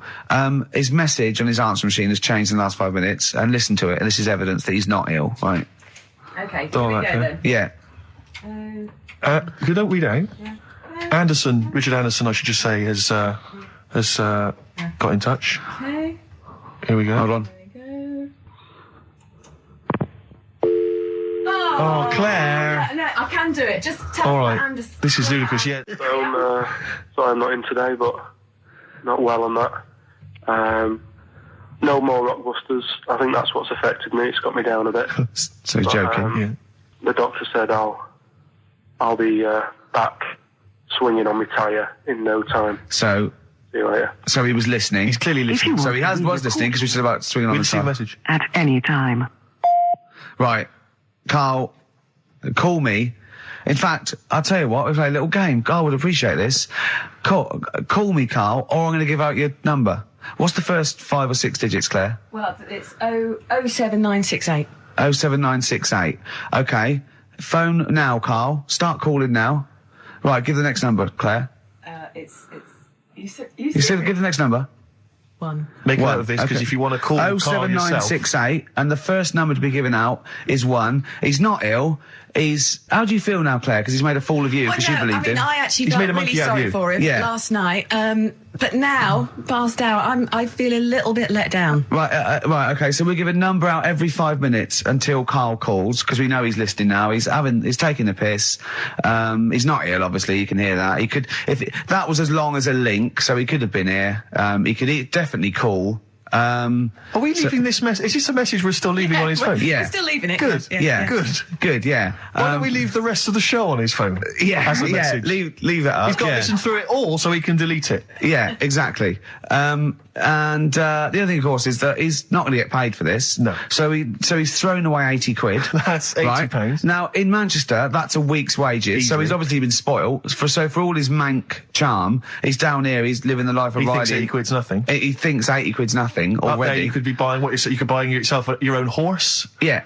You yeah. could probably get yourself a deposit on a flat. I'd have thought so. Up I'd there, have thought so, easily. yeah. And so, or sun lamps because it's always dark. Yeah. He could go mental up there. Now, Dog piece of string. So what's the first few digits we've given out?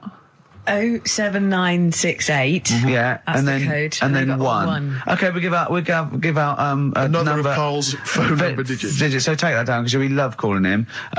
Should we have a little bit of feed or Let something? me just Yeah. tell you what Dick has said. Yeah. He said, Richard Anderson, he also said, P.S. the show's still rubbish without Carl. Yeah, fair enough. Still rubbish without Carl. Now, is that a compliment? It's still rubbish without Carl. Well, do you want a bit now, or what? What would it Well, no, I wanted you to tell Steve about your holiday because you told me in I the haven't week. think. Go on. Steve, I mean, bad idea. I had a feeling anyway about going away with like Suzanne's mum and dad, because I've never been into sort of family holidays anyway, right? Even when you see it, whenever I've been on holiday and you see like families on planes and that, and they're all having a laugh and a joke, loving it, and then on the plane going back, you can see that they've gone off into groups, and like, you know, the dad isn't talking to the daughter and all that business. So I thought, asking for trouble, but you know, I do everything once. Do you know what I mean? Boxing, dancing, going on holiday with parents and that. Yeah. Give it a go, see how it goes, right? So Not your A-levels, but fair enough. it started off. It started off bad, didn't it? Because last week I told you that you know, our dad called us up and said, you know, I want to take some tea bags with us to Madeira. Yeah. What's the best way of packing them? Yeah. Right, so I knew there was going to be problems like that, because the thing with Suzanne's family, right, they like having a routine. They know what they're doing every day. They know what they're having for tea every day. It's the same thing every week and stuff like that. Yeah. So I thought this is going to be interesting, this, because they can't do what they normally do. Sure. I love it. I love you treating it like an experiment. Yeah. Right. Just watching them all the time. So the first problem was they'd never flown before. So I was winding them up a bit. Saying, course you were. It's murder. It's really horrible. Plane goes all over the place. And my mum had done some research saying, well, I've been reading about it, and she got a funny accent. More people, there's more chance of me being killed on a donkey than there is on a plane. So I upset her. I said, right, when we get there, Spain. I said, when we get there, let's see if there's any donkeys on the beach. Yeah. Right? And she didn't like that. So. Oh, what? The joke about you hoping she died? Yeah. Oh, what's up with that? Right, so we get there, and, they see the villa and that, they're quite happy with all that business, right, with all that stuff. And then, as time went on, I was getting a bit sort of fed up with them being around us all the time, because I think you should have your own time when you go on holiday with the family. You should say, right, you go off and do your thing, we'll do our thing, and we'll meet up later and talk about what we've been doing and stuff. Anyway, so it gets to like the Thursday, we've been away since Monday, right, and said, right, we're going out tonight. So our mum says, yeah, we'll come with you. I said, no, it's just us, we're having a bit of time on our own, right? Is it true you said to her, you told me this, you said to her, you started to annoy me, I want some time on my own? Well, I told her at the start, I said, it's going to be interesting this, because people annoy me when they're around me a lot. Sure. So I wasn't nasty to her, I just was saying people, not her. All right. Yeah. Do you know what I mean? I'm just saying, you're going to get on my nerves. So, you hailed a donkey for her. So, no, but seriously, right, with the flying, do you know those stockings that you can get because of deep vein thrombosis? Sure. She had them on in the cab. Brilliant. And it's only a 2-hour flight as well, so that was annoying me. Right, so anyway, it gets to this, the Thursday night when I'm going out with Suzanne, and our mum's like sat on the sun lounger outside. So where are we going tonight? I said, no, like I said, it's just us. We're going out having a bit of time to ourselves. So I could see as the day was getting on, she was realising that she's got a night in with like her husband, right? Her face started to like look miserable. Sure. I thought, I'm loving this. So I said, right, I'm going in to go and have a shower, go and get ready for the tonight. It's going to be great. And winding them up, wind them up because they can't come, because he said they can't. Right, so I go upstairs, have a shower and that. I come down, and a mum's smiling. Oh, hang on. So I'm thinking, hang on a minute, what's gone on here? So I went to Suzanne, I said, why is your mum smiling? She's not coming. She said, no, but my dad said he'll take her out now. So in a way, she was happy because she got her own way, which annoyed me. That annoyed you, sure, because you wanted to... What, you don't even want her husband taking her out? Well, it's just the fact she didn't want to go out. She was happy to stay in and have sausage, egg and chips that they'd found from some shop that sold English food. Right. So that's almost like what they do if they're at home. Sausage, egg and chips. So she was happy with that if we were staying in and having that. Well, because we were going out, she was fed up. Right. So she's smiling. So she's going, yeah, I'm going out now. So I said, well, enjoy yourself. She said, where are you going? I said, well, it doesn't matter, does it? You don't need to know. Sure. She's not going to where we're going. Oh, you just don't want us to be in the same restaurant. So yeah, that's right. I said I want a night out on my own with Suzanne. It's our holiday as well. I don't know. I can talk to you about this. This is not even his own parents. This is someone else's parents. These are the parents of the woman he loves. But even Suzanne sort of agreed with me. There's only so much time you can spend with your parents. That's why you leave. That's why when you're ill, you don't go home to them. Yeah. Sure. Yeah. Because the slight difference between me and you, Carl, is that not everyone in the world annoys me. Well, not everyone does. Just I can see what I felt a bit guilty that week when he said I was annoying him, but I realise it's not my fault now. No, everyone annoys him. Yeah. So yeah, it was an all right holiday. It was good to get back. Brilliant. Won't be doing it again. No. And what now would you say is your relationship with Suzanne's parents? Is it a frosty one? No, I just think they know that I don't like to put up with them for a long time. Yeah. I mean, when we were packing, a man was upset because, like, she really liked the place where we were staying, right? Because it was quite a big villa, because there was a few of us. There was a brother as well with us, right? Yeah. So, our mum said, oh, I love it here. She said, I'm definitely going to book this place again. I said, it's a bit big for two of you, isn't it? Just being sarky, like, we're definitely... I said, because, I won't be coming again. You're like, I don't know what you're like, Carl. You're a monster. You're an absolute monster. You're one of those people that goes, I says that speakers are fine, I says that, and gibbered what the wibble. Yeah. And never the way will slap. You're like a middle-aged man. You're like an old man. You're like an old man and you're what, 30? I'm just imagining you scraping along in clogs and a flat cap going, oh, that tree's got to come down. Yeah. Yeah. Puncturing a kid's ball if he kicks it into your garden by mistake. Yeah. Refusing to give it back. Yeah, gather round. Yeah, there were once Chinese kid as airy as that cow, which is weird because there's not many Chinese people that are airy, but this one, I tell you, it were back in 1990. Grandad, are you eating a Twix? Well, that's you too, with or without you. Steve reckons, in ancient Greece, right, it was better to shag a bloke than a woman. And I went, well, yeah. I mean, that's about the male being, sort of a first-class citizen, much better, wasn't it? An aspiration the to point sleep with a beautiful man than a beautiful woman. Women were lower-class citizens, so therefore men were seen as higher class. So to have sexual relations with a man there was no shame in that. No. In fact, it was looked upon. And I said, well, ancient Rome. I said, Nero, he used to sit in his big jacuzzi and he used to get, pretty boy men to just go into the water and just nibble at his testicles while he was having a wash. He didn't do that. He did. No. Yeah. And he's not a gay fella. No, well, no. I mean, I don't know about Nero, but I mean, it wasn't a case of a big delineation between what was heterosexual and what was gay. It was just, whatever you. So what did this fella do then? This one who's having his. Well, he was pretty much top boy, Nero, for a while. He was in charge. And, and you did what you were told. If Caesar or. But why were people going round there? Why didn't they go? Oh. No, they weren't dropping in. It wasn't like the door was opening. I'm just going to see what Nero's doing. It's not like when I pop in here to see you. Normally what would happen is he'd say, "Come back to my place. I got a book for you." Yeah. You pop in, but he'd come out in his pants. Elton John would be on. You'd have probably been like a delivery boy or a stable boy or something, and you'd have popped round there and you'd have gone, "There, right, Nero, there's the tablets of stone you wanted," and you go, "Pilkington, why you are here? Pop under." I don't know why he's French. What is that? I don't know why he's French. Just pop under the water and nibble at my testicles, and you'd have done it. Because he was Nero. I wouldn't. He would have. There's no way I would have done. Well, you would have. What have I done? I've dropped a pizza off. Yeah, you put around to Nero's place with the pizza. Right, I'd say I've done my job. Right? Yeah. That's not the sort of tip I wanted. No, he'd have said, get the little baldy chap to nibble at my testicles, and you'd have run the water. I wouldn't have done it. No, Well, you haven't me head on the you wall. haven't done it, right. No, I wouldn't have done it. Can I just say this, Steve? Not only would you be nibbling his testicles, you'd have been going mad. You'd have been noshing him just for extra. You'd have been doing everything he wanted. You'd have been going, he'd have gone, I didn't ask you to do that. You'd have been going mental. They'd have been chewing, slurping, smacking, poking. You'd have chopped, you'd have gnawed his packet off. You think you're eating Walker's crisps. There'd be bubbles, there'd be it'd be horrible.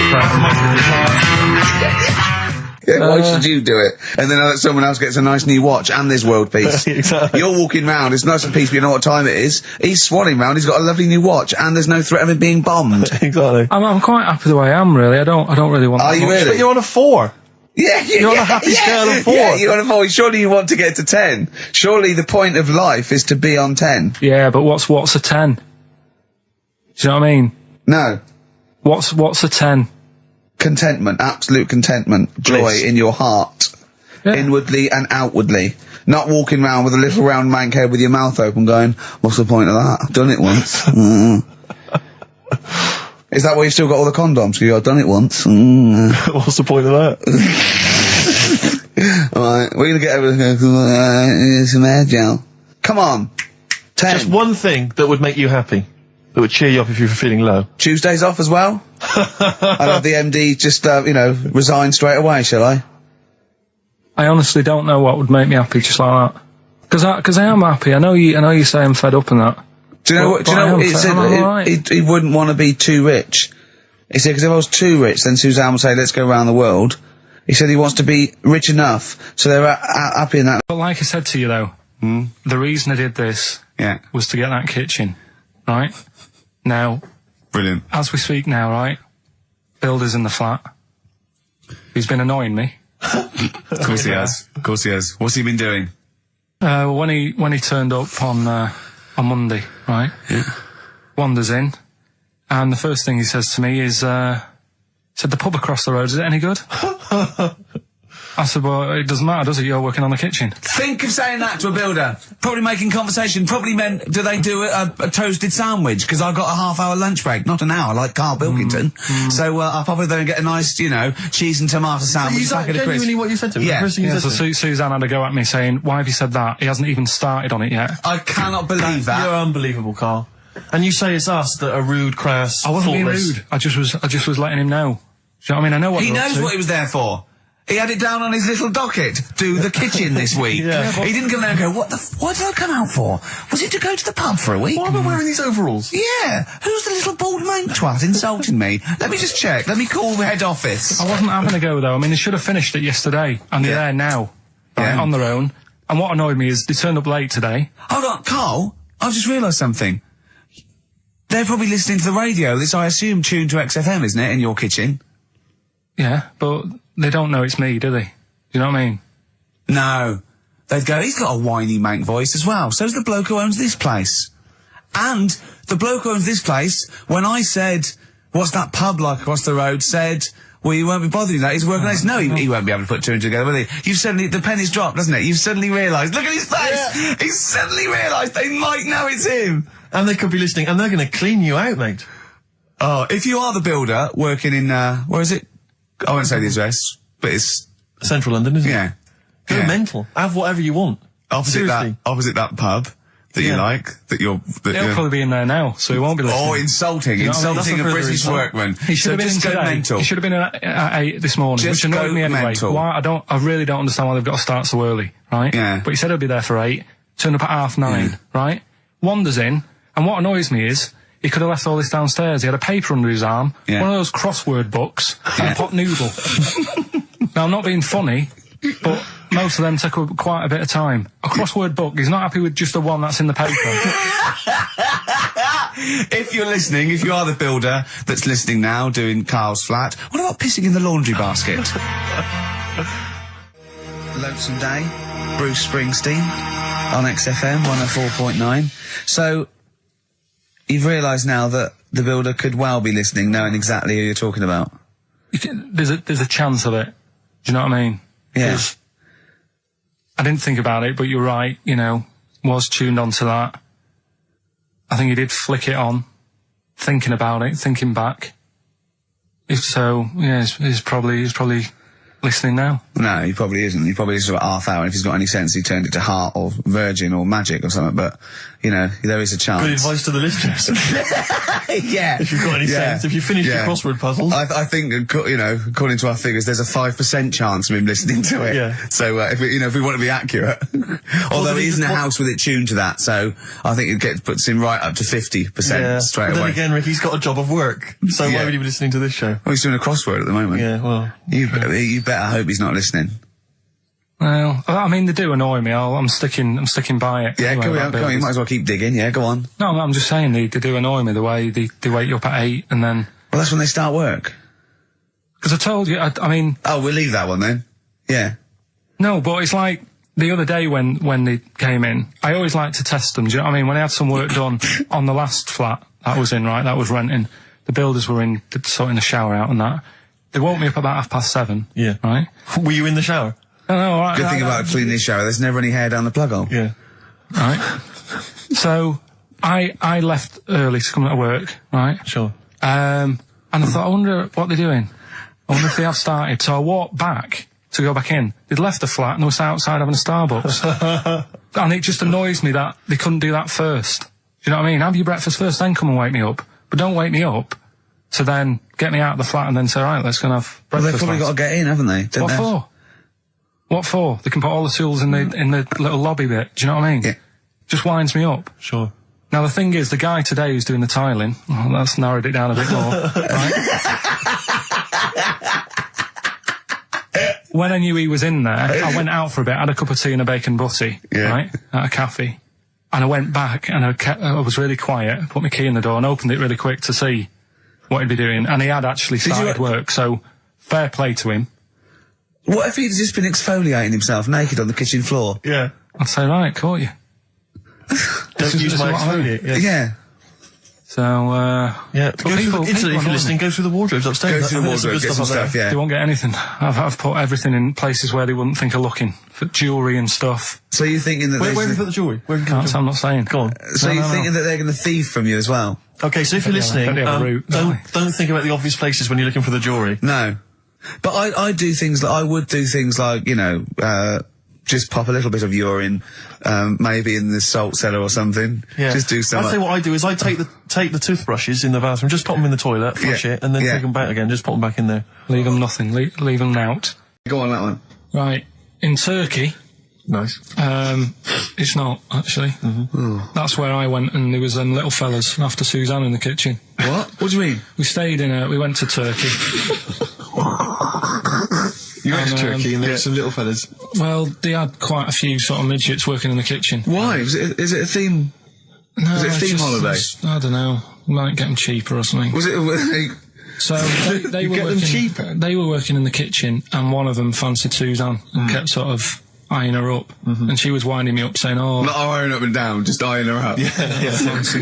Anyway, no. So What was she doing in the kitchen? No, it's like a pick what you want to eat type buffet, but you have people clearing the tables and that ready for you to come along. Are they low tables? And you know, he was just keeping an eye on her. What did he say though?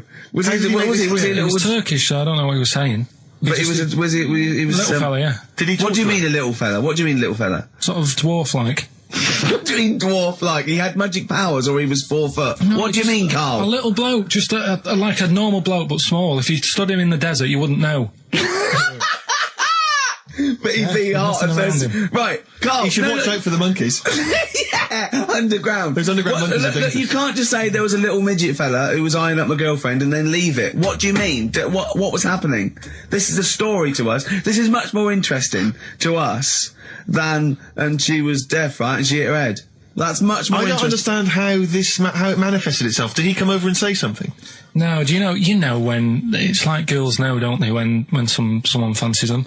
What do you mean there was lots of them as well? Do then? they? That's worth knowing. Listen, right, come on, right. So you went to this holiday, yeah? Yeah. And you went into the dining room or something? Yeah, downstairs. And you looked over. You thought, this is odd, there's no one serving. Yeah, and they go, Wait a minute. Hold on, you looked down and there was a little waiter. There was loads of them running around busy.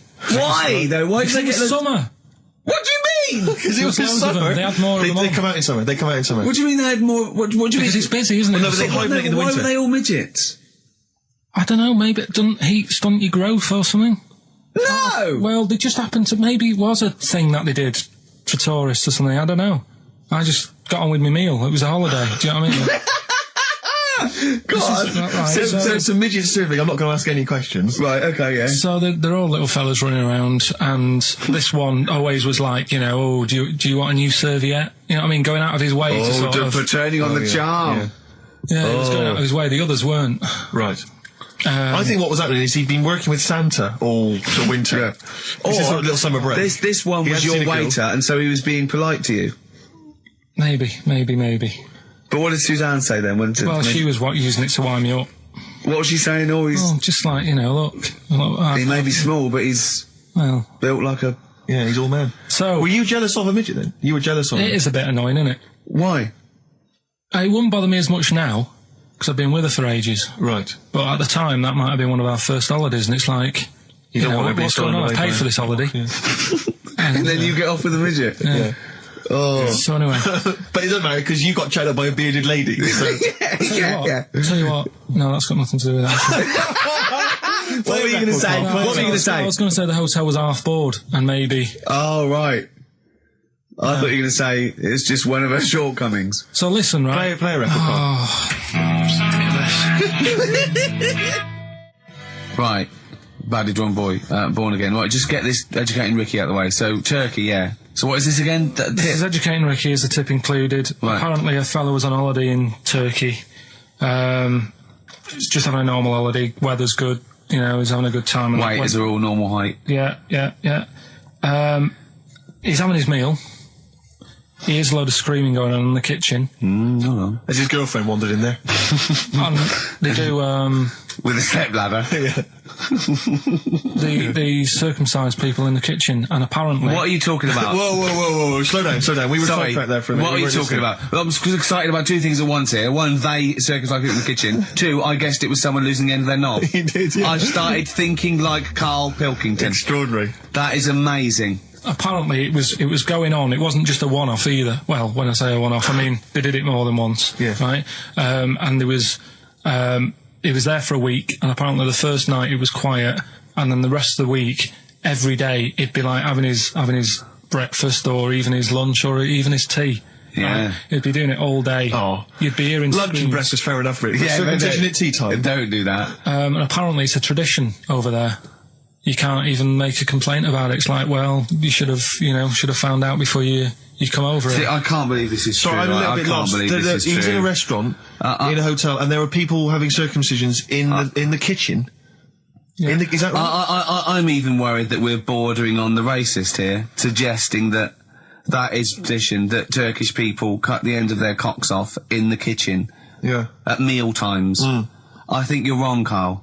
This just sounds ludicrous, Carl. No, I don't think it happens everywhere. Right. I think this Just in Oh, this at this hotel. certain places, Certain hotels. certain hotels. What, is it like 2-star? Yeah. Why did he go to the Foreskin Inn? It was his own fault, wasn't it? So that Sorry, that's it, is it? Have they closed? Sorry, no, wait. That's the story. You educated me, right? Once a fella saw some Turkish people cutting the tip of their knob off in the kitchen. Thanks very much. It's just, like the last flat that I lived in, I always had a good view across the road, and I could see, it was the hairy, there was the hairy Chinese not hairy Chinese kid, he was just a Chinese kid, actually. Yeah. Running Because about. that's rare, isn't it? Hairy Chinese kids are very rare, isn't it? Yeah. There's only one official sighting, isn't there? In one of those shit little magazines that you buy. Yeah, he was running around in his underpants. Sorry, you just swore ironically. I mean, I imagine if there's any newspapers listening, you did that because he's sort of jokey and... Yeah, go on.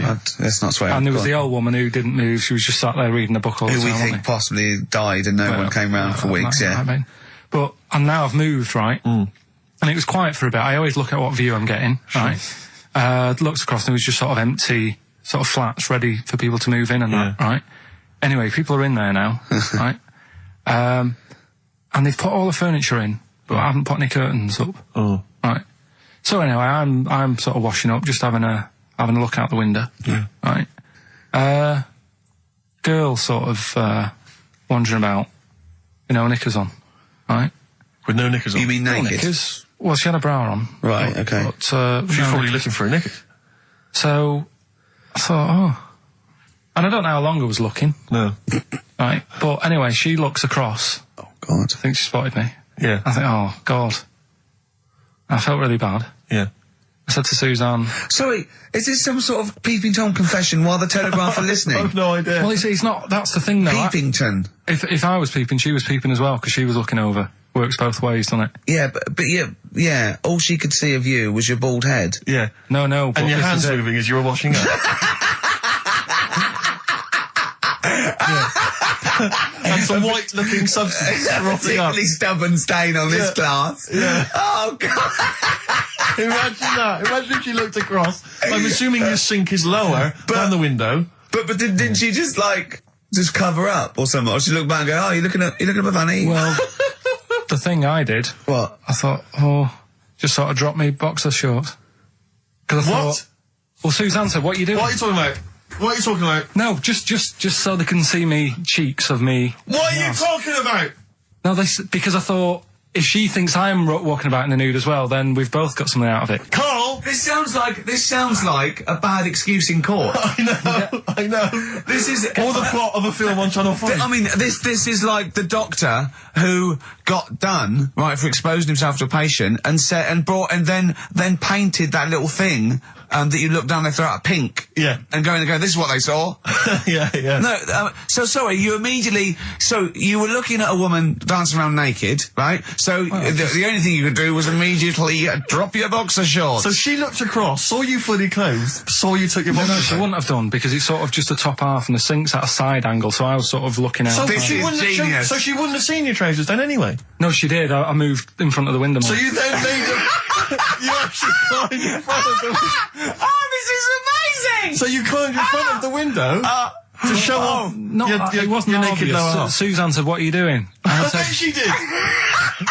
What are you looking at? I sent you in here to clean up. What are you doing? I'm just taking my trousers down, stand over the window. Why? Because there's a naked woman across the road. What do you think I'm doing, Suzanne? I'm exposing myself while looking at some free fame. Leave it. What's up with you, Suzanne? Leave it then, leave it. Christ. Are we doing Rockbusters? Or Yeah. She sent you in there to read up on Einstein. Yeah, but I know you guys are laughing about the height thing, and for those that have only just tuned in, I am 6'7" tall, which is tall and that's big, and I pride myself on it in a way. I've worked hard, I've not smoked, I ate well, Yeah. It's an accomplishment, but obviously I didn't have much involvement in it. I just and it's a curse because mainly the problem is that you can't get stuff, you can't get clothes, you can't get shoes. Yeah. He's size 14 feet. Yeah, but it is genuine, and I don't know. I mean, it costs a lot to buy a pair of size 14 shoes, and if you were genuinely poor, I don't know how you'd afford to be tall because the clothing costs more, everything costs more. I've seen this in comics that you'd actually go to school in a barrel, wearing a barrel with just braces. It'd just be a barrel, and you'd have sort of flip flops, and you'd take a mule with you. They all had a mule, didn't they? The poor people always think you'll be in a pub or something, and people just think they can talk to you about it. They just think, hey, you're lanky. It's just because it's like they. But that really annoys you, doesn't it? Well, it annoys me because it's like they think I should be proud of it. Like, well, exactly, but they don't think that this is not a disadvantage. This is not a disability, is it? You're taller than most people. It might get disability. No. If you were 8'3", it'd be slightly debilitating. You would, but debilitating. What? Debilitating? Yeah. No, you're a medical man, aren't you? But no, the point is, it's a debilitating because when you go on public transport, like if you're on a coach. Yeah. The only place I can sit on a coach is that seat on the driver's lap. Either on the driver's lap or that seat at the very end. Yeah. Which sits into the aisle. Yeah. That's the only place I can sit. You stand up, some sort of kids at the back waving at drivers. You could drive it from the back. Here he comes. Watch it. Were you a tall baby? Oh, Mr. and Mrs. Merchant, you've given birth to a basketball player. Look at his dribble already. Were you a tall baby? Babies aren't tall. At what point did you suddenly, Jesus, nothing fits me? Well, it didn't happen overnight, Carl. Let's do a little graph. How tall were you at 5? Oh, I don't know. 3 foot. 3 foot. How tall were you at 12? 6 foot. 6 foot? Are you really? I don't know, do I? How do I remember? I don't remember this. Well, when did teachers start calling you freak boy and lanky? They didn't. It wasn't Didn't they? so much. It was no. You went to a funny school. I went bowling with him once, so I'd never been bowling before, and he'd been once before, and he went, let's go to this bowl. We went to a bowling alley, right? And you have to wear these special shoes. Now, they're sort of like pointed things anyway, and they're multicoloured, sort of red and green. They look pretty weird. And the woman said to me, what size? I said, I'm 8. She went, yeah. So what size are you? 14. She went, 14. He went, you probably haven't got them. She goes, yeah, I think we have got one pair. And she put them on the table, and it was like Krusty the Clown. And I just started laughing. They looked so long, and he had to run round this bowling alley in these freaky clown shoes. But they don't look freaky clown like when I'm wearing them, because the rest of me's in proportion to it. It looked like a little wall bracket. One of the worst things that happened to me was when I was when I was about 16 or something, we went to, There's a fire alarm going off. There's a fire alarm going off. And the fire light's going off. Yeah. Should we not just maybe play a record and go and check that out? Wrap it up if you want. No, not wrap it up. Play a record, I'm gonna go. No, it's gone off, Rick. It's gone off. Oh! What, we might have burned down! Yeah, I think we'd know about it. The flames licking around our ankles would be a clue. God. I'm gonna go and investigate. You shouldn't ignore a fire alarm, did you? Blimey. We're entertaining the nation. Oh, look at him, he's scared of fire! What do you mean? That's great. When my dad was when he was a taxi driver, yeah, you used to have to sort of do your bit for the local area. Oh God! By taking the Forest Gump people to Blackpool. Yeah. Is that what they're called now? The Forrest Gump people? Is that what the organisations that support them asked for them to be referred to? A minibus with life is a box of chocolates.com. Well, Forrest Gump types. It must have been, so you work with these people. It was, the people with learning difficulties. And he used to get 5. Coming home must have been a busman's holiday. So he got 5 of them in the cab. Yeah. And he had to go to Blackpool, and 4 of them were really good, behaving themselves, didn't mess about, weren't fighting and stuff, but there was one who was just causing loads of trouble and he couldn't control him. And what you've got to be able to do with people like that, you don't want them to get stressed out because it's not good for them. It stresses them out, and you could end up with a bit. Thanks, Dr. Karl. You could end up with a bit of a riot on your hands. So he thought, I'll nip this one in the bud right now. And he pulled up just on the outskirts of Blackpool, and he took the one out that was causing problems and put it in a wheelie bin. Oh, no. Oh, I'm sorry. I apologise. He did what? Oh, he did it for the good of the others. He put it in a wheelie bin. He was having a good time. He thought it was one of the rides. Can you stop saying it? He had another problem similar to it where he had a little minibus, and it was his job to take a load of old women to the bingo hall, and it was miles away. And he took him there. There was no problem. About 10 old women in a minibus. One of them was causing trouble, so he pulled over it. No, right. So he took him there. Everything's fine. He dropped him off. They had a lovely night. Yeah. Right. They had a lovely night. Won a bit of cash. Coming back, it's a bit of a late night, and they all started moaning at him, going, "I want to be dropped off here. Take me there. I want to be dropped off first. I've got to get up early. Blah blah. My husband's expecting me. I'm already late. Take me here first. Take me there." And he just pulled up in the middle of nowhere, said, "Get out." And he made them get out, and they all called for taxis. They charged that company who was meant to be taking him home in the minibus, and he got the sack. My mate, Anthony, his mum called up my mum and said, I've got to meet up with you. I've got to have a word with you. And she said, what about? She said, I don't want to talk about it over the phone. So she goes, oh, right. Well, yeah, come round tonight then. So anyway, my mum sees me. She don't want to be in an awkward position and be a bit embarrassed and what have you. So she sees me and she goes, right, Anthony's mum's coming round.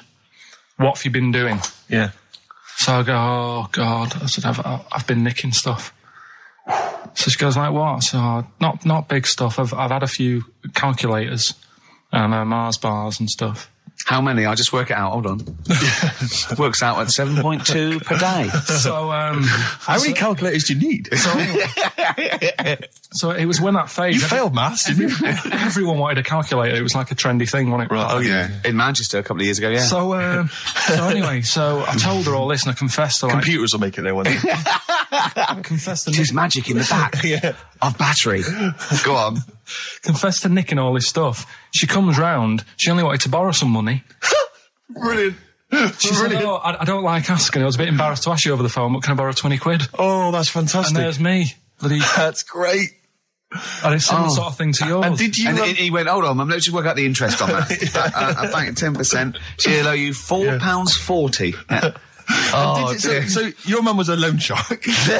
yeah. And did she mention? She went, I just with that other, because what I'm saying is presumably you got your mate in trouble. No. Right, you didn't. No. She went, no worries, I'll just go and get my purse. It's on the dressing table. Exactly. Yeah. Karl, I'm going for nobody has been that lucky before. Right, it's a story about this kid who was born. Right. Was he? Yeah, he was popped out and. The dad and the mum saw the baby and it was like, oh, that's a good-looking little kid. Sure. And they were proud and that. And then they're surprised that it's a good-looking little kid. It's theirs. Yeah. Like it could have been a frog, and they'd have gone, oh, he's got your eyes. And then the doctor goes, yeah, it is, but look at that. What? He said, it's a boy and hasn't got a knob. I love the doctor saying that. I love this GP. Right. Oh, this midwife saying that. Oh, we love little boy. Yeah, but no knob, baby. Mr. and Mrs. I mean, think. Right. No, but I'm speeding it up a bit. All right, come on. So the baby's born. So the baby's like that, and the doctor says that, and the woman's like, oh, it's our first as well, and stuff, right? She's really gutted. What's the second going to be like? So, go ahead. So just a knob. Doctor says, we'll call it Karl. All right, go on. Right, go on. So the doctor says, well, I'll leave it with you for a bit, get used to the idea, right? As opposed to throwing it away. So he wanders off. Yeah. He comes back with a smile on his face, right? Found the knob. So the mum and dad are like, what are you smiling about? He said, you're not going to believe this. Baby's just been born. It's got 2. Right? You can have one of them. And they did a little operation. Where did you get this information from? That's in a book. What book? Is it the same as the book that you carry round with you? No. With the woman with 3 legs, the juggler with 9 arms, and the bloke who found shagging a chicken under a rock. Is it in that book? Weird though, isn't it? Well, it's not true. It is true. What, in the same hospital, there was a baby born without a knob. Luckily, Karl. It happened. You swear to God you're not making The it up. doctor came back smiling, because you won't believe it. There's a baby there with an excess of a knob. It happened, honestly. I'm not, all these things are not made up, the educating stuff. That's why I do it, innit? Teaching you stuff, always teaching you stuff. All right, if anyone can confirm the baby with no knob, they're going to confirm it, because they're going to go to the same dubious website that Karl got it from. I always try to be level-headed and reasonable in these situations. And it's always Guatemala or Mexico. About Rodriguez was born without a knob. Luckily, baby next door and was one 2 knobs. What a load of shite. Play a record. Caught by the River on XFM 104.9. I'm Ricky Gervais, Steve Merchant. Hello. Karl Pilkington and everything. No, I'm going to be honest with you. Go on. A little bit hungover, don't feel very well. Yeah. I don't know if I'm hungover or still a bit drunk, but I don't feel... You sound like you're still a bit drunk. Yeah, so what I'm worried about... You do every week, so... But what I'm worried about is that the standard will slip. Yeah, sure. If I'm not right on the ball. And the other thing is, I haven't had a lot of time to prepare the show today. Okay. So I don't feel, 100%. Yeah, I haven't done the Karl. Right. Look. Have you finished that sentence? I don't make me laugh because it hurts as well. And there's the other side effect to me being a little bit hungover and or drunk or whatever, right, is that I can be annoying.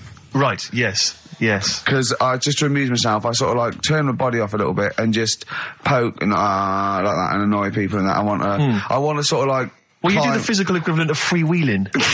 Don't you? You just I sort of want to climb on Karl and go to sleep on him. Yes. Do you know what I mean? Yes. They both annoy him and it'd be comfortable. Yes. Which is...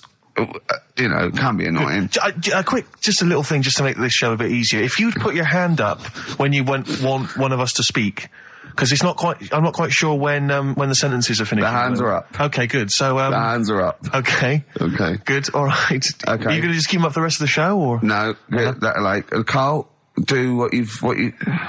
Huh? Good, alright. Do you want to, is there an excuse as to why you're a bit hungover? Too much wine. Okay. Last night, yeah. Yeah, good. Thanks for that. Because this is the only work you've got to do all week, isn't it? Unless I'm very much mistaken. You don't have to do anything. You just sit at home eating cheese. Yeah. Then occasionally you do a bit of sort of shadow boxing. And that's exercise. And then you sit and watch TV. Yeah. Is that roughly what you did this week? Yeah. Uh-huh. So this is the only 2 hours you had to do anything for all week. This is you had to prepare for this. Yeah, but who can plan a hangover? Right. You'd think, Karl, you said you had some stuff. Yeah.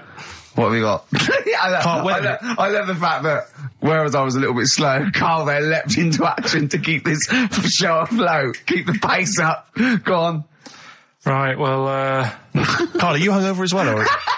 I'm just a bit annoyed because I'm with you. Do you know what I mean? He hasn't got much to do all week. You're having a laugh. What? What angers me is I kind of hope that maybe I could have quite a long career in radio, and I sort of feel like I don't know, the word sinking ship. Those words spring to mind. But... Because it feels like, Karl, you're just a chancer anyway. You weren't even supposed to be on air, and we've made you into something of a household name, and that's cool. Household name? And Ricky's already a celebrity. He's got it stitched up. He's got corporates. He's got, voiceover work. But I've got nothing. I'm running on empty. I'm not... nothing. I've got nothing. I'm sort of dependent a bit on this. Yeah. Financially. And, go on then. What and you two are sort of bringing it down, really. Right. Do you reckon I can get my own show, Karl? Karl. Tell them what I did out there with a bit. No, Karl, tell them how funny I was out there with a bit in that a minute ago. So anyway, come on, I'm bored of this. I'll tell you what. Will we tease them with what we've got coming up next? Yeah, Carl, tease us after the next Because record. I think we've already got them for 2 hours. Yeah, we've hooked them, Carl. Don't worry, this is textbook radio. What's this? Badly Done Boy. Yeah. Rick, can I just... Sorry, I don't mean to abuse our position again, but Bruce Springsteen's performing in London tomorrow night, and you remember I made an appeal to try and get a free ticket. Yeah. Well, I don't even mind paying. I tried to pay, but... That's good of you. No, I'm a generous kind of guy. And I thought you were mean. No, go on. What are you going to say? But You were all going I'm to pay saying for is, the ticket. you know- What, face value? I mean, you don't want to be ripped off, do you? No, don't be crazy, you know, ideally half price. Yeah. And I've been chasing kind of my tail, really. I'm not going at the moment. I'm not going, and I'm desperate to see him, man. I mean, he's going to do a great concert. It's his only one in London. I can't believe that being on the radio, being on XFM, you know, the listenership's going up apparently. I can't believe I can't get a ticket. I've asked Carl. He's done nothing. Hang on a minute. No, Carl had a very good point. Nothing. Carl, say what you said when he was whinging in No, the but first of all, whilst you're moaning, you also asked in the week for a Badly Drawn Boy album. Yeah. You got in today. Yeah. There's one there for you. Well, Yeah. but it's yin and yang. And it's Carl. like, yeah, but I do, you know. Carl, what's Steve ever done for you? That's what you got to ask yourself. What has Steve ever done for you? Well, he took me to the BAFTAs. Yeah, but only because no one else would probably want to go with you. I can't believe that. What is I this? do not believe that. Oh, Steve, I'm going to stitch you up now, Carl. And it's in a nice way, and don't worry, it won't be too bad. He won't take too bad. Carl sent me a little text message today. Right. No, Oh, what is this? Right, okay. Okay. You know, I'm in a very frail mood at the moment. No, because I'm you're not like going to this see one. Bruce. This is funny, because me and him have been, like, sending trivia back and forth to each other. Which is another point, right? I sent him...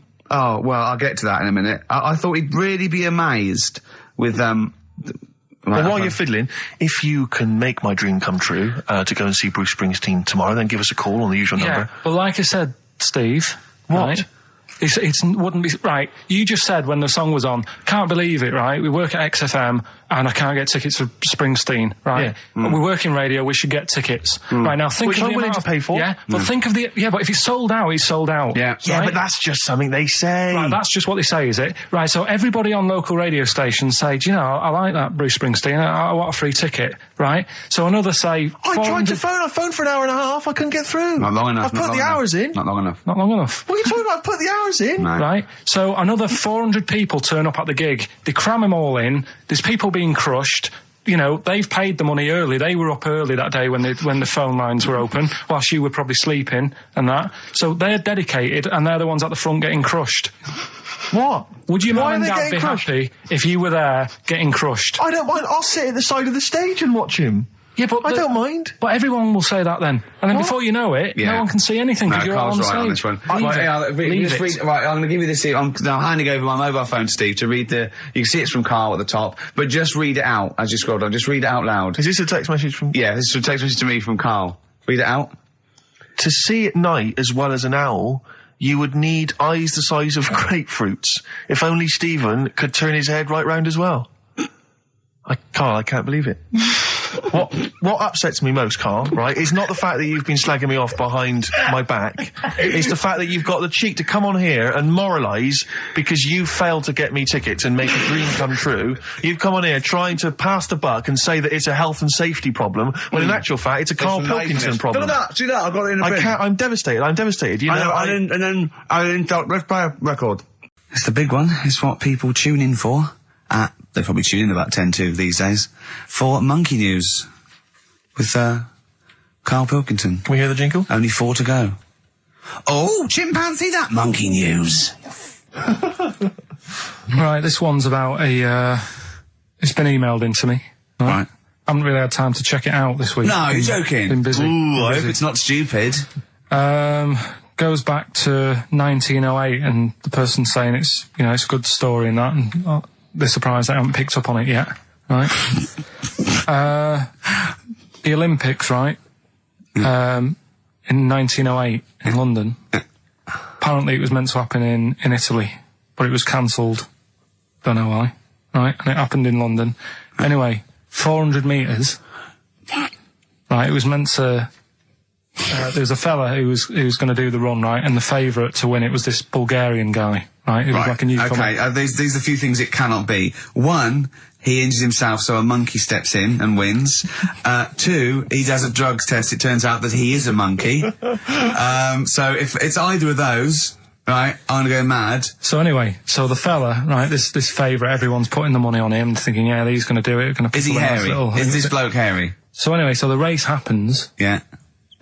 And everybody's lined up, ready to run.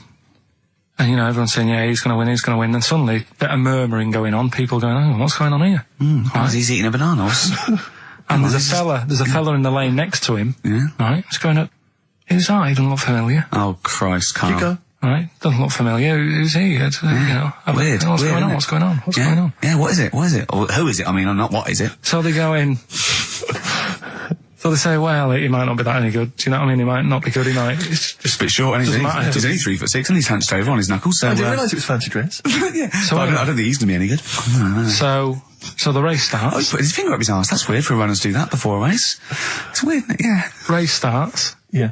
The fella that no one recognises wins it. People go, what's gone on here? Yeah, sure. Do you know what I mean? We had our money on the favourite. What's gone on? Who is this guy? Yeah. Anyway, he stood up there, right? He's looking well happy. Yeah. He's lifting the trophy and everything. Right. Long arms. That trophy's higher than...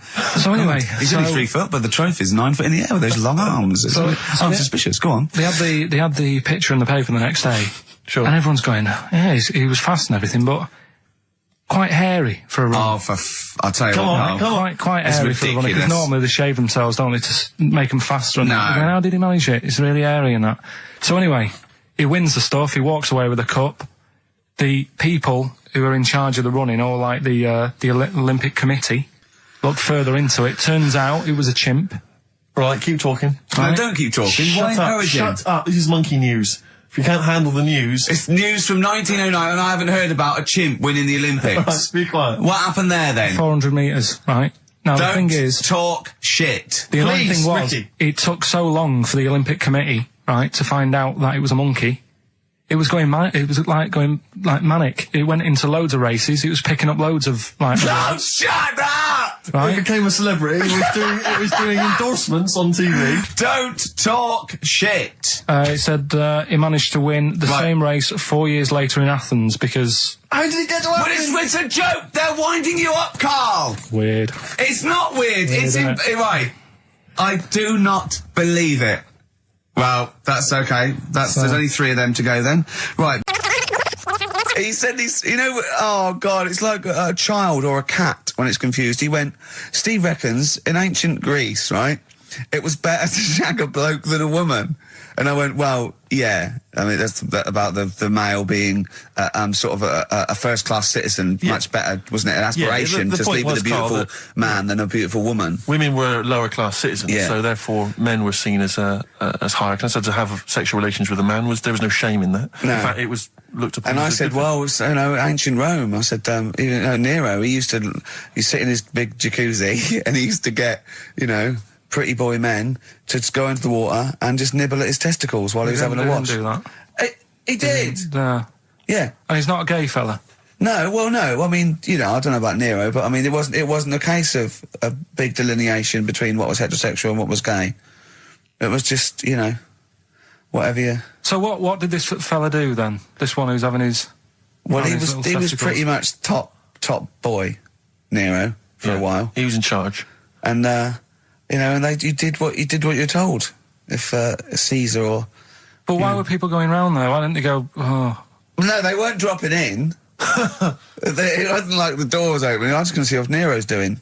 You'd have probably been like a delivery boy or a stable boy or something, and you'd have popped round there and you'd have gone, there, right, Nero, as the tablets of stone you wanted. And you go, Pilkington, why you are here? Pop under... I don't know why he's French. What is that? I don't know why he's French. Just pop under the water and nibble at my testicles and you'd have done it. Because he was Nero. I wouldn't. You would have. There's no way I would have done. Well, you would What have. have I done? I've dropped a pizza off. Yeah, you why put am I round to there? Nero's place with the pizza. Right. Right, I'd say I've done my job. Right? Yeah. That's not the sort of tip I wanted. No, he just said, Get the little baldy chap to nibble on my testicles, and you'd have done the water. I wouldn't have done it. No, Well, you would have put me head on the You'd wall have here. done it, right. I wouldn't have done it. Can I just say this, Steve? Not only would you be nibbling his testicles, you'd have been going mad. You'd have been noshing him just for extra. You'd have been doing everything he wanted. You'd have been going, he'd have gone, I didn't ask you to do that. You'd have been going mental. They'd have been chewing, slurping, smacking, poking. You'd have chopped, you'd have gnawed his packet off. You think you're eating Walker's crisps. There'd be bubbles, there'd be flood. Oh, it'd be horrible. Week off work. Do you know, like, my mum likes gnomes and stuff? Yeah. Right? Of course she does. She's lived with one for 30 years. She said, get your dad to take us to this park where they've got, 6-foot gnomes and stuff, right? Have a walk about. Sounds like a nightmare. Sounds like a living nightmare. Keep an eye on Carl. So anyway, he stood still for 2 minutes. Someone bought him. No. You can't buy them, and that. It's like a little exhibition thing, right? And it's part of a hall, right? This big hall that you have to pay to get in. But we didn't want to see the hall. I just wanted to see the gnomes. Of course you did, yeah. So anyway, my dad says, yeah, well, we can get in there for free. Of course he did. Clever. Right? So we parked up on this little country lane, right? No one about. We walked How much down, did it go in? Like £2? About £3 each. Yeah. But he said, well, yeah, but if you don't have to pay, do you know what I mean? You enjoy it even more, don't you, when you're walking about and you're thinking, I've got this £3 in my pocket, no one's having it. Yeah. Right? No, looking over shoulder for a bloke with a peak hat saying, can I see your ticket, please? I wouldn't enjoy it more, no. Go on. Yeah, but you don't worry about it, do you? You got a bit of money now then, Rick. You've changed. So anyway, so we had to walk across about 4 fields. For £3. Right, and what happened was, we're walking through all these fields and what have you, big grass and muddy bits and all that, 'cause it'd been raining, and climbing over fences and stuff. And we're in this field, right, and I look to my right, and there's about 30 cows all staring at us, right? And Suzanne started to panic a bit. She said, we shouldn't be here. Dad says, of course we can. We're allowed to go wherever we want. All this land, it's ramblers' rights and all that stuff. Yeah. And take a cow if you want, unattended. Serves him right for leaving him in the field unattended. I'm having one. And keep us fed for a week. Across. Anyway, these cows start surrounding us. Surrounding us. Oh, brilliant. Oh, no. Face off. And Suzanne's panicking, going, this isn't right. We're not going to make it to the fence in time. They're moving faster than us, and they started sort of running a bit. Wow. And it's like some kind of bovine West Side Story. A gang of cows coming at you. Don't worry about it and stuff. But my dad had to sort of stand there and wave a stick at him. Of course. And we got away, but Suzanne was having a bit of a sweat on. Got away. Saying, we could have got killed. Sure. And my dad saying, no, it never happens. And I just wondered if it does, if there's a risk of... Yeah, it is rare, but there's been a couple of cases of being trampled by cows. They're not aggressive. They sort of run through you. Well, they're aggressive if they've got a calf. They don't have kids. What? You had kids with them. Kids, yeah. That's goat you're thinking of. Yeah. Maybe they were trying to sneak into the gnome thing, and they were worried that if too many people did it, they thought some cows, we can just sneak in. Where cows, no one's expecting cows. And the cows were going, walk upright like you're a human. Don't walk upright. They thought you'd blow their cover. Yeah. People have been killed by cows before. Yeah, that was like the highlight, and then... So when you arrived there, you were presumably covered in mud, looking like something that had just come from Glastonbury, staggering around this exhibition. It wasn't that bad. It was just like a woods, and it had like a funny sort of funeral, like a graveyard thing. Right. Yeah. With bodies sort of hanging out the ground and that, and we had these 6-foot gnomes. Right. And then we just set off again, walked back. Monkey news, we might as well leave it. No, come on, tell monkey news. No, it's nothing that great, really. Is it worth playing the jingle? Quickly? Go on, then. Oh, chimpanzee that monkey news. Right, it's about a monkey. 2004, four. It's about this woman monkey who was born in 1834. Right? Half monkey, half woman. No, not true. It happened, apparently. It was in the Daily Mail. Right? Okay. The Victorian ape woman was her name. Mm-hmm. Yeah, I christened this thing Victorian ape woman. Well, we thought Sandra. No, I'm calling it Victorian ape woman. She was about 4 foot. No, didn't happen. She had lovely thick black hair on her head and on the back of her legs and on her arms. Yeah. All right. Saves stockings. Let's have a look. And she didn't need a bustle because of a huge ape-like arse sticking out the back of her dress. She was good at reading and sewing. Well, it's good because they didn't have opposable thumbs. So she could speak 3 languages. Yes. She was human, monkey, and monkey human. 20 offers of marriage. Does that annoy you, Steve?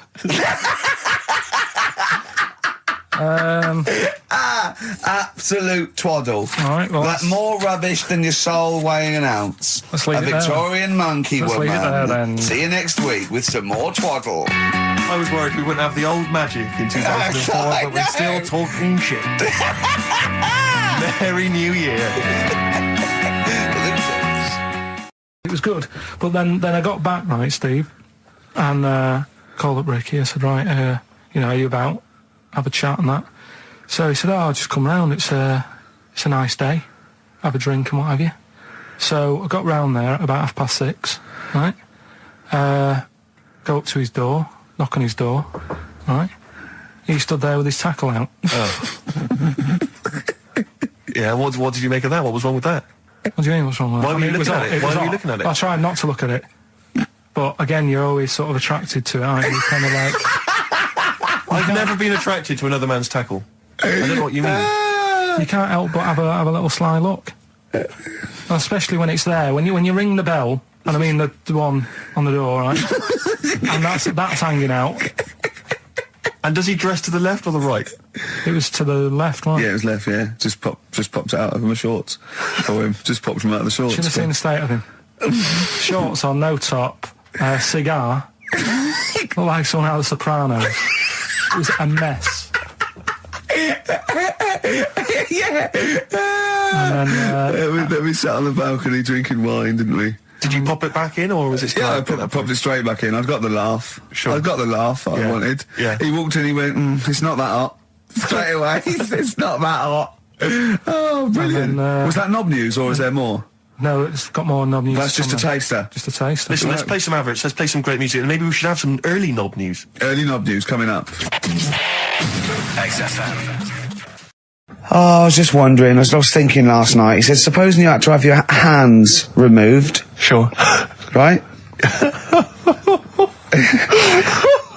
And the doctor said, well, you can either have them stay like that with stumps, or I can sew feet there. What would you have? And I was bleary-eyed, and I went, the stumps? He went, yeah. I went, all right? He went, yeah. And then what was his follow-up text to that? And then I got the text, it was obviously before it, and it went, and it was like quite serious. What would you do if surgeon not doing your hands? Would you have stumps or the feet? Right? Now the way, when I said, he's made his mind up, and I went, the stumps, he went, yeah. I think secretly he decided on the feet, but was too embarrassed to tell me. There's a little bit of what would you do?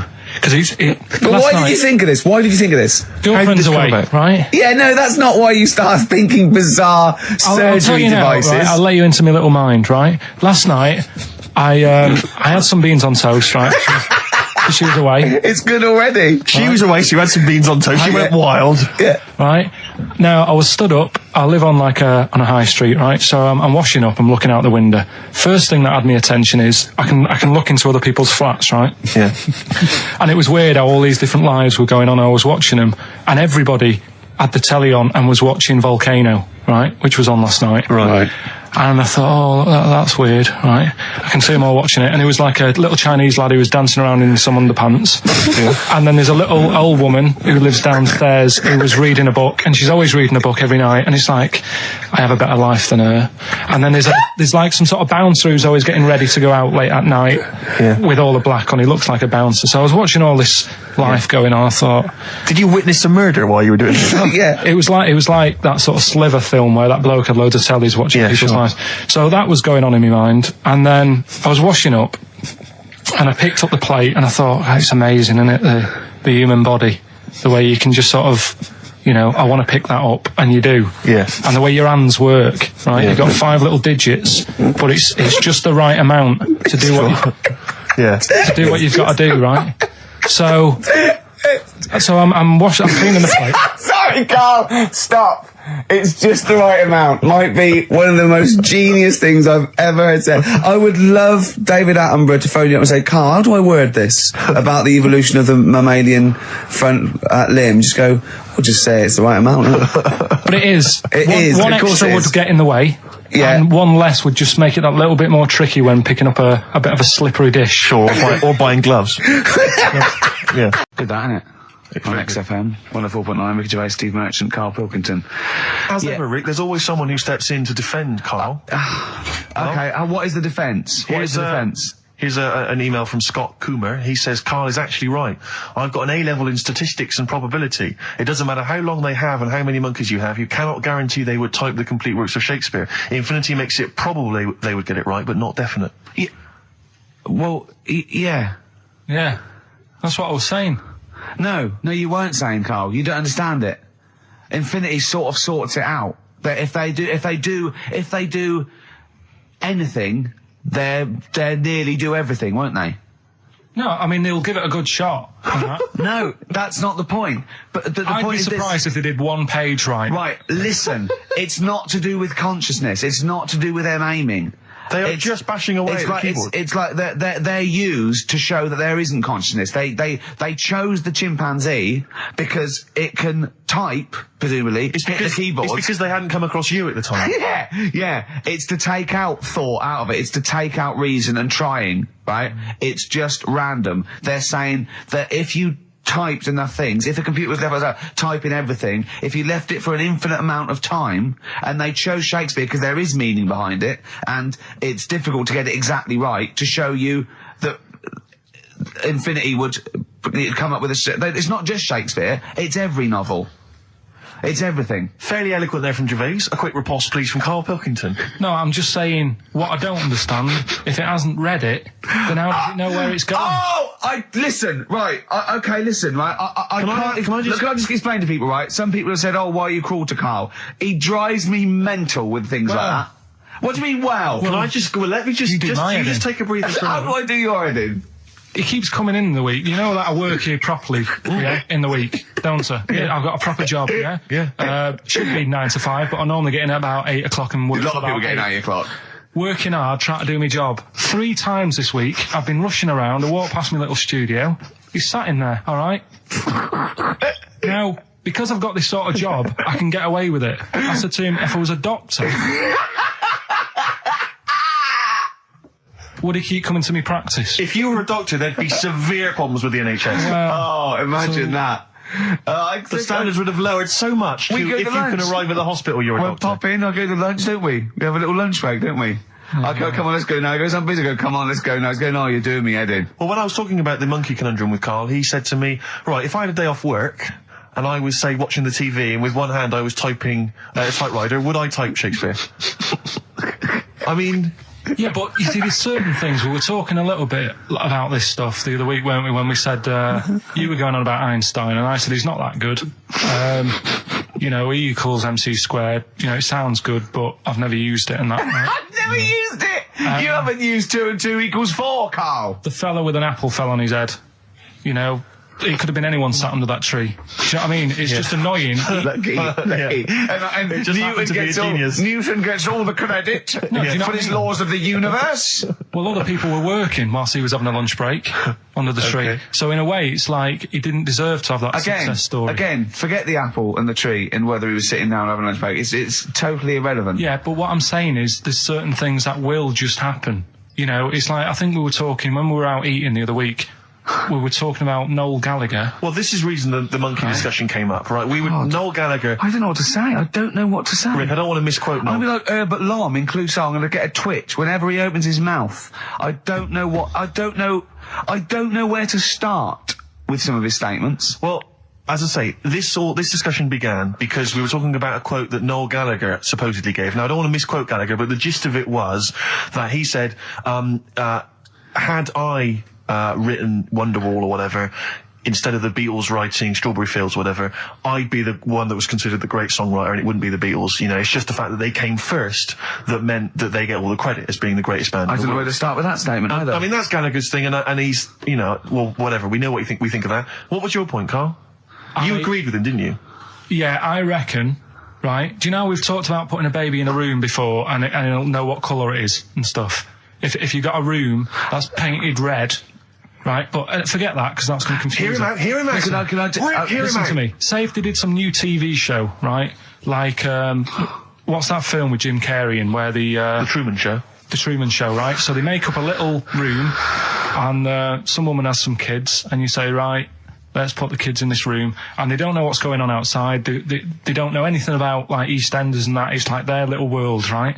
They don't know anything that's gone on. How could a child survive without EastEnders? Right, listen. So you sat in the room, right?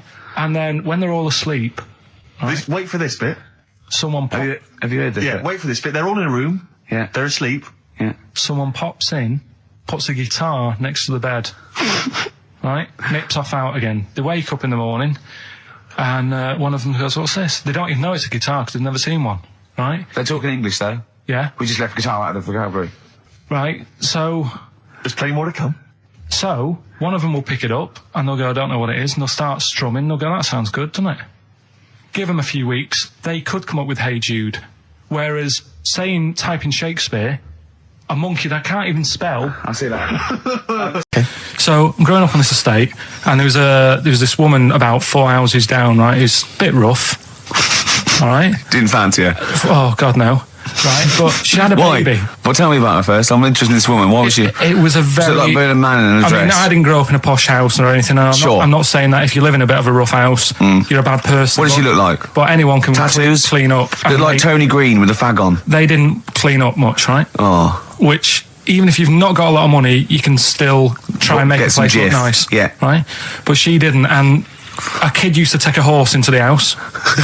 Sorry. Whoa, Neddy. What do you mean a kid used to take a horse into the house? Where did he get a horse? Must have nicked it from somewhere. Must have done. You've seen a horse in it? No. What, is that from outside the saloon round the corner? Yeah, was it just tied up with a bit of leather?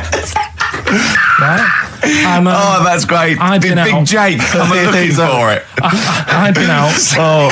No, sorry, let me get this. This was before the lynching stopped or after. Where did he get a horse from? What do you mean he must have nicked it? His mum said, "Where'd you get that from?" "I bought it." "All right then, but keep it out of the kitchen." I don't want you going Catlin rustling. Where did he get a horse from, Carl? And how long did he have it for? Was he leading it or riding it? Mum, open the door, I can't stop. I can't stop it. Open the patio door as well. Looks like we got us a runaway. What do you mean? I don't know, but the thing is they couldn't afford to buy one because they're not cheap. So I'm just guessing. Maybe that's wrong of me. But I think... He had a horse? Yeah, right. So that's why the family didn't have any money. They'd spend it on the horse. No, I don't think, that's what I'm saying. I don't think they would have bought it. So anyway... Yeah, it's wise to whisper, Carl, in case they're listening. Yeah. And they could be in the room next door. It's not buying it, it's keeping it as well. Oh. So I was like in the car with my dad coming into the avenue, and you used to have to drive down it to turn round. And, you know, sort of go back to our house. You had the traditional method of transport. Yeah. And the horse was in the lounge. Reading a paper. Just like walking around. Oh God!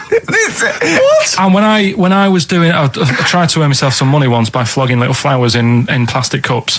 What? This is genius. It just keeps coming. What do you mean you're trying to flog little flowers? What do you mean? Wait. Let's play a record. Let's play a record and come back to this. This story's going to just unravel and unravel. It's going to go on for hours. Let's play a track, deeper Carl. and deeper. It's like an onion, isn't it? We've created a whole world here where there's a man living with a horse. Just walking around the lounge. I come from the West Country. I've never heard anything like that. I just think of a big sort of like orange carpet and it's got a rediffusion telly and this horse going, "I'm fed up in here." Exactly. God, that Darren's good. Darren Brown's good, isn't it? Oh dear.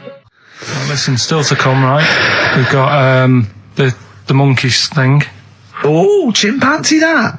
And when I was out last Sunday, right, at Johnny's birthday party, Steve was there. Yeah. Got talking about stuff. And a debate that we didn't really finish cropped up. It blew your mind, didn't it? Amazing. Oh, I know about this. Steve told me. This is the infinite amount of monkeys. Or a monkey with a typewriter an infinite amount of time would eventually come up with the works of Shakespeare. Yeah. There was no debate. It's a philosophical, mathematical problem. There's no debate. It's true. It wouldn't happen. No, listen, Carl, listen. Infinity sorts it all out for you, right? An infinite amount of monkeys at a typewriter, right? They do everything. They type everything. Infinity just sorts it all out for you. There's no getting to it and they're going, oh, well, let's have a look what they've done. This one's come close. Did Romeo and Juliet. It would do it all. It would type everything ever possible, conceivable.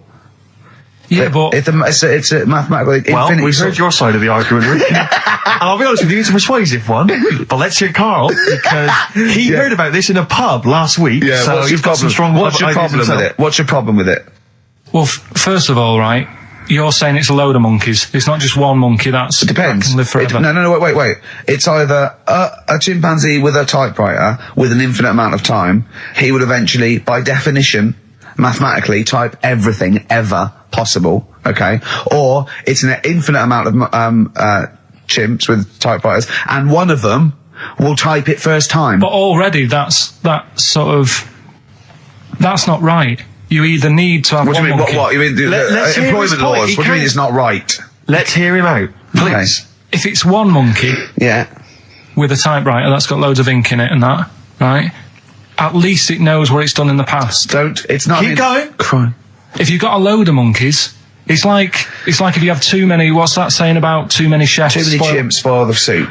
Right. Well, it's the same thing. It's like, well, I didn't tell you to put salt in it. I was going to put salt in it, and it messes it up. Whereas if it's just one, they know what's gone on. So what I'm saying is, honestly, leave him go. I can't be bothered. I want to hear. I want to hear the rest. This blows my mind. He doesn't know what this does to me. It's a mathematical problem. I want to hear the rest.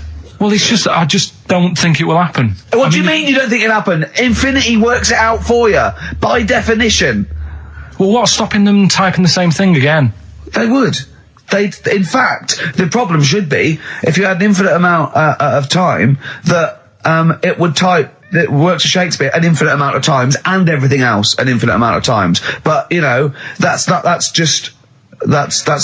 But not Shakespeare. Oh, shut up, you idiot! Rick, do you know what he said to me? I said to him, I explained it to him. I said, God. you've got an infinite number of monkeys, infinite number of typewriters. They will type the complete works of Shakespeare. He said, have they read Shakespeare? You're an idiot! Play a I record. said, no, I'm not having this they're not doing conversation. it from I'm not memory. having it because it really, really winds me up. But you're saying they'll do it with no spelling errors. Well, they do it an infinite amount of times. And they do it wrong an infinite amount of times. And they spell the last full stop wrong an infinite amount of times. And they get one thing wrong in Hamlet wrong an infinite amount of times. They do everything an infinite amount of times. But are they going off a story that they've... Play a record, Carl, because I'm going to knock you out. I'm just saying, Shut up! do they know the story? Oh, They're monkeys! Oh, Christ. No, Right, but- okay. That's what I'm saying. Right, we've got, who's that on the line? It's Rob. Rob, and, are you a doctor? I'm a final year medical student. I'll be a doctor in 2 months, touch wood. That's close enough, isn't it? Yeah. Excellent. So, where do you study? Do you want to give more details, or do you want to remain anonymous as you're calling in to I study at Barts Hospital. All right, great. So, why do GPs sometimes put their finger up a man's anus? To see what's there. You know, if you've got hemorrhoids, if you've got an enlarged prostate, you know, it's either that or they stick up a big tube and have a look up with a light. What? And it's easier to do that. Now, are you dumbing this down for us, or are you going to fail your medical exams by saying stick up a big tube with a light? I'm dumbing it down. Okay, come on then. We're all intelligent people here, and Carl. So you tell us what's that called? It's called a sigmoidoscope. Right. Nice. That was a clever test, wasn't it, Rick? 12 Two things inch are real long, Yeah. 12-inch long tube that they can put up there. So, Carl, would you prefer that or a finger? Well, so do they sort of do the finger first, and then, I mean, at what point do they say, hang on, we need a light here? I mean... It's normally if there's something wrong. But, so if I go then, say if I go to this Wellman clinic, right, and they go, yeah, the art's good and that, yeah, finger, there you go, and then they go, hang on, I'm going to go and get me light and tube. I could start worrying then, because they've sort of found something. And they're not likely to go straight in with the tube. They'll probably send you off some tests first. But Carl, there's nothing. But you go to these places to put your mind at rest and to know where you are with your health. I mean, it's not that you go along. That's what most people worry about. They think that because I'll go along and they'll find something. Well, one, that's illogical. It doesn't heighten the fact they'll find something because you go along. And two, if they do find something, it's a good job you went along. I mean, I'm a hypocrite because I don't go to the doctor. But you know, I've had that Carl, done. You should be concerned if when they shine the little light in your ear, it comes out the other side of your ear. No, the other ear comes right out the other side. That's when you should be worried. But Rob, right, you said then, if they find something, they send me off for some tests. Why can't I just have the test without that and cut out the middleman? Do you know what I mean? Because you're wasting lots of money. There's hundreds of tests they could do, and they could do every test, and they could all come back with nothing, or they could do the finger up there and send you for the 3 tests you need to find out what's wrong with you. But in this day and age, with all the technology and that, and like brainy doctors and all that, the only way to find out is sticking a finger up there. What are you worried about, Carl? Is it fundamentally that this doctor who's has done 6 years medical training, is it embarrassing to have a man's finger up your ass? I just don't understand how you can get round to that without... But what don't you like? Is it fundamentally you don't like anything up your ass, or is it the fact that it's a man's finger up there? I don't like going to the doctors. It makes me nervous, because I think if anyone searches you long enough, they're going to find a fault with you, right? And especially if they're going that far into you. They're going to find something. And probably not. Well, you never... I just don't... I don't know how to get round to that sort of... that point where you get a... What do you talk to the doctor about? And he's like, all right, nice day.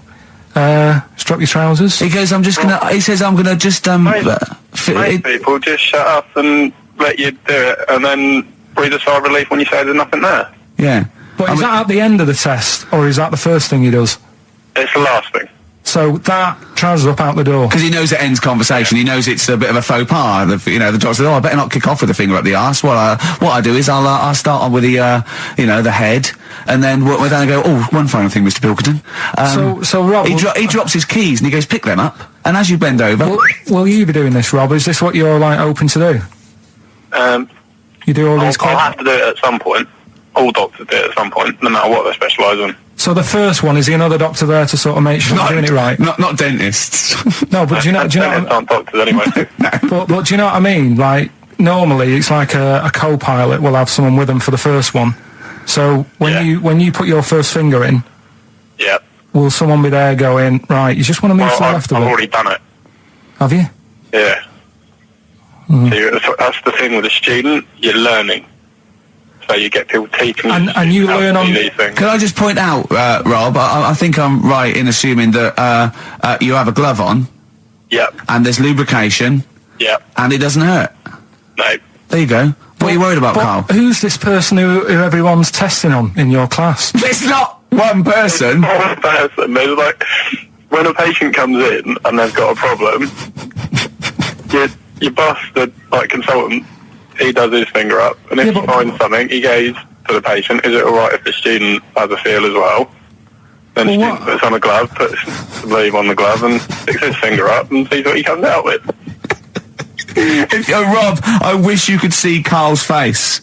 I mean, his face when you said, then he says, can this fella have a go as well? He looked horrified that he thought it was a free-for-all, like there's a queue of people trying on gloves and going, let's have a go. That looks good up there. What have you found? No, I mean, how come you had to sort of... Is it not something you could test on yourself rather than waiting for other people to come in? Because then, It's an awkward position to get to, really, isn't it?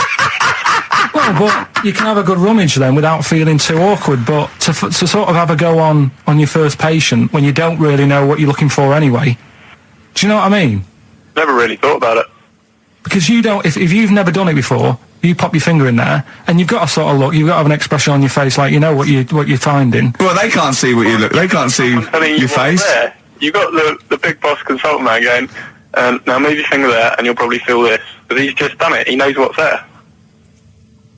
Well, what? Oh, so he's already had a go. He's had a feel, and he's going right. If you feel to the right, that's the conglomerate or whatever. The conglomerate, yeah. Its conglomerate is in perfect working order. I'm still. Thank you, Rob. I'm sorry you had to go through this. Carl is probably the worst patient you'll ever encounter in your medical career. Good luck with your finals, and thanks very much. And do you know any female doctors who do this? Or? Thank you, XFM 104.9. Thank you. Can I just tell you a story that Carl told me a couple of weeks ago? Is this another ghost story? Another spooky story? Yeah.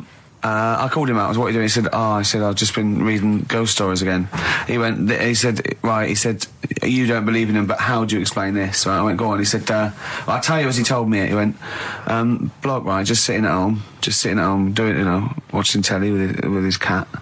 And, the phone rings, and it's a bloke going, is that fire, in your oven okay now? 'Cause your wife called. And Carl went, well, 1, there was no fire in the oven. 2, he wasn't married. I went, right. Go on. He went, well, then, right, there was a knock at the door, and there was 2 sort of people in sort of white coats, and they came and said, we've come about that fire. Your wife called us. He went, 1, there isn't a fire in my oven, and 2, I'm not even married. Right? And he said, they saw the cat, and they looked at the cat. It looks a bit weird at the cat came out, nothing. He said, and then he went back, sat down, phone rings, and they said, did they sort out the fire in the oven that your wife told us about? Oh. He went, 1, there is no fire in my oven. 2, I haven't got a wife. And Carl went, what do you think of that? I went, that's not it. He went, yeah. I went, that's the end of the story. What? He went, well, how'd you explain that? I went, explain what? I thought he was going to say, a year later we got married, but she died in an oven fire. Right? I thought it was going to be that. And I went, that's what? People winding him up. Yeah, or someone did report a fire oven, and their name was Johnson, and they looked up Johnson, they got the wrong thing, it was the gas board, and they sent around to the wrong person, right? You know, he went, yeah. I said, I explained it to him, he went, yeah. Why did they look at the cat funny?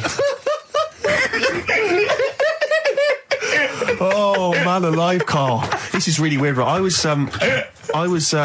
in my house once, right, and the doorbell rang. Yeah. Right, I opened the door, and there was no one there. Yeah. Right? And then I looked across the street, right, and there were some kids running away. Yeah. Now, how do you explain that? Yeah. There was another time, right, where, like, I opened the door, and there was a bloke goes, you've ordered pizza. I went, I haven't ordered pizza. And I heard my mate upstairs giggling and putting the phone down. Yeah. How do you explain that? Carl, seriously, why did you tell me that story? What did you think that was weird about that? The fact that it was 3 different people. Is this all the information? Is that the entire story? It was 3 different people. Did you fall asleep and not read the end? A fire that didn't happen, about a wife that didn't exist, and a cat that didn't look happy.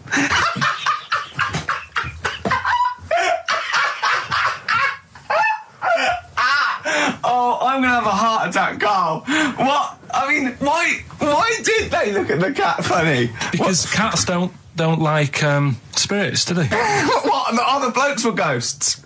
Yeah. Yeah, that's it. So these are kind of beetle about type ghosts.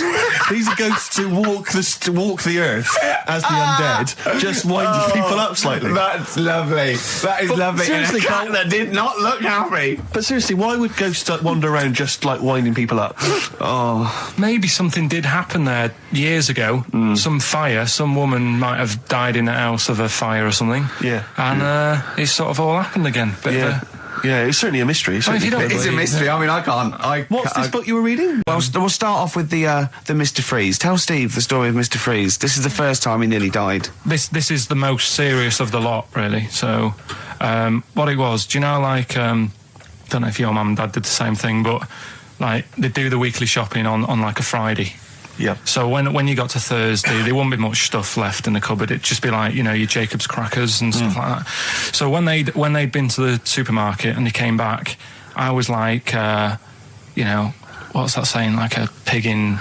You know, I loved it. It was like loads of food coming in, loads of biscuits. What is that saying? He nearly said pig in shit. Right. Is that the saying? Yeah. Right. So yeah, all this food comes in. Thank God he didn't. Otherwise he'd have been in trouble. That's true enough. Because he's culpable for our actions because he's the producer. So technically, that twat's in charge. Go on. Right, so anyway, there's loads of food, and I'm like, oh yeah, look at this, and chocolate biscuits, and, you know, penguins and stuff. Bacon. And bacon. Just in case, you never know. So anyway, my mum and dad's putting the food away. Me and our kid are like, he's already grabbed something, gone back upstairs. It's like feral children. It's like a quest for fire. And then they run upstairs. What did you sit under the bed, gnawing at some sort of pig's trotter? So I saw, do you remember Mr. Freeze Pops? I do, yeah. So they're kind of like popsicles, icicles. Yeah, but really long, like a foot long, right? Yeah. So I thought, I'll have one of them, so I grabbed it. Went for the nutritious stuff first. Absolutely. And like my mum and dad are putting this stuff away and what have you. And I rip it open and knock it back, right? Straight away, just right back like Swallow that. it straight away, yeah. But it went down the wrong way, right? So I was down like, your shirt?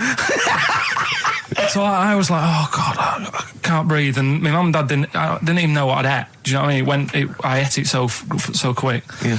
And I'm sort of tapping my mum on the back, going, and she's going, oh God, you know, he's choking again, because I was always choking. If it was one thing, I don't know if I've got like a small throat, but I mean, even Ricky knows I can't drink that much, can I? Yeah. Do you know, or eat pebbles. I'm not a quick drinker. I'd always, I think I'm scared of like swallowing stuff. Yeah. And it was like bottle tops and mint imperials and stuff. I was always choking on stuff.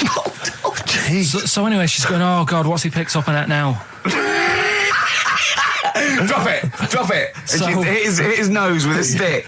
So I was going, I'm choking. At this point, my dad had I think he'd put his share away, you know, his food away, and he'd gone. His share, I love it. Yeah. He'd gone to watch like Winner Takes All or whatever in a lounge, and I was in the kitchen, and I was starting to I didn't care anymore. Do you know what I mean? I just got to that point where I wasn't struggling anymore. You just thought, I'm done. I just was like falling to the ground. And my mum's going, you know, get in here, I think it's serious. And my dad comes in and sort of starts shouting at me, saying that's what you get for being greedy. He didn't even know what I'd eaten. Well, it was the moment to teach you a lesson, certainly. So he's there like that, and my mum's going, oh, look at him. And my lips were going purple, and my eyes were rolling into the back of my head. You look like Marilyn Manson. And so anyway, she grabbed me from behind and did that fireman thing. The Heimlich manoeuvre. Yeah. And, you know, winded me. And it came up, and I was all right. What, the whole popsicle came flying back out? You see, that's what I don't understand, because there was nothing there. No, just a little bit. No, it swells up, doesn't it? Because it irritated it, so it went down your sort of like your epiglottis. It went down the wrong way, like it went into your air canal instead of your throat, and it sort of spasms, and that's the fear. You just got to calm it down and relax. So in time, I would have been all right. Yeah, anyway. you don't. Well, no, you might have. So that's so that's hang on. one. No. But the weird thing is, like for 3 days after that, I felt like a sort of a special person. I went to school. I'm saying nothing. I did full days. A special needs person. Yeah. I went to school the next 3 days after that. I didn't wag it or anything. I did full days. I love that. 3 days, turn over a new leaf. Yeah, exactly. After 3 days, you thought, screw it. Yeah, did a quick history exam. Yeah. Right, next one. Weird. That's popsicle. That's popsicle hell. So I did some research. Right. Let's just recap again. There was a guy you read about who had his head chopped off. He was guillotined. Yeah. He had said to the people around him, I am going to blink once I've had my head cut off to show the brain that life can still... Or the brain can continue to work after death.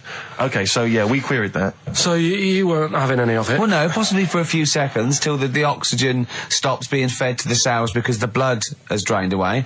But, you know, nothing spectacular. So right, go on. Well, along the similar sort of lines, right? This is quite a few years ago. This fella sort of upset the royal family doing something. Right, so they said this isn't good. It wasn't Ben Oughton at that Jubilee thing, was it? I can't remember what it was. And they said, right, that was terrible. We're gonna cut your head off. You know, you gotta show people like you can't be doing what you've been doing. What was this? The 1970s? When you say a couple of years ago, you mean maybe sort of... Was it the olden days when the phones weren't very good? Ages ago. Yeah. Ages ago, sure. So yeah, fair enough. Yeah. So... Very philosophical. Yeah, imagine that when you wasn't here story.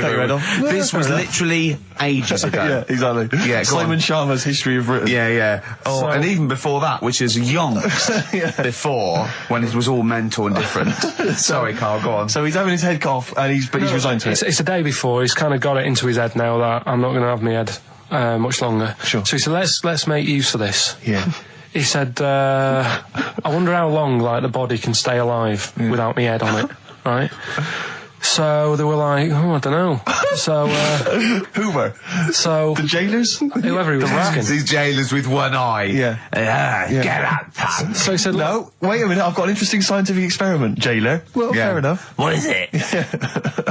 So, he said, what I want to do, right, he said, you know, surely it's my last right. You know, I'm gonna be dead tomorrow. Sure. So, let's do a test. He didn't draw it out this long, did he? Yeah, he said, let's test this out. You know, he said, do us a favour. He said, you know, it's my last day. What I want you to do is, you're gonna cut my head off. Let's put a white line on the floor. Right. And see if, you know, because there's no point asking how far he can sort of walk without an head if there isn't a line, because you don't know what to count. Do you know what I mean? If he loses his head and he's running around all over the place, you can't really count That's that. not impressive enough, yeah. So they said, let's make a white line. Sure. Yeah. Who said this? He did or they did? I think they started to join in with him and saying, well, let's make this a... Sure. You get it, go on. So, they got Norris McWhirter down. The Guinness people. Oh, yeah. So they said, let's get this white line. Yeah. And dedication's all you need. We'll do this tomorrow. And he said, all right, then I'll see you in the morning. I'll see you in the morning. Night, sleep tight. Bye. I love the fact that Carl knows exactly what was said. Oh, that's beautiful. Yeah. He doesn't know the story or what order it is in or when it was. He knows exactly what was said. But he knows the intricacies. All right then, see you in the morning. Bye. Oh, kissy. Oh, I'm not like that. Oh, you joker. Don't let the bed bugs bite. Yeah. Anyway. So he gets up. Do you want a paper tomorrow? No, I'm all right. Go on. He gets up and they say, right, you know, today's the day and that. And he said, well, you know, I've got used to the idea. So here's a white line for you. Got used to the idea. Go on. So they go, right, are you ready then? And he said, I go on. And they cut his head off. And the body walked 32 steps without a head. Wow. 32 steps. Incredible. And that's the lesson, really. Did it get as far as it walked along the white line, did it? Yeah, it stayed along the white line, did 32 steps, and then started to stumble a bit, and it just fell over. Yeah. But, you know, it was a test that your body can still keep alive for a little bit. Yeah.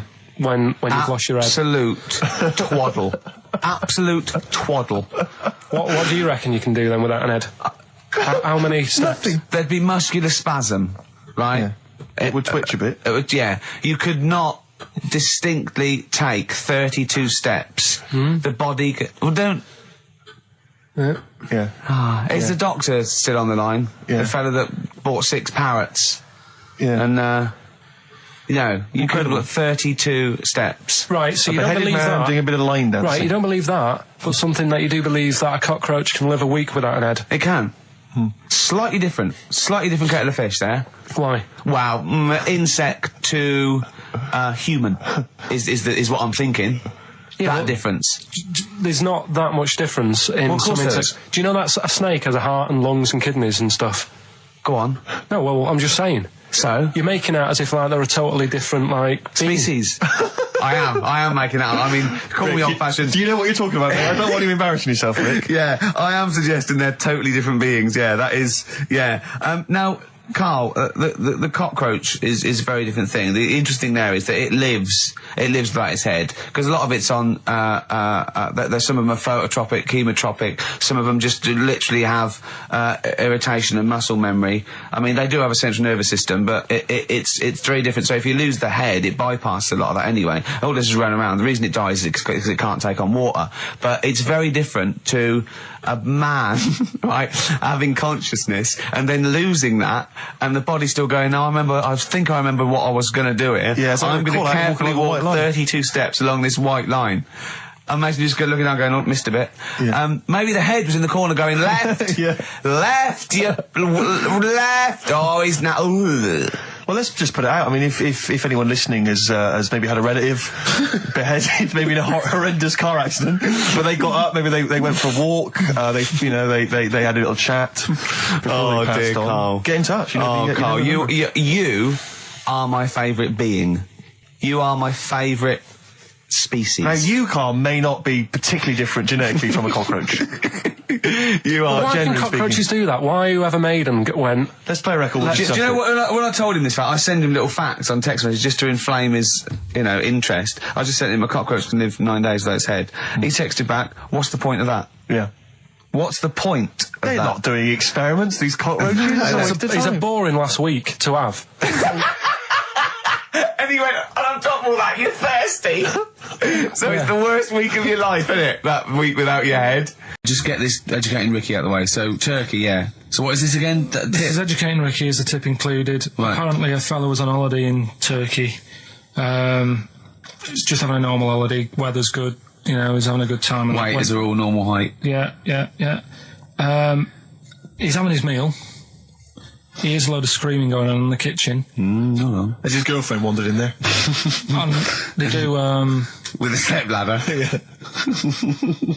they circumcise people in the kitchen, and apparently... What are you talking about? Whoa. Slow down. We were Sorry, sidetracked there for a minute. what are you talking about? Well, I'm excited about two things at once here. One, they circumcised people in the kitchen. Two, I guessed it was someone losing the end of their knob. He did, yeah. I started thinking like Karl Pilkington. Extraordinary. That is amazing. Apparently it was going on. It wasn't just a one-off either. Well, when I say a one-off, I mean they did it more than once. Yeah. Right. And there was it was there for a week, and apparently the first night it was quiet, and then the rest of the week, every day it'd be like having his breakfast, or even his lunch, or even his tea. Yeah. Right? He'd be doing it all day. Oh. You'd be hearing Lunch and screams. breakfast, fair enough, really. Yeah, Circumcision at tea time. Don't do that. And apparently it's a tradition over there. You can't even make a complaint about it. It's like, well, you should have found out before you come over See, it. I can't believe this is Sorry, true. I'm a little I bit can't lost. believe this is He was true. in a restaurant, in a hotel, and there were people having circumcisions in the kitchen. Yeah. Is that right? I'm even worried that we're bordering on the racist here, suggesting that is tradition, that Turkish people cut the end of their cocks off in the kitchen Yeah. at meal times. I think you're wrong, Carl. This just sounds ludicrous, Carl. No, I don't think it happens everywhere. Right. I think this Just in Oh, this at this hotel. certain places, Certain hotels. certain hotels. What, is it like 2-star? Yeah. That- Why did he go to the Foreskin Inn? It was his own fault, wasn't it? so that Sorry, that's it, is it? Have they closed? Sorry, no, wait. That's the story. You educated me, right? Once a fella saw some Turkish people cutting the tip of their knob off in the kitchen. Thanks very much. Thanks very much, Carl. Got any more? Well, there's things you can learn from it. Either don't go to Turkey, No! don't have calamari when you're over there.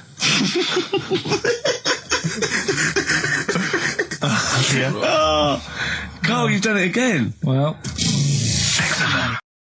good story that happened.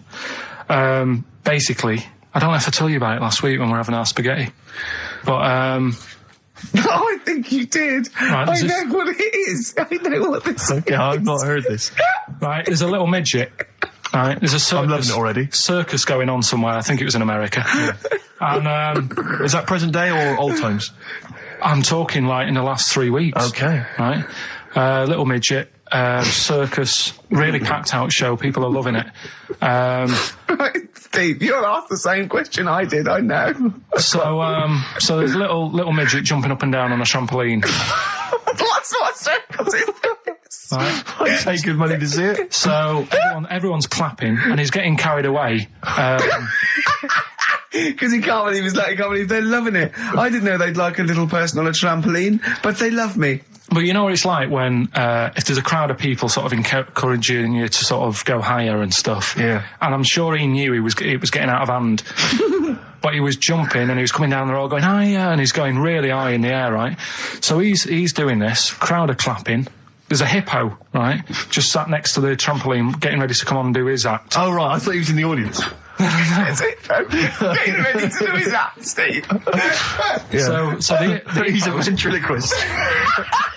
What do you mean he's sitting by the trampoline waiting to do his act? Because why does he sit in the dressing room and they go, 5 minutes, Mr. Muss, 5 minutes, Mr. Muss. So anyway, right? So the hippo's there. He's getting annoyed, is he? Because the midget's He's eating going, into how his can I tongue. follow this? How can I, this is really annoying. They're going to be, no. So He's thinking, he's already done the trampoline, my pogo stick act is never going to work. Yeah, go on. So there's a hippo waiting. See, it's a great story, and I just know he embellishes it or it gets slightly wrong. Go on. So there's a midget jumping up and down, the hippo's getting annoyed. The crowd are going mad, the midget's loving it, can't believe his luck. Although you think, he probably knows he's dicing with danger. Yeah. So Next thing you know, they're all saying higher, higher. He gives it one big, like, heavy sort of landing on the trampoline, goes really high, but goes off at a funny angle. Oh. Hypotenuse. Okay. Yeah. And sort of flies up. Hypotenuse! Sure. Flies off at a funny angle. Oh, dear. Hippo's there, swallows him whole. Crowd are clapping, thinking that's why the hippo was waiting there. Rubbish. Rubbish. It's not rubbish though. But no, maybe there was an accident in a circus with a midget and a hippo, but at no point was this hippo waiting to go on, going, come on. The midget flew off at hypotenuse and landed in the hippo's mouth and was swallowed whole. This is what you embellish it. That is great. And what's I that? have to say though, Rick, when I heard midget, trampoline, hippopotamus, I was thinking accident waiting to happen. Yeah. So. Yeah, maybe. I mean, it is that you should never put those three together. Never. It's a recipe for disaster. It's Everyone knows that. Midget, trampoline, hippopotamus. Are you mental? You're asking for trouble. Well, you know when he told me it, he said, and the midget, he didn't mention the hippopotamus, and he said the midget went on, and soon he fell off, and the hippo ate him. And I said, sorry. What was the hippo doing there? He went, it's a circus. I've never heard of a circus having a hippo. No, what do hippos do? What can they do? You can't train them, can you? What do you? Aren't they, like, very deadly? They're huge, aren't they? You can't have a hippo in a circus. Are you sure? You're not thinking of Zippo? He's neither kind. Yeah. No, and it wasn't some sort of where Zippo was eating a midget and it's some sort of horrible sexual act. No, it was definitely, I heard it on breakfast, right? Oh, okay, sorry. No, it's definitely fact. Yeah, okay, it's definitely right, truth. okay, good. Can you believe it? Can you believe it? So, they're the two that are left. Which one's you going for? Can you believe it is not that picture, is it? That we saw. Which picture? The bloke with the... No. Right, no. okay. God, that was bad. Right, okay. So... I just better explain We that. can't really discuss this on air, can we? Well, we can. Steve brought in, Carl, the best book ever, which is, what is it? I found it when I was moving house. It's an FHM publication, and it's kind of like lots of grotesque pictures and stories, and like a book of freaks and weirdos and. And Carl opened it, and the first one was like at the back. At the back. Well, you couldn't believe your luck, could you? What was it? What was number 50? A bloke with two heads. And he said, "What's number 1?" Yeah. And then number 6, there's a bloke who's a squid or something. Octopus. Yeah. Yeah. He's loving it. At number 1, he said, well, it's just a fella under a rock. And I went, oh no, read on, I think I know about this. And it's the fella that was found, he caused a landslide while having sex with a chicken. And they pulled him off and there he is, the chicken. Right, so Carl could not believe his luck. So it's not that. Can you believe it? I'll have that one. You're going for that one? Yeah. Right, well, we've talked a lot on the show about... We've talked a lot on the show. Yeah. About animals without heads. We haven't! We haven't! We talked about cockroaches could live without a head for 7 days. Yeah, we've talked about that. And then, of course, there was the well-known one about the fella who had his head cut off, and he blinked. He said to his mate, "Count how many times I blink when my head comes off." Yeah, when you told it to me, you said his head came off, and he said, as he said, it was in the basket, he said, "Quick, count how many times I blink." And it was Nick Frost that had to go, "No, Carl, no, he said it before." I went, and that was lovely. So yeah, we've talked quite a lot about things heads coming off. Go on then. Well, this one, yeah. Right? Back in 1945. You looked up the date. It's got a specific date. Wow. Mate Jonathan sent this one. You know him as well. It's a lad at the BBC, right? He emailed this one in. So thanks for that. Chicken. It's called Mike. There's a chicken called... Sorry, I missed a bit there. There's a chicken called Mike. A chicken called Mike. Okay. Right? Yeah. What happened was, it was living on a farm, right? Loads of chickens knocking about. And the owner of the farm is like, getting ready for tea, and his wife says, go out and get a fresh chicken, because my mum's coming round. So he thinks, well, I want to get a good one in, because I want to impress her. Cause back then, even then, they wanted to impress the mother-in-law and that. So they said, all right, I'll just nip out and get one. So he sees Mike, chicken, running around. Is this during the war or after the war? 1945, I'd say that was after. No, it ended, It ended in 1945. Yeah, Okay. September, go on. So, chicken's running about, he thinks that one, that looks alright, I'll have that one. Mikey. So he picks it up, and he cuts his head off. Oh. Puts it on the block, cuts his head off, runs about a bit, like they do, He thinks it'll stop in a minute. Keeps running about. And what's going on here? Right? He's now like chasing the chicken without an head. Yeah. He's saying he should die in a minute. Anyway, doesn't die. Chicken's walking around with no head. Lives for 18 months. Yeah. Chicken with no head. Yeah. What do you think of that? Well, I'll tell you, I've heard this story before, Rick, and the explanation, as I understand it, was that certain vital cords, spinal cords, weren't severed when the head came off. So that was why it continued to live. Yep. I don't know if that sounds plausible. It's fine. Absolutely fine. How did it take on protein and energy? The fella who owned it, he said, well, hang on a minute. He said, I could kill it now. But I've got a wonder chicken here. But he's thinking, it must really want to live. Sure. Right? If it survived that, I've got something here. Yeah. So what he does, he gets a little eye droplet thing that he used to use on it. Obviously not anymore, right? And he filled it with grain and water, and it had a big hole in its neck where its head used to be. And he incredibly. And he dropped. You know what? I mean, that is possible then. If it, without infection, without infection, if he was taking on things, it is possible, right? Why? Why what? Why did he do it? How cruel is that? I mean, it's not cruel because the chicken obviously, He said if he thought it was a bit fed up, he would have killed it. He said, but it was running around quite happy. Well, it wasn't fed up at all because it had no brain. Well, what do you mean? Wow. I'm just saying what... It was nothing. It was just sinew and nerves and electrical impulses breaking down energies, right? That's all it was. It didn't have a brain. So it was... But I'm worried about the psychology of keeping a pet without a head. I'm worried more about what the farmer was thinking than the chicken. I tell you this, the question I'm asking is, was the mother-in-law impressed? I mean, that's why he's out. That's why he's out to shot Mike's head off. This is lovely, but it's just the head where you don't kill a chicken like that all at once. I thought we were having chicken for dinner. Come and look at this, running around the yard. Yeah. Oh dear. So, there you go. You've learned something there. Yeah, I have learned something. Yeah. Yeah. So. One more. That farmer, I've learned that farmer was very strange indeed. There you go. I have to say, to be fair to Carl, I have a feeling when I read it, the reason he kept it alive was as a novelty. He got charged people to come and see the incredible headless chicken called Mike. Right. So, here we are. That's great. Oh my God, I have to thump you. Yeah. Do you know the saying, shut your face? Yeah, I've heard the well-known Shakespeare, innit? Yeah. Do you know how it came about? No, Joe Dolce.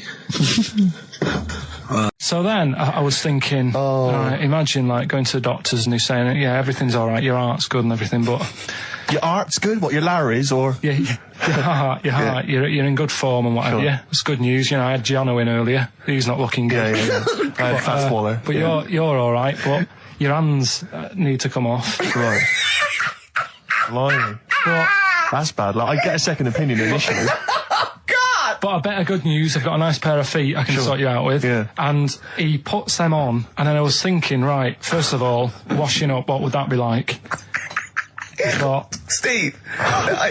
That'd be tricky. Yeah. And then the second thing was, it'd probably ruin the sort of the shape of your jumper. Because you have to keep putting the feet through there. Yeah. And then I thought, but I could still cycle in. Okay. To work. You could run in. Well, that's the thing. You'd be really fast. Well, that's what I was thinking. I thought I could still cycle because I could balance, and then I thought, but the only thing is I probably couldn't pull the brakes. Because of the little short things. Yeah. And then, like you, I thought, but then again, you'd run in half the time. So that's what was going on in last night. Right. That's what I was thinking about. Sure. Did you? How long did this take? Well, how long does it take to wash up? Right, because I imagine you just being there for like all night. Probably 25 minutes. How long did the little Chinese fella dance for in his pants? He's always doing it. Last night he was at it for like 10 minutes. Yeah. And his girlfriend never sits in the same room as him. She's always sat in the bedroom. She's going, you dance in pants again, I go in next door. Well, she was in the bedroom. She's always in the bedroom, sat on the floor, on the mobile phone. Right. All the time, yeah. It's weird how people's lives are just like, it's like that Groundhog Day thing. It's like, he's jumping about in his underpants. The old woman's sat there reading a book. Yeah. And that's what got me thinking about my life. Do you think she ever goes... Are you sure she's not dead? Every time you look down there, she's just flicking through it. She's just reading this book. The pages never turn. She never seems to finish it. She never moves from her chair. Are you sure the Chinese Her girl's cats going? are dead around her. I'm going into next door again. That little round-headed the fella's smell. looking in. He's looking in at me. The bouncer goes, "Don't worry, love. I'll go and beat him up." But he's always getting ready. That's true. They see you staring at him, washing up, going, "I could have feet here," and they get scared. The old woman's dead. Oh, Carl, dear. can you tell us roughly which neighbourhood you live in, so that we know? It's central. Central, is it? Yeah. Wow, imagine if that little... Was he a Chinese fella, did you say? Yeah. Imagine if he was listening now. I'd love him to call in and explain his actions. Well, he might be on some other radio station talking about a lad who's always washing up and looking at his hands in a mysterious way. But do we have this doctor that would go, "Well, all right, Carl, you can either leave them as stumps or I've got a lovely little pair of feet." Why? I mean, I told Jane this, and Jane went, "Is that the only choice?" He could say, "Could I have some dead man's hands?" Have you got any? Where do you get the feet from? Where do you get the feet from? Can I have? What would you rather have then? Human feet or monkey paws? Well, I mean, that wasn't an option last night. That if the doctors said... No, it wasn't an option last night, but don't forget, it's in your head, Carl. This didn't happen. I'm just saying, at the time, that's all the doctor had to offer. But, it's your head. You can go anywhere. No, it wasn't a real doctor to offer. It's in your head. You can go anywhere. You're not trapped. Yeah, but if you can do anything, then you'd say we'll sort us out some other hands. Fair point. Let's play record. Which is the earring? Because isn't it like one ear is for gay people and one is for straight people? Is that just a myth? Or I don't know. It might be something to do with which ear you had it in. Yeah, there probably was sort of like signs for that. Yeah, it's like when you're growing up, I had loads like a white polo neck, right, and a ring on your little finger. That means you're gay. Yeah. Like you can see him coming. He's just consulting your little chart. Exactly. Hold on, one polo neck. Yeah. Those are the earrings in the left ear. I don't know where I am. Wasn't there that thing that the famous cover of Born Bruce to Run? Springsteen? Yeah. Well, you didn't know the handkerchief. Yeah, it was a handkerchief in the right hand pocket. Dominant and was. Yeah, I don't know. But where is this information? I wouldn't have known that. I might have gone around, with if it was hot weather, something to mop my brow. I wouldn't have known that. What can't the gay people kind of notify us? Can't we have some kind of website or something? Do you still go to that pub with all those sort of like butch blokes with the moustaches and the caps? Great guys. A lot of them are firemen. A lot of them are like traffic cops. Great people. You know what I mean? You know you're safe in there. It also there's no women to. It's like you're just having a great time with the lads. And there's nothing. It's just playing pool stripped to your waist. Yeah, I know, yeah. I can talk. My back's to it. So, now coming up the Verve, after that, an amusing link about gay handkerchiefs. Oh, really? Looking forward to this. I've got that feature Educating Ricky, which is a bit of a play on words as well. Right. Do you know the film, Steve? Educating Rita. Yeah. I see what you've done. Go on. I'm doing that, and I teach Ricky stuff. What do you teach me, Carl? Well, I've got a few different topics. Go on. Do you know like how you taught me about Hitler and Che Guevara and Winston Churchill? Mm-hmm. I'm going to come in with topics every week, and this week I've got ghosts. Hanging bacon is one of the topics. Say that again. Hanging bacon. Hanging bacon. All the titles. Francis Bacon. No, all the titles are sort of named to sort of tease you and get you more interested in it. Hanging bacon. Well, you've certainly intrigued. Go on. What's another title one? Hairy Chinese kid. I'd go for that one. If there was a university degree with that title. Yeah, no, I'm going to go for Hairy Chinese Kid, and I think. The final one, Alien gives man a beard. Right. Alien gives man a beard. I am going to burst. Right, listen, Carl, you've got to tell me. Right, let's do it in reverse. No, we're not going to do it now anyway. What do you mean? We've got to do it now. I mean, this is the first interesting thing you've said in an hour. Okay, the listeners have just been subjected to rubbish and mistakes and everything for the last 6 months. Please, we've got to do Alien gives man a beard. What is that? Tell us that. Right. Sorry, this is just you telling me something, is it? This feature is you telling me something. I'm teaching you something. Educating Ricky. Huh? So are we playing it now? We're already into this feature. Well into this feature, are we? Yeah, I suppose we are, yeah. Should there not be a jingle or something? Yeah, can we have a jingle? There's no point, because look, I come up with ideas and you dismiss them straight away, so I'm not wasting my time making stuff. Right. If you don't like okay, let's play Educating Ricky. Right. Brilliant. Go. Right. So- Ding-a-ling-a-ling-a-ling-a-ling. Educating Ricky. Right, what are we going for then? Hanging the bacon, airy Chinese kid, alien gives man a bird. I think Alien gives man a bit. I'd like to do that. Right, there's this fella, I think it happened in America, and he saw a bright light in the sky. And, God, if you're bored. and he stood there. This is a true story, is it? Yeah. He stood there, Yes, of course it isn't, Steve. and he saw this bright light, and it came closer and closer, and it was a UFO, right? Yeah. And he looked at it, and it disappeared, right? And he gets back in his car, He looks in the mirror. and he looks in the mirror, Yep. and he's happy that he's had that. Yeah, go on, yeah. That was Gladiator. So, who wins A this cou- stuff? couple of people sent I in think you should- Hannibal, which would still work, Yeah. and someone else sent in Man-Eater, which I suppose works. Although he did put the thing in about, I'm well happy, glad. Yeah, I know. I know, but it's even not, so. it's not worth the, I don't know, 100 quid he gets for this and a day off, no. Well, Right, think Eva, about it. who got the answer right, well done to her, I'm going to give her the prizes. She said that she'd heard this before on Christine O'Connell's show. Ah, this is really annoying. Right, that's it. You're going to do something, or we're going to stop this and you have to work Mondays again, because you are taking the piss out of me, you're taking the piss out of Graham, and you're taking the piss out of London. I'll see you next week, and you can change your attitude. Limp Bizkit, we may be back next week, it depends how Carl gets on, maybe he bucks up his attitude. Thanks for listening. You have a good Christmas? Yeah, you? Yep. Carl? Yeah, it's alright. Lovely, okay, let's crack on. Good. I went on holiday after Christmas, Yeah. and so did our mutual friend, Phil Bowker. Yeah, good man. He was in Lanzarote, and he told me one of the funny. I don't know if I can tell this on the radio. I'll have to say the C word. I'll just go. It's in a sentence, so I just go you see when it comes, and you'll know that he's saying the terrible word.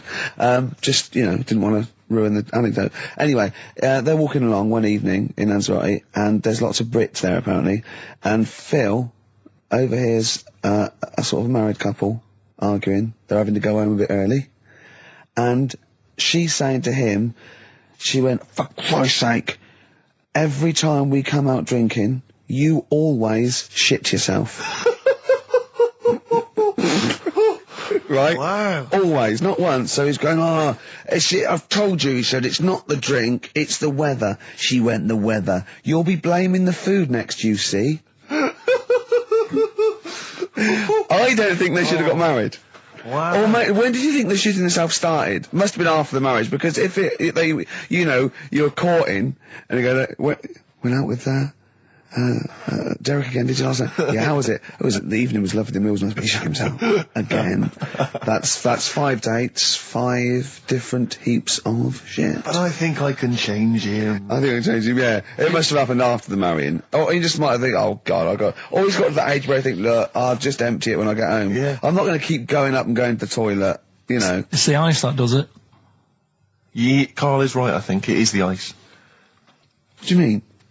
People forget, they say, oh, don't drink the water when you're on holiday, and they don't. They drink, they buy Evian and stuff. Oh, I see. They forget about the ice. The ice cubes, you're right, in a bar. Made from tap water. And that can do it, can it? Yeah. But what she said every time you're drinking, didn't she? I assume that she wasn't drinking ice then. Yeah. I mean, why is it just happened to Well, let's him? be honest, everyone that goes on holiday doesn't end up crapping themselves. Yeah, they usually make it to a toilet. He does it every time he drinks, doesn't he? Yeah, well, apparently. Just don't let him carry the baguettes. He's good, isn't he? Oh, Carl comes out with He does now and again, High doesn't five, he? Carl. That was sweet, man. Yeah, nice one. Yeah, respect you. Ladies and gentlemen, will you please welcome to the stage, the scaffold. Oh, the scaffold. You remember the scaffold, Carl? You picked the lead singer looks a bit like him. But you know whose brother that is in the scaffold, don't you? Mike McGear. Do you know whose brother that is? What? Do you remember the The scaffold? They did, Yeah, I remember we'll the drink a drink to Lily the Pink, the And Pink, didn't the they Pink, do the that? Pink, oh, The Roses human advert. Yeah, thank you very much for the entry. And do you know whose brother that is? Whose brother? The lead singer? No, the Mike McGear in it. Sort of one of the main men in it. He's one of the songwriters in Yeah. No, the I don't. scaffold. Paul McCartney. Is he? Yeah, I didn't realise that. yeah, that's Paul McCartney's brother. Think of that when they go home for Christmas. So I think Lily the Pink was what, about 1970? Yeah. It was number 1, wasn't it? Christmas number 1? Yeah, big number 1, yeah. I don't know if it was Christmas number 1. Two Little Boys was 1969, last year. No, it definitely was number 1. Yeah, but I don't know if it was scaffold. It was, because I remember I did it in Really? Yeah. Yeah. Oh. So they go home at Christmas and Mrs. McCartney goes, all right, boys, how are you, Paul? How are you doing? I'm just starting a new band called Wings. Yeah, oh, yeah, so this is Linda. All right, yeah, sit down. Mike, what are you doing? Just had number 1. Brilliant, round of applause. How many number 1s do you have, Paul? 19. Still. We know what we like, don't we? We'll drink the human race. Paul goes, wow, if you want to. The long and winding. Boring. We'll drink.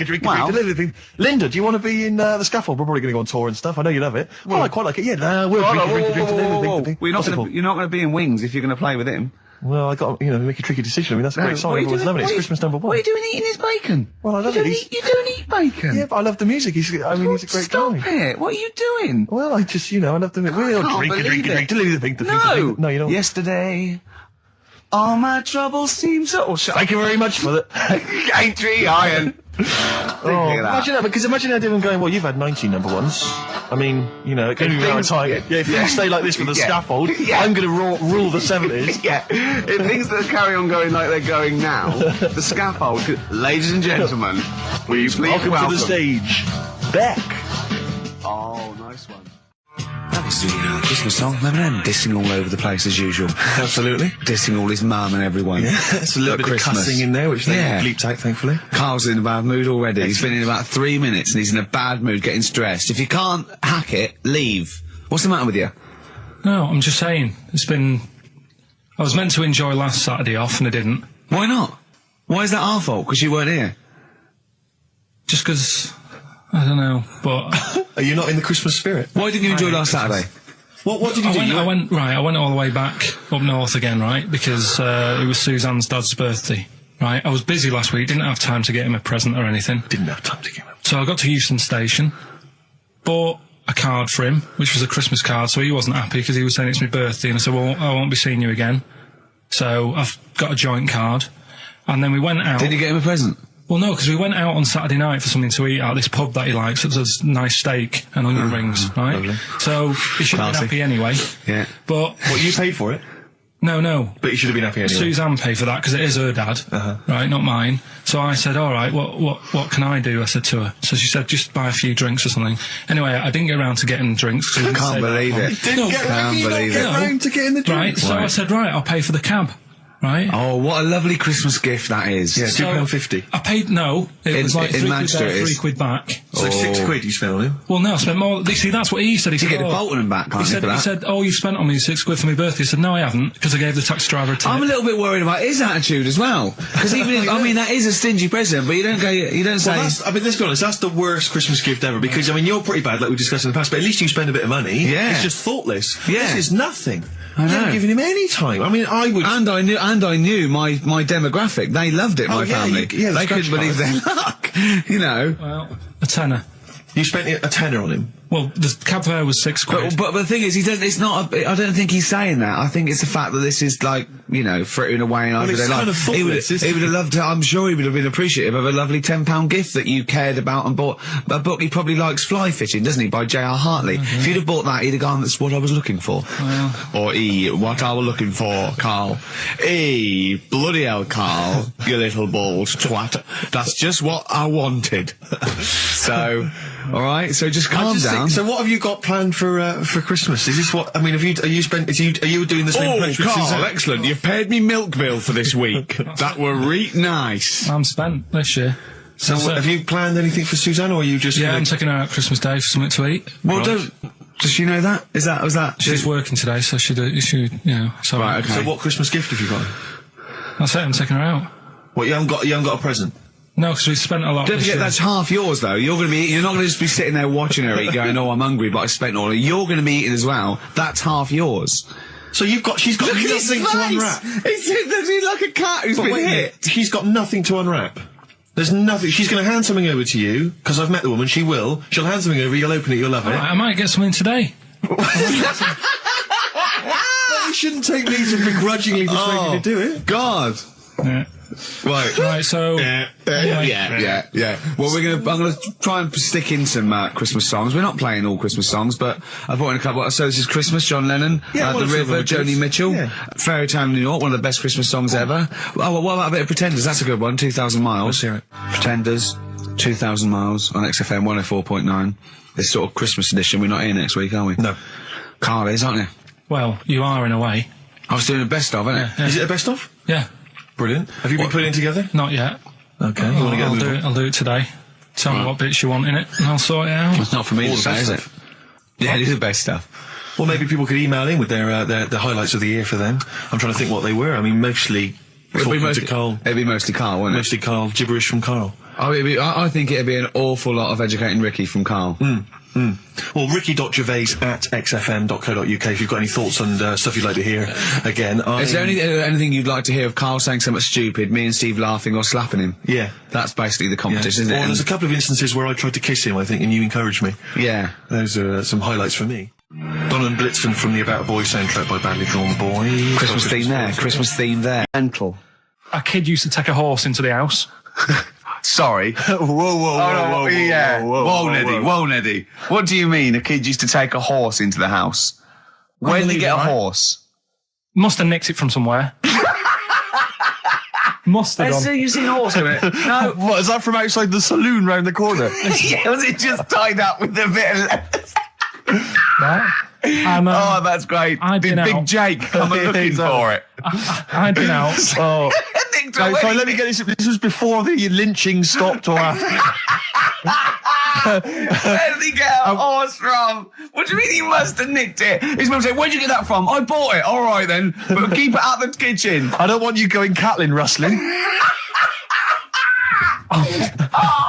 Where did he get a horse from, Carl? And how long did he have it for? Was he leading it or riding it? Mum, open the door, I can't stop! I can't stop it. Open the patio door as well. Looks like we got us a runaway. What do you mean? I've sort of... Don't think you can ever be boring, No, but what I've done, I've took like different ones. So I've took a good one that I think, that's a good quote. That was worth putting in a book. I've put one that isn't really a quote, so I don't understand it. Oh, yeah? One that isn't clever. and a funny one. So a bit of variation out of one book. Oh, how long did this take you? What did you do? Did you sort of like sit? About half an hour last night. And did you sit sort of like quietly at a desk or something? No, just in the lounge with the telly turned down. Oh, right. Just to give a bit of light to the room. Just had it on book, turned down. Have you figured out lights yet? So, so the first one, and it was like they stuck some bacon on his head. And as ever, the vital piece of information, i.e. the reason, Carl seems to have forgotten. Because the worm was in his body, and they said everyone likes the smell of bacon.